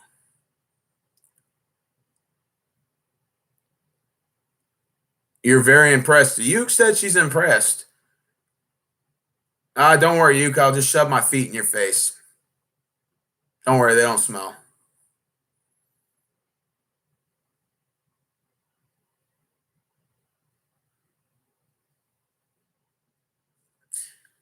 Oh, let's see. Everybody's going to bed now, looks like. Wait, she tagged me. So prepared, Steven. It's admirable. Well, Jennifer, I appreciate that. Yeah. Yeah, I don't care what job I have. I always come motivated to work. It says, security companies can be very suspect or sus, as my youngest one says. The firm I worked for and started did more privatized domestic and international types of security at steering wheels. Okay, that's cool. Let's see. We don't need no robots. I shot my lawnmower the other day. Been pulling up grass with my hands and teeth ever since. Nice.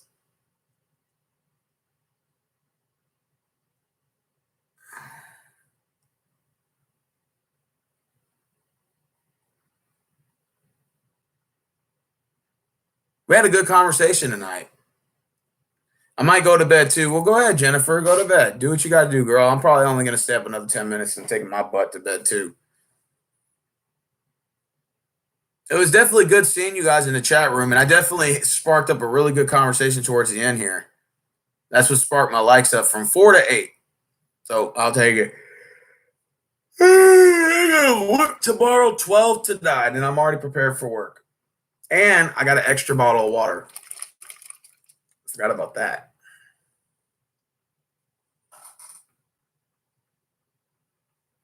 Okay, well, good night, Stephen Rose. Nice chat. Take care. Yeah, Jennifer, I'm doing another stream tomorrow because I'm off on Monday. Thank God. And on Monday, I'm thinking about tomorrow night, I'm going to be talking about the Godzilla and King Kong Space Jam 2 that's coming out. And all these like cool 80s and 90s horror movies that I'm into. And we can go a little bit over that if you guys are willing to talk about movies. I thought maybe I could do a hangout on that. Maybe you guys would be interested. Hey, Diamond Princess. What's up? She came right into the room when the conversation was really good. I love Godzilla and King Kong. Did you see, Jennifer, did you see the new Godzilla King Kong movie? It came out on March 31st. I didn't see it yet, but I want to go see it on Monday. I'm going to the movie theaters by myself to go see it. Good to see you, Steven. I hate it. I miss you. Good to know I'm not the only crazy person awake now. Jamil, that's what's up, bro. In 80s horror movies, okay, I'm out. Okay. I don't know if that's, I have to go back and watch it. Yeah. Jamil, you don't have to watch it right now, but we talked a lot of good topics, bro. Let's talk about the new King Kong. Yeah, have you seen the new Godzilla King Kong movie? Because I haven't seen it, but I'm hearing that movie's fire. It's straight Masterpiece. Everyone's saying it's a good movie. Even Rotten Tomatoes gave it a really good score. I want to see the new Godzilla and King Kong. I want to see it so bad, but I'm going to go watch it on Monday.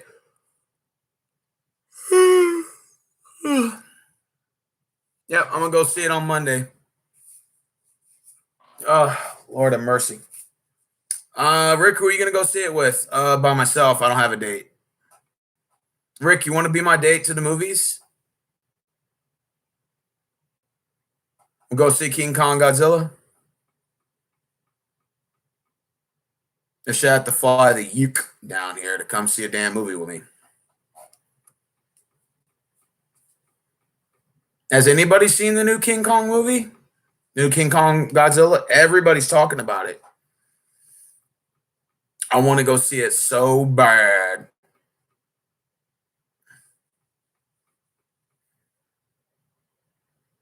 Hey, Diamond Princess, have you seen the new King Kong Godzilla?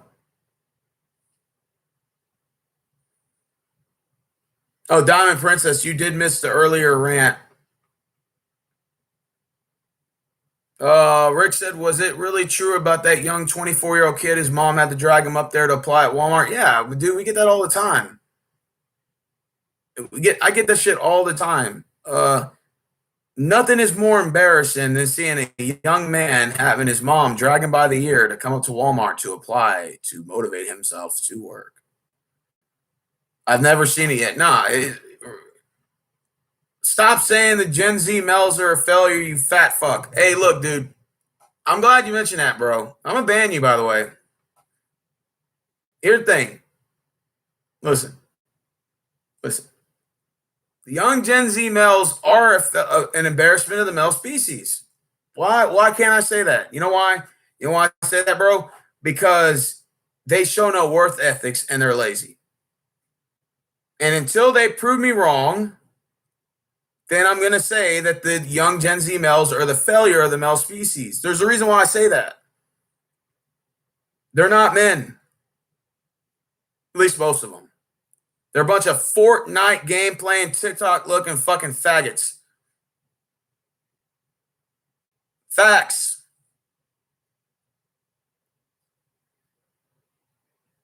When their energy is more into that and less into their worth ethics, they're not men.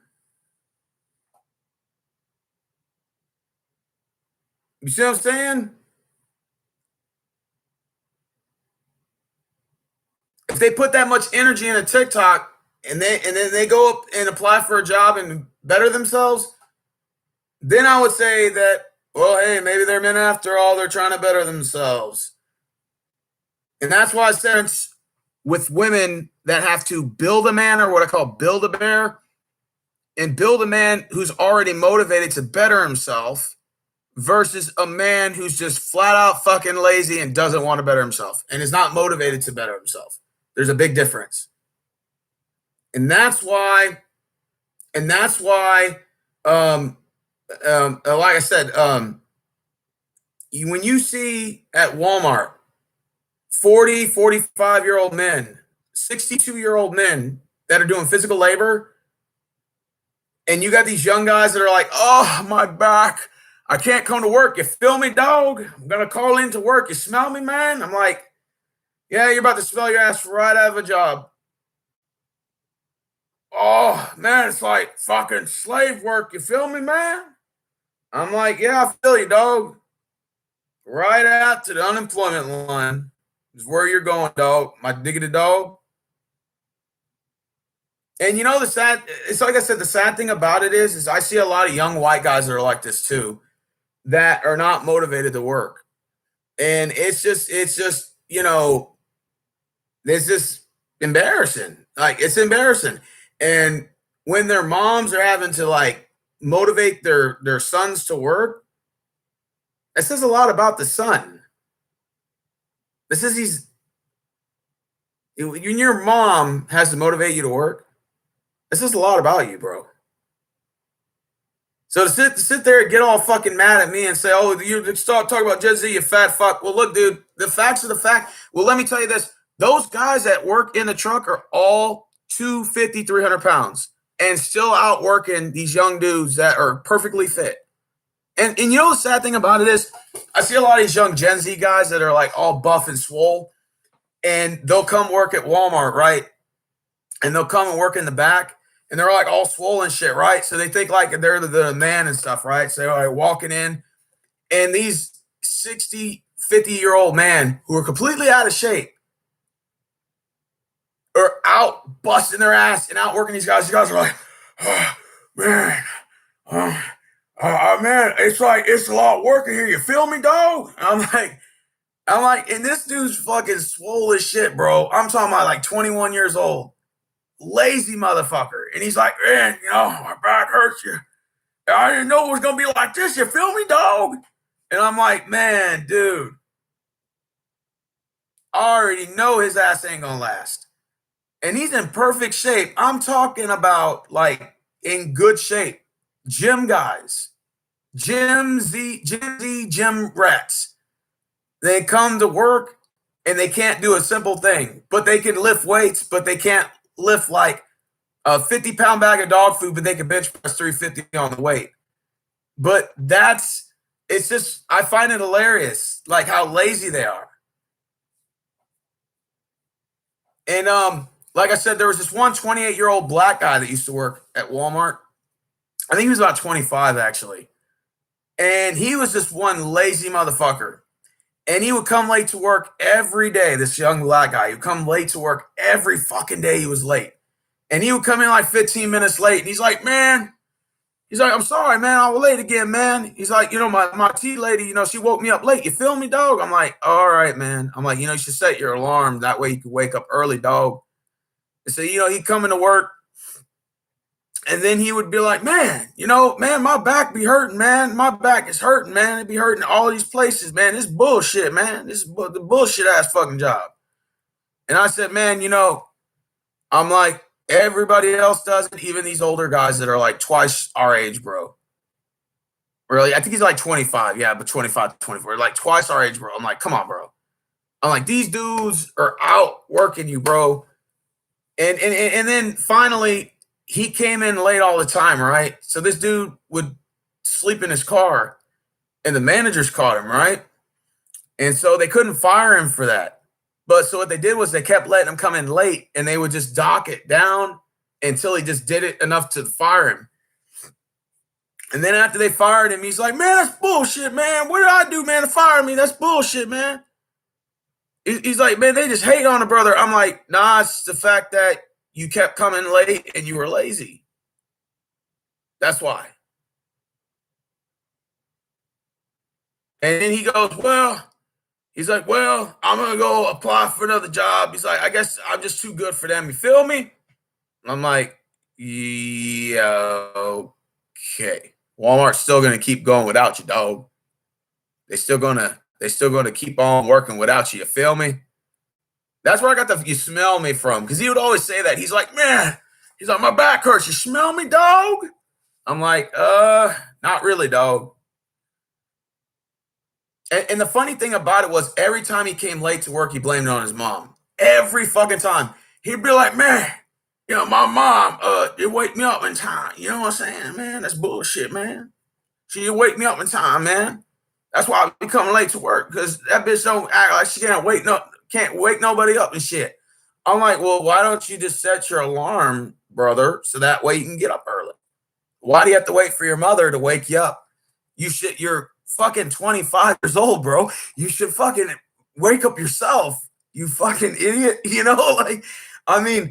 This is the type of guys that I'm dealing with at work. For the most of them, like young guys that I'm dealing with at the job is these types of motherfuckers. And that's why I hate working with them, because of this shit. He's one of very many guys that are like this, the young guys that are like this, and even the white guys that work there too, like the young white guys, they're exactly a carbon copy of these black guys that are up there. Same fucking carbon copy, lazy motherfuckers. And it's another carbon copy, another lazy fucking guys that are coming up. And they are the exact same way.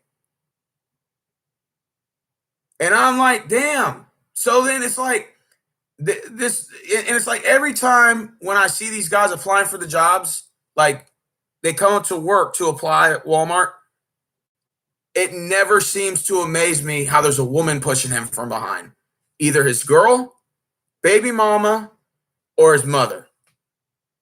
I shit you not. Literally telling these motherfucking grown ass men to work. And there's young millennials that are exactly the same way.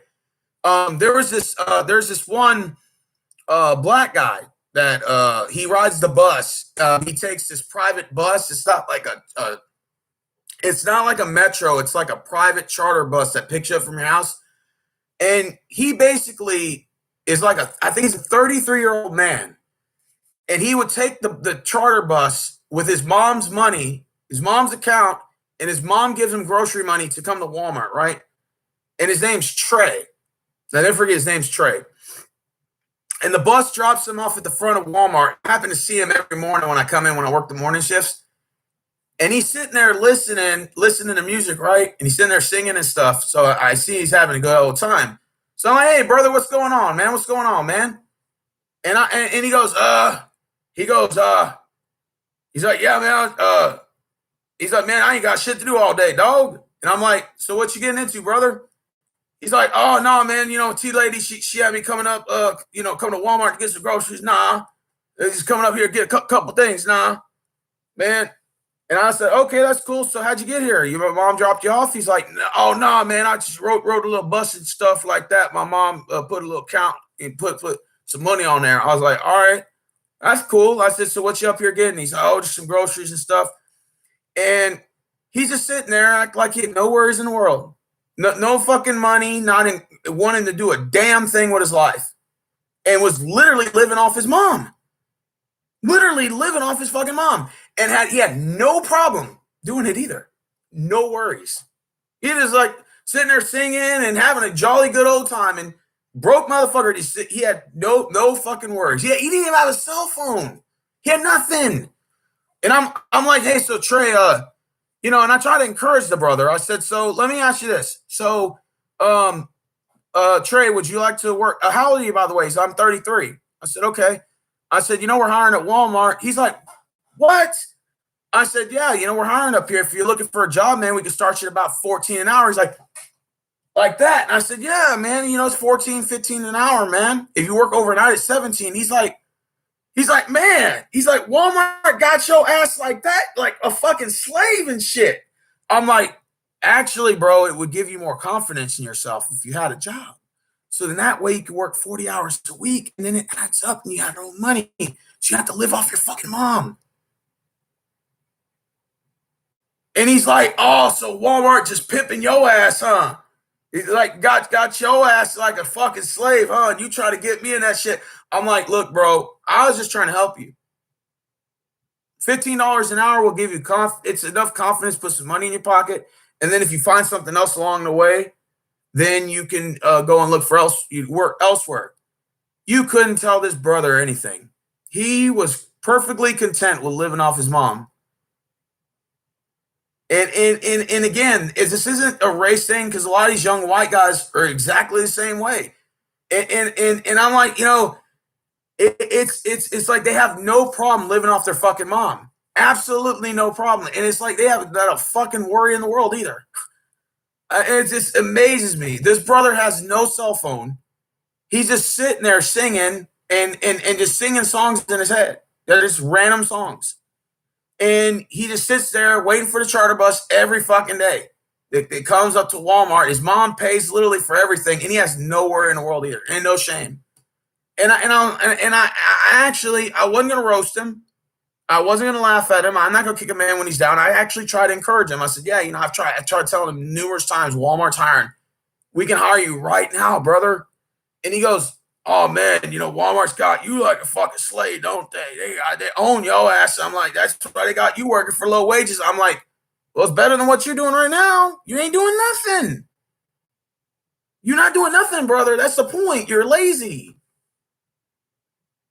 Yeah, some people can't be saved or helped. And it's the thing, it's like, it amazes me, and I don't mean to sound like a male feminist here, but the God's honest truth is you literally got a lot of these young women that are motivated to work more so than the guys. I never thought I'd see that ever. Because like most of the time growing up, it was always the guys were the hard workers. The guys were the providers. The guys were the ones that led. Now it's completely reversed. You got these women that are trying to build a bear, build a man. And you got these bums, these guys, these bums that are not motivated to work, not motivated to improve themselves. It's just asinizing, man. And it's not just like predominantly young men, but even there's some millennials that are like this too. And it's like, God. And they have no worries in the world living off their mom. They have no guilt, no shame to their game. And it's like, I was trying to tell the brother, I was trying to encourage him, watch you apply, for Walmart. And he's just like, man, that's like slave fucking work, bro. Like they got you working. They own your ass, don't they? I'm like, not really. I mean, I know it doesn't pay a lot, but it's better. I said, it's better than what you're doing. You don't even have a cell phone. Because I didn't want to roast him, but he was like trying to like tell me how, like, because he was like, oh, so they got you bent over. I'm like, hey, well, at least I'm doing something with my life. I'm like, what are you doing? You ain't even got a cell phone. He said, well, I need a cell phone for. I said, motherfucker, it's 2021. That's why. If you ain't got a damn cell phone and it's 2021, but you got a 6-year-old kid walking around with a cell phone and you're a grown ass man with no cell phone, yeah, dude, come on, man. I'm just, it's embarrassing to see that these young guys are just not, vast majority of them are not motivated to work. And the sad thing about it is when they come up to these jobs to apply, it's their mom, baby mama, or girlfriend pushing them to apply. Like you could tell they really didn't want to do it. It was it was some womanly presence pushing their ass to work. It's just asinizing. Like like the women that are pushing their guys to work are actually more motivated to better their men than the men are motivated to better themselves. That makes sense? And that's why I tell a lot of these women who are fucking with these ain't shit dudes, I tell them this all the time. The thing is you could try to build a man all you want to, but if he ain't motivated to want to better himself, then you've lost. Well, he's a failure, but you've lost. There's no way you can't motivate a man to want to better himself if he ain't motivated to better himself. I tell these women all this time, you fucking with these ain't shit dudes. All the time. Like my aunt was fucking with an ain't shit dude. This dude was always in and out of jail. Not motivated to work. Not doing nothing. And laying his ass up on the couch. And he was in his 30s. I was fresh 18 out of high school. I told that motherfucker flat out. I said, that dude's a fucking bum. So you need to get rid of him. Now, it took her 6 years, but she finally got rid of him. Thank God. But I used to come to her house, and this motherfucker laying up on the couch doing absolutely nothing. Just laying up on the couch doing nothing. The day just passing by, no big deal. He just exists. Like a leaf in the wind. And you got a woman sitting there going to work and everything like that, and your lazy ass is sitting up there on the couch. It's asinizing. And it's like, well, you could lay up there on your off day. I'm like, hey, motherfucker, every day's an off day to you because you ain't working. So every day's an off day for you.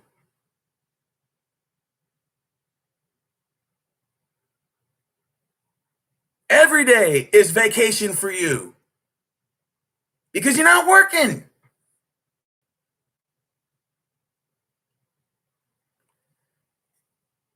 At least you admit that you're lazy and try to do something about it. Right.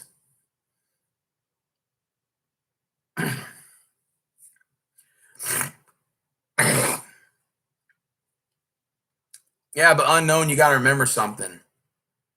You're 18 years old. I think you just turned 18. You're still in high school. You still have hope a little bit. So I can let you make it at 18.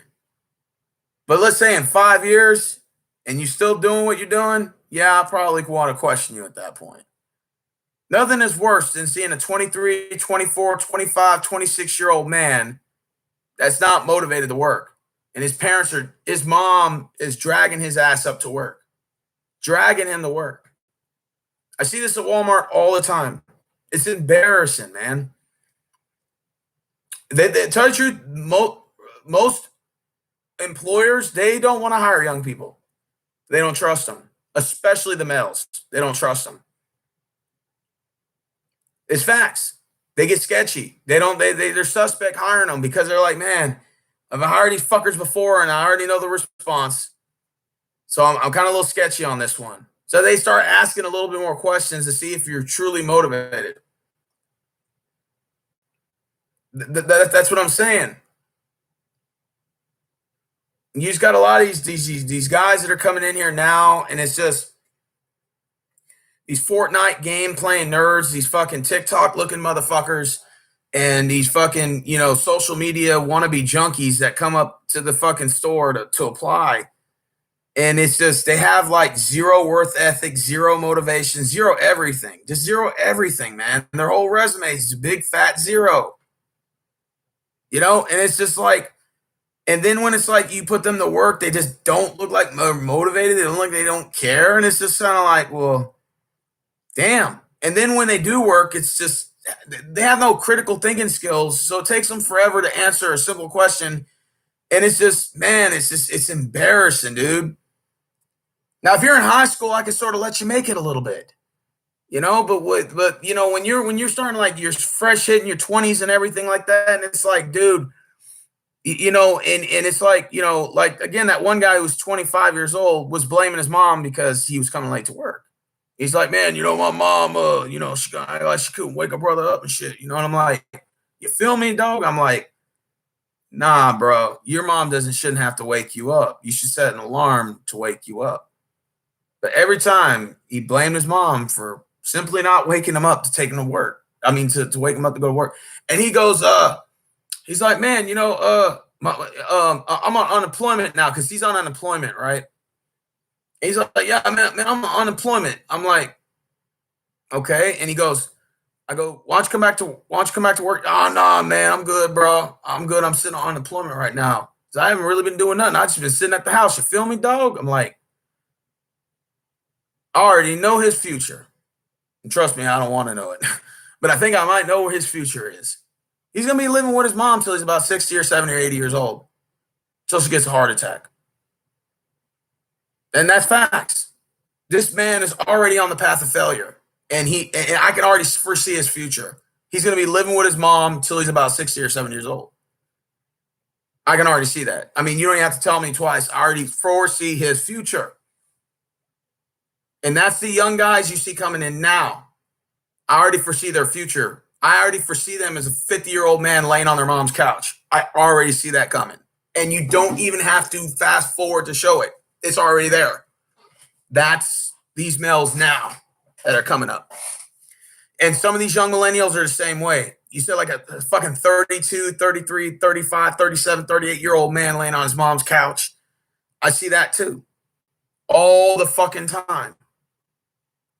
Moms are still packing their fucking lunches like they're going to school. I mean, that shit's embarrassing, dude. Yeah, there was this guy, his name was Natish, I'll never forget. And he was a 39-year-old man, and his mom packed his lunch every day to come to work, right? Now he doesn't work at Walmart no more. He got another job, right? But his mom drops him off to work at 39 years old. He never owned a car or anything, right? So he got a job at Walmart finally, right? So he works at Walmart and he would drop him off, right? So she dropped him off at work. And I said, hey, man, it looks like a pretty badass lunch you made right there. Everything's pretty made, but it doesn't look like you made it. It looks like a woman's touch. I said, your girlfriend made that for you? I thought it was maybe his chick. Oh, no, man, my mom packs my lunch every day when I go to work. I'm like, okay. I'm like, all right. I guess that's pretty cool. I said, so you don't drive or nothing like that? He's like, nah, man, fuck a car. What I need a car for? I got my mom to take me to work. I'm like, all right, that's okay. So I'm like, I thought the fool was like maybe in his 20s. So I'm like, that sounds like some like knucklehead 20-something-year-old talking his shit. So I'm like, all right, so how old are you? He's like, I'm 39. I'm like, 39? 39. What the fuck? I'm like, what the fuck is this? So I was like thinking to myself, your mom packs your lunch, takes you to work. You're already saying, fuck a car. I don't need a car. My mom takes me to work. There's something missing here. Like, I foresee his future. He's going to be laying on his mom's couch till he's about 80. I already foresee his future. And I don't even have to fast forward to see it. It's already right there. You got some of these dudes that have no shame in it. No shame in their game. Like, not wanting to work, not wanting to self-improve themselves, and just, my mom will help me out. Nah. And when I'm about 50, I'll worry about it then. Maybe then I'll worry about it then. Until then, stop fucking asking me to get a fucking job. You know?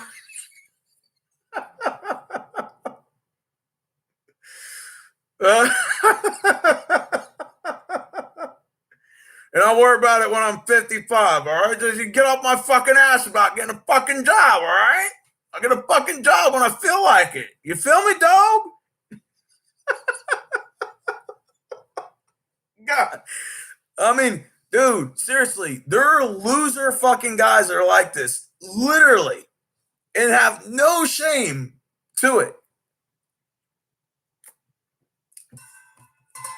You know? Like that one guy I told you, 33 years old, rides the bus to Walmart to get groceries for his mom, who has her name on the account, by the way, not his.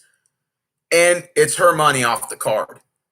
This guy walking around with the debit card like it's his, like he owns something. Doesn't have a fucking car or fucking cell phone. Nothing. Has no shame. Literally living off his mom. This is a middle-aged man we're talking about. A 33-year-old man. And every time you mention the word J-O-B, it was like rude. Considered rude and asinizing. To ask this motherfucker to get a fucking job. Jesus Christ, what is this world coming to? Now, I could let an 18-year-old man slide like that. A 19-year-old guy, maybe even a 20-year-old guy. I'll just tell him, hey, look, you still got a little time to change that. Get out of that lazy-ass attitude.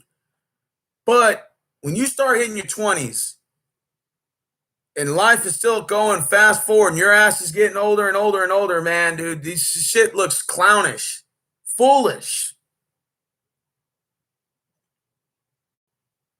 Nothing, I'm telling you, nothing is worse than seeing these 24, 27-year-old guys, 30-something-year-old guys just with this lazy mentality. It's just, it's embarrassing, man. You know, we had a couple that used to work at Walmart. All right, we had a couple that worked at Walmart. And I remember,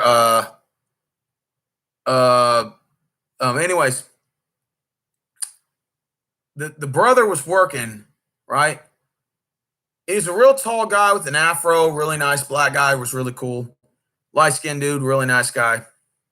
And his girl, he had a this little white girl that he used to date, and they would come up to Walmart and they were working. They were like a couple. Okay, that's cool. They probably dated in high school, whatever. And he seemed like a nice guy, right? Now, they both were stalkers, right? They had to stalk the shelves. This girl was like 5'2". This Jolly Green Giant was like about 6'4". And no matter what task you gave that girl, she worked. Now look at him, opposite story. When it was time for that brother to go to work, He always complained every sucking time he had to work. Man, that's bullshit, man. They put me back here by myself, man, and I had to fucking put the Gatorade up by myself, man. It's bullshit, man. My fucking back hurts, dog. And he's like, man, it's bullshit, man. They leave me back here by my fucking self. And I'm like, first of all, you're not back there by yourself.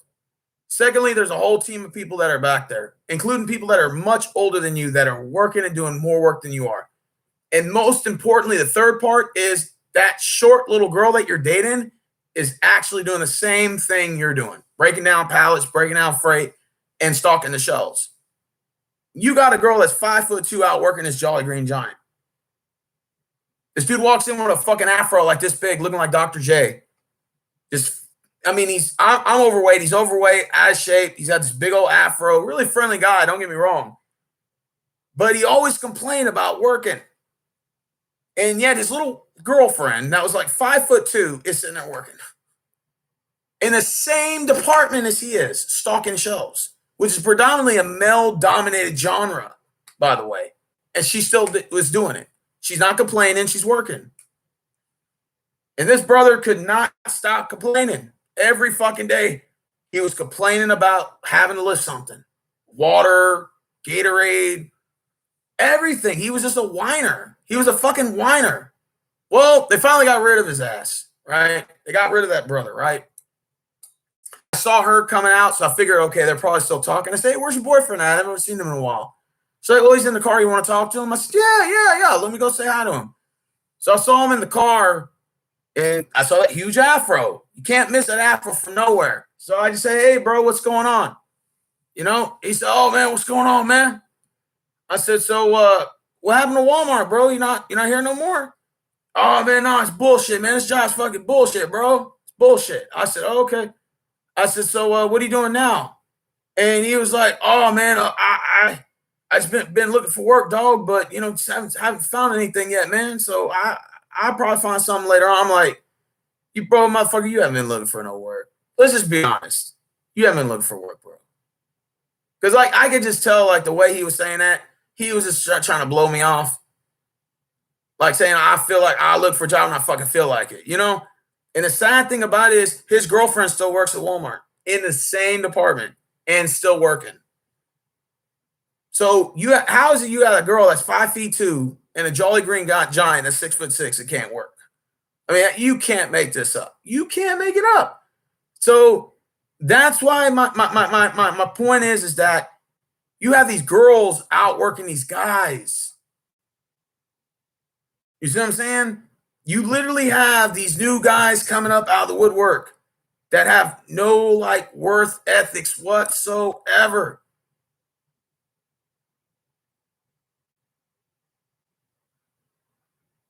You see what I'm saying? When you have the girls that are out working the guys like this, it's embarrassing, dude. It's embarrassing, dude. You know? You know, and I don't even know what to say. When you have a 40, 45, 50-year-old men that are just working and busting their ass and showing enthusiasm, even though their age is hitting them. Some of these guys, you can tell they got arthritis or some sort of health issues. And you can tell like that their health, even with their health slowly declining, they're still working. There was a pregnant woman that was working the other day. I saw at Walmart was working still, even throughout her whole pregnancy. And you got these fucking guys that are holding their back, not even pregnant at all. These young guys are like, oh, my back, dog. My back hurting. You feel me, dog? It's like, man, God, you're an embarrassment. Flat out. Like, how is it that the men have become so lazy? I mean, not all men, but how is it that mostly I'm dealing with guys that are lazy, not the girls? I thought it would be the opposite. I thought the girls would be the lazy ones. It's not the girls. It's the guys. They're the lazy ones. For the vast majority of the people I'm dealing with at Walmart, when it comes to laziness, it's the guys. You know? Rick said, I can't believe that fucking guy had the nerve to blame his mom for him being late to work. Yeah, he always did. Always blamed his mom for that. And she never fucking woke me up to fucking, how she expect a brother to come to work and fucking, go to work and fucking perform at my, supposed to do my task, and she can't even wake me to fuck up on time. I'm like, bro, you're supposed to wake yourself up. You're a grown-ass man. You're supposed to wake yourself up. I mean, it's crazy, I mean, I don't know. We're living in weird times, folks. Weird times.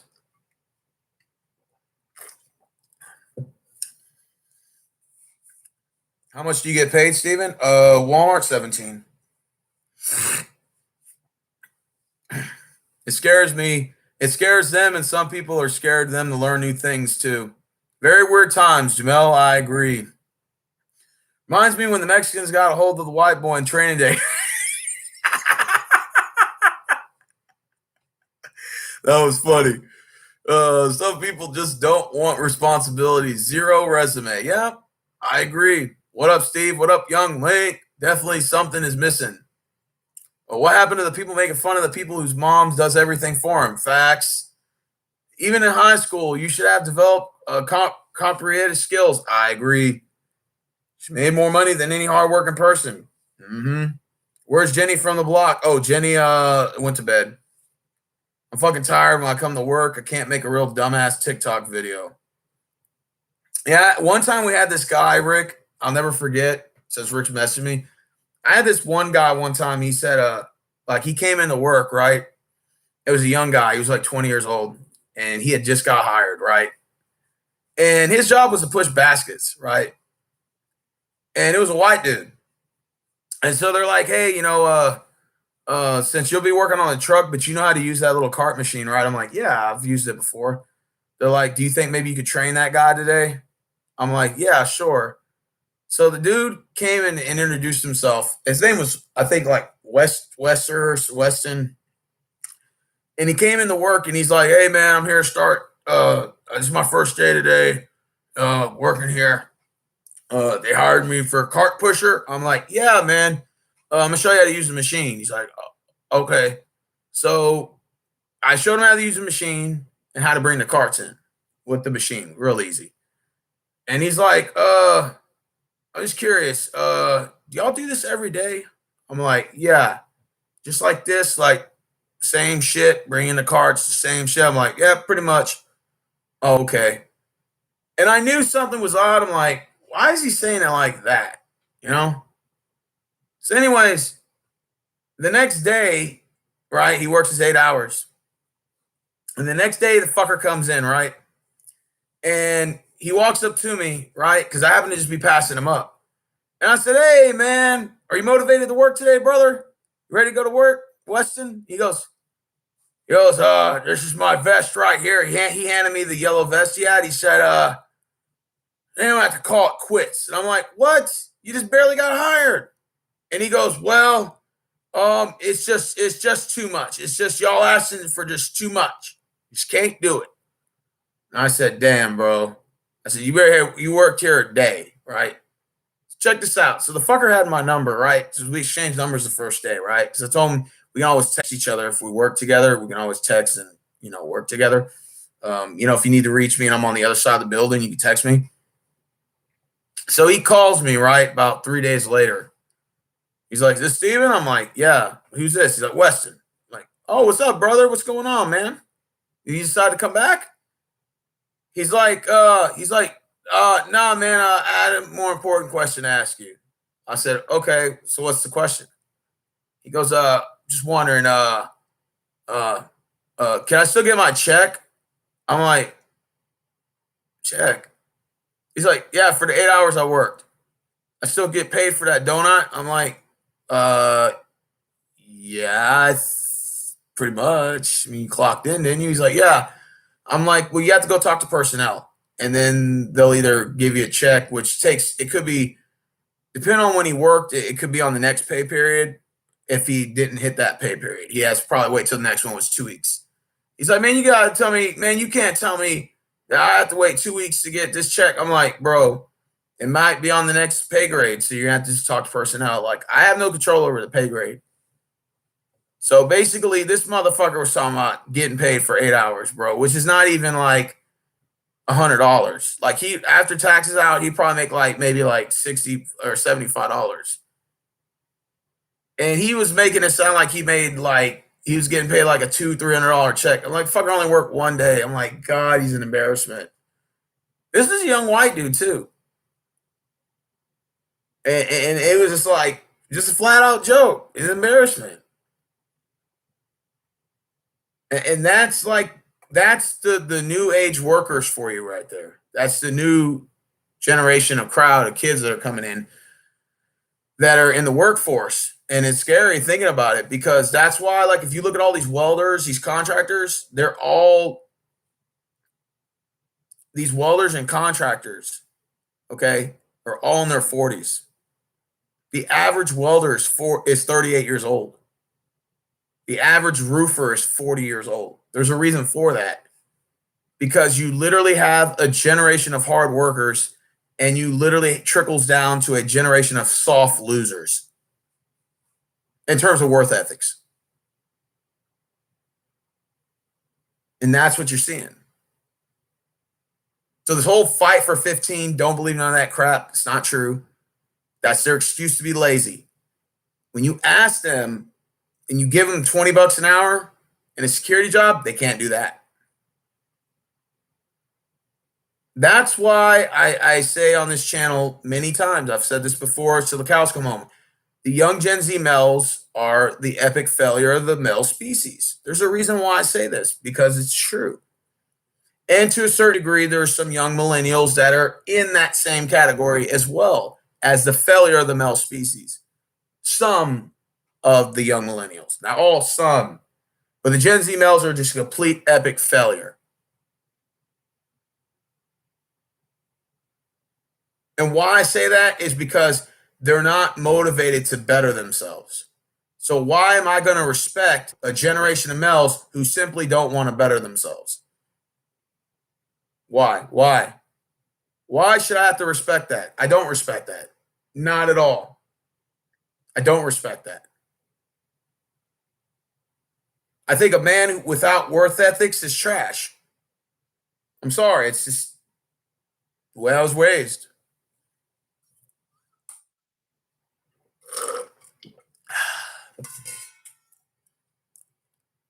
You shouldn't have to have a woman to motivate you to better yourself. You should already have to want to do that. You don't need a woman to do that. Now, if she encourages you to better yourself, that's fine. But a lot of these women that go to these ain't shit dudes that try to build a man up, build a bear, build a man, they go to guys like that to try to push them. But they don't want to better themselves. So it's like it's like trying to kick a dead horse. Or trying to make you can lead a horse to water, but you can't make him drink it. It's like that. It's like a scenario like that. Unless that man wants to mentally better himself, like he wants to better himself as a person, you can't, ladies, you can't build a man based on that. He has to want to better himself first, and then you come in and reinforce that. That's my point. Like me, I'm single, young guy single. Guess what? I'm motivated to work. So I don't need a woman to tell me something I'm already doing. I don't need a man to tell me something I'm not even doing. I'm already doing it. Because why? Because I'm motivated to go to work. And I'm motivated to better myself in life. I may not be the richest guy, but I'm motivated to go to work. And I'm motivated to make a little bit of money in my pocket so that I can have some sort of future or whatever, right?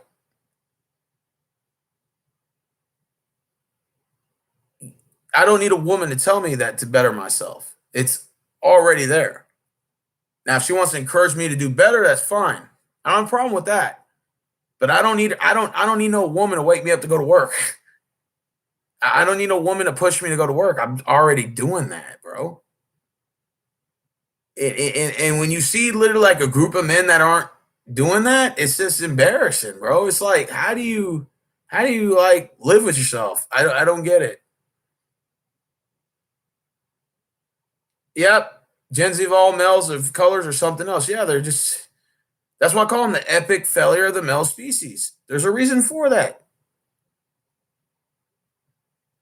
The whole fight for 15 is just an excuse. That's just an excuse for them to be lazy. You give them fuckers $20 an hour and they still, it wouldn't mean anything. Like they all want all the money but less work, and that's always been said to blame social media, celebrity worship, and home training. Yep, I agree, young Link. True, I don't want to get my hands dirty, but I have other skill sets that are beneficial and useful. Yes. But see, Jamel, you don't need a woman you don't need a woman to get behind you to push you. You already do that yourself. So you don't even need a woman to push you. That's amazing. You don't need a woman to build you to make you a man. You already are. That's the point. You got these males that need a fucking female to fucking push them, to make them better. Motherfucker, you should be doing that by yourself, you lazy fucking prick. People want the easy way out. Facts. He just wants to fix himself so they can work with him. Yep. Keep up the good work, Steve. We definitely need more people like you to help with the future. Yep. Facts. Yeah, it's true.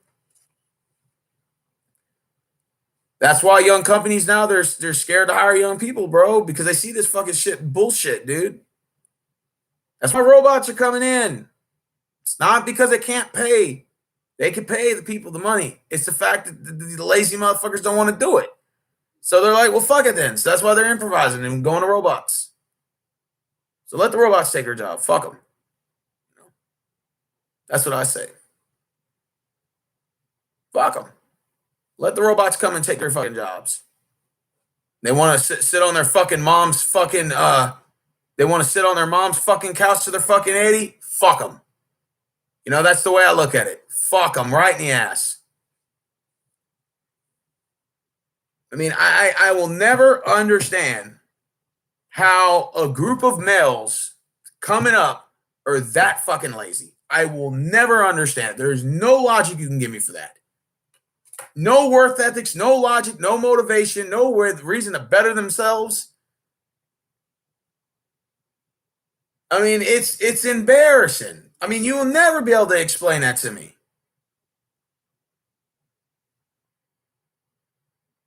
And then, you know, they have to have some woman fucking encourage them to work. I mean, it's embarrassing. You should, as a man, you should already self-motivate yourself to want to better yourself. It's just, like I said, some of these guys, they live off their girlfriends. They live off their baby mamas. They're living off their fucking mom. Now, I can understand if you're living with your mom and you contributed. That's understandable. I understand that. But to live off your mom and not work, bro. And they have no fucking shame to their game of living off their mom. They're like no remorse at all. It's embarrassing. Embarrassing. That's why I call them the failure of the male species. Is Gen Z males and the second half of the millennial males, some of them, are lazy sons of bitches. They are the failure of the male species.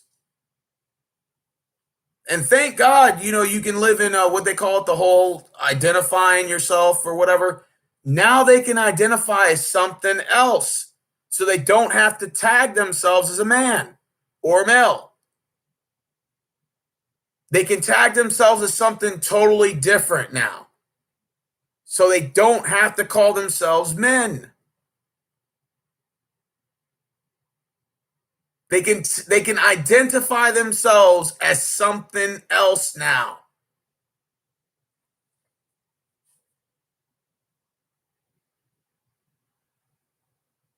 It's you know, nothing is worse than seeing a 24-year-old man coming to work with no motivation. Nothing is worse than that. Nothing.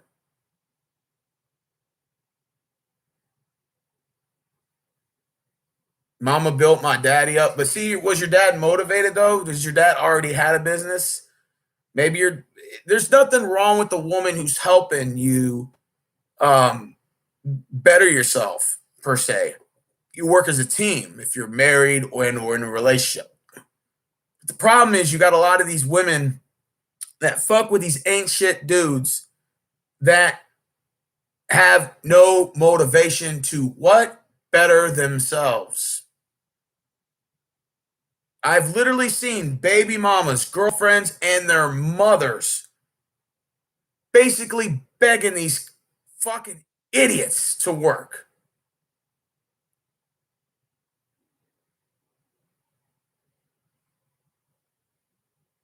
You see what I'm saying? It's a big difference.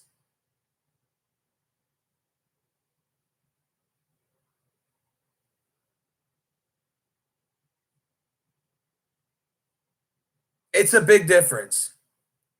And look, Rick said the average welder is 38 years old. Yeah. That's actually, if you guys look up statistics, the average welder is 38 years old. The average roofer is 40. The average, you know what that means? That means you have a generation of lazy motherfuckers that are coming up. Just absolute lazy motherfuckers. And the thing is another thing I want to clarify is this whole fight for 15 is a stupid ass argument because it's their excuse to not work. So what they say is a fight for 15, we want what we deserve, which 15, first of all, does nothing. Does absolutely nothing. But you can be a welder and make easily almost six-figure salary. But they're not going to those jobs. You can go to those construction field sites and apply for those jobs and make six-figure salary. They won't do it. They don't want to work in the sun. They don't want to work in construction. So then really the fight for $15 an hour is stupid because these jobs pay way more and your lazy ass still don't want to do it.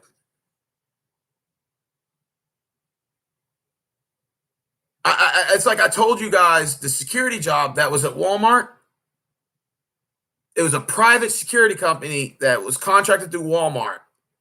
And all these bastards had to do was stand in the door all day for $19 an hour. Not hard. Rocket science. You stand in the door all day, you make $19 an hour, 40 hours a week. The head guy that was hiring was 40 years old with 2 kids. He was able to get a private contract through Walmart and was hiring young people between the ages of like 19 all the way to about under 30. And all these fucking motherfuckers had to do was sit by a door. That's it. And you tell people that they don't have the mask on, they have to put a mask on, or you can't come to the store without a mask. That's it. And these guys were coming to work late, leaving too fucking early. And what else were they doing? Not standing at their post, playing on their fucking cell phones. You fucked that up. And basically, he lost his contract with Walmart, and the dude's out of work. I hope he's okay now. I really did feel bad for him. But basically, young Gen Z, lazy cocksucking males made him lose his job. And he had nothing to do with it. And the dude was a hard worker, might I add. And came to work, motivated to work. Had his own company. Basically lost it because of Gen Z lazy motherfuckers.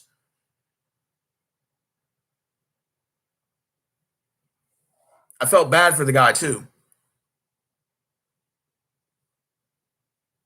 Rick said, how did he lose a contract? Well, when they're coming in late, not standing by their post, not telling people to put on a fucking mask, and the managers are complaining. And then when it was time to renew the contract, they said, no, thanks. Because it was all that was going on. Now, he did his job, but the people he hired didn't. And it wasn't his fault because he could only take the applicants that are being submitted. So he hired them. That's what they're doing. Young Gen Z males screwed it up. Like they screw up everything else. And as a result, the man lost his business. He lost a contract with Walmart. And he said, well, I figured I'd pay these guys $19 an hour. I figured maybe it would motivate them to work.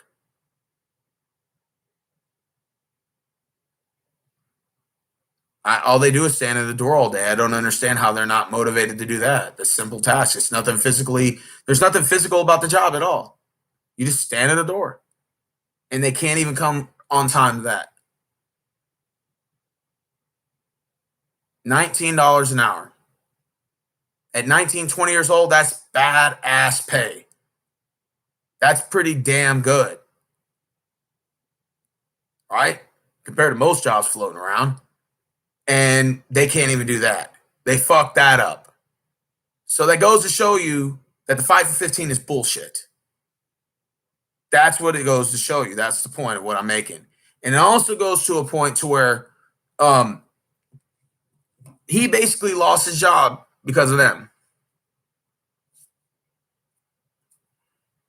And it's just, it's sad. It really is. It's sad that you got 45, 50, 60-year-old men that can come to work even though they're not as fast or quick as they used to be, but they can still come to work and perform.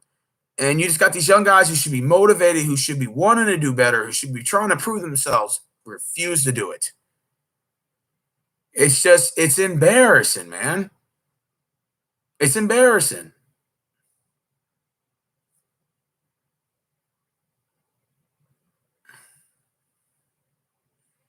They can also work for my only fan models, $100 an hour. Okay, well then let them do that then.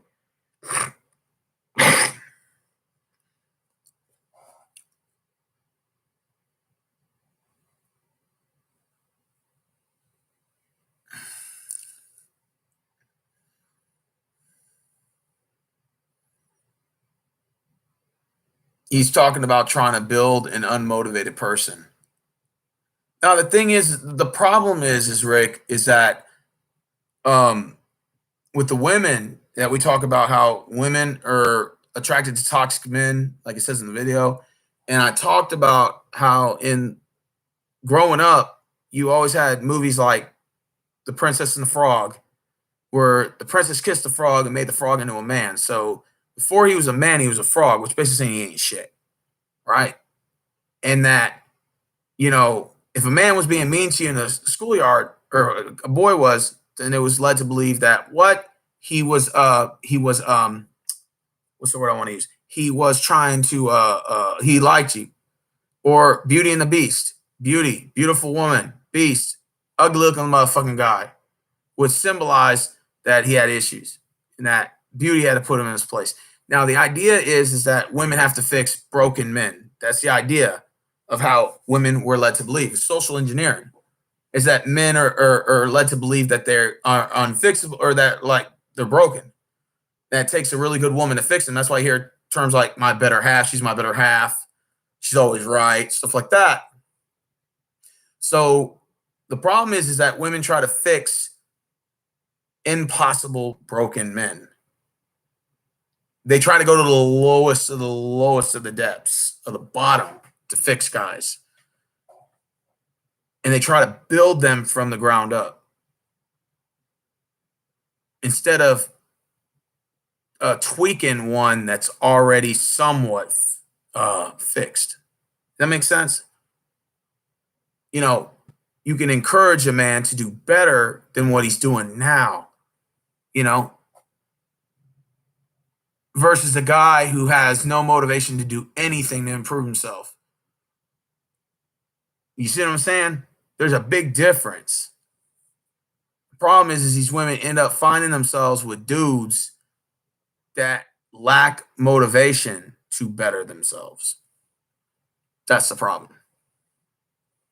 And that's how they get caught in those situations every time. And also a lot of it has to do with the fact that they have low standards.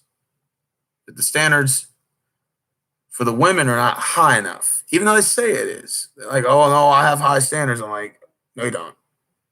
Because if you're having to build these ain't shit dudes from the ground up, that means your standards ain't shit.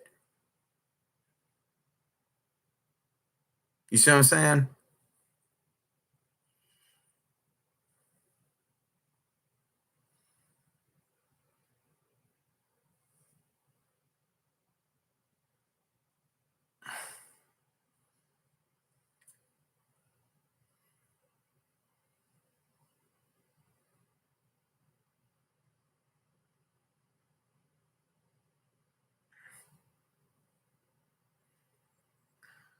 No, I'm not paying attention to your comment, man. And I already know it's not Uncle Lou, so I'm not worried about it. Here we go.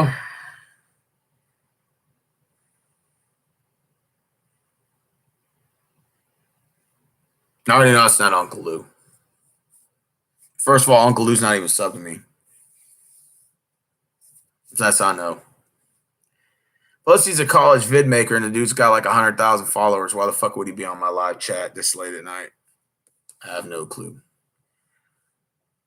Oh, man, I'll tell you what. I got to go to work at 12, and it's already 4 a.m., so I got to get some sleep. So I'm going to do a live stream tomorrow night. You guys make sure to check it out. I'm off on Monday, so make sure you check into my next stream. And I'm going to holler at you guys later, all right? All right, peace out.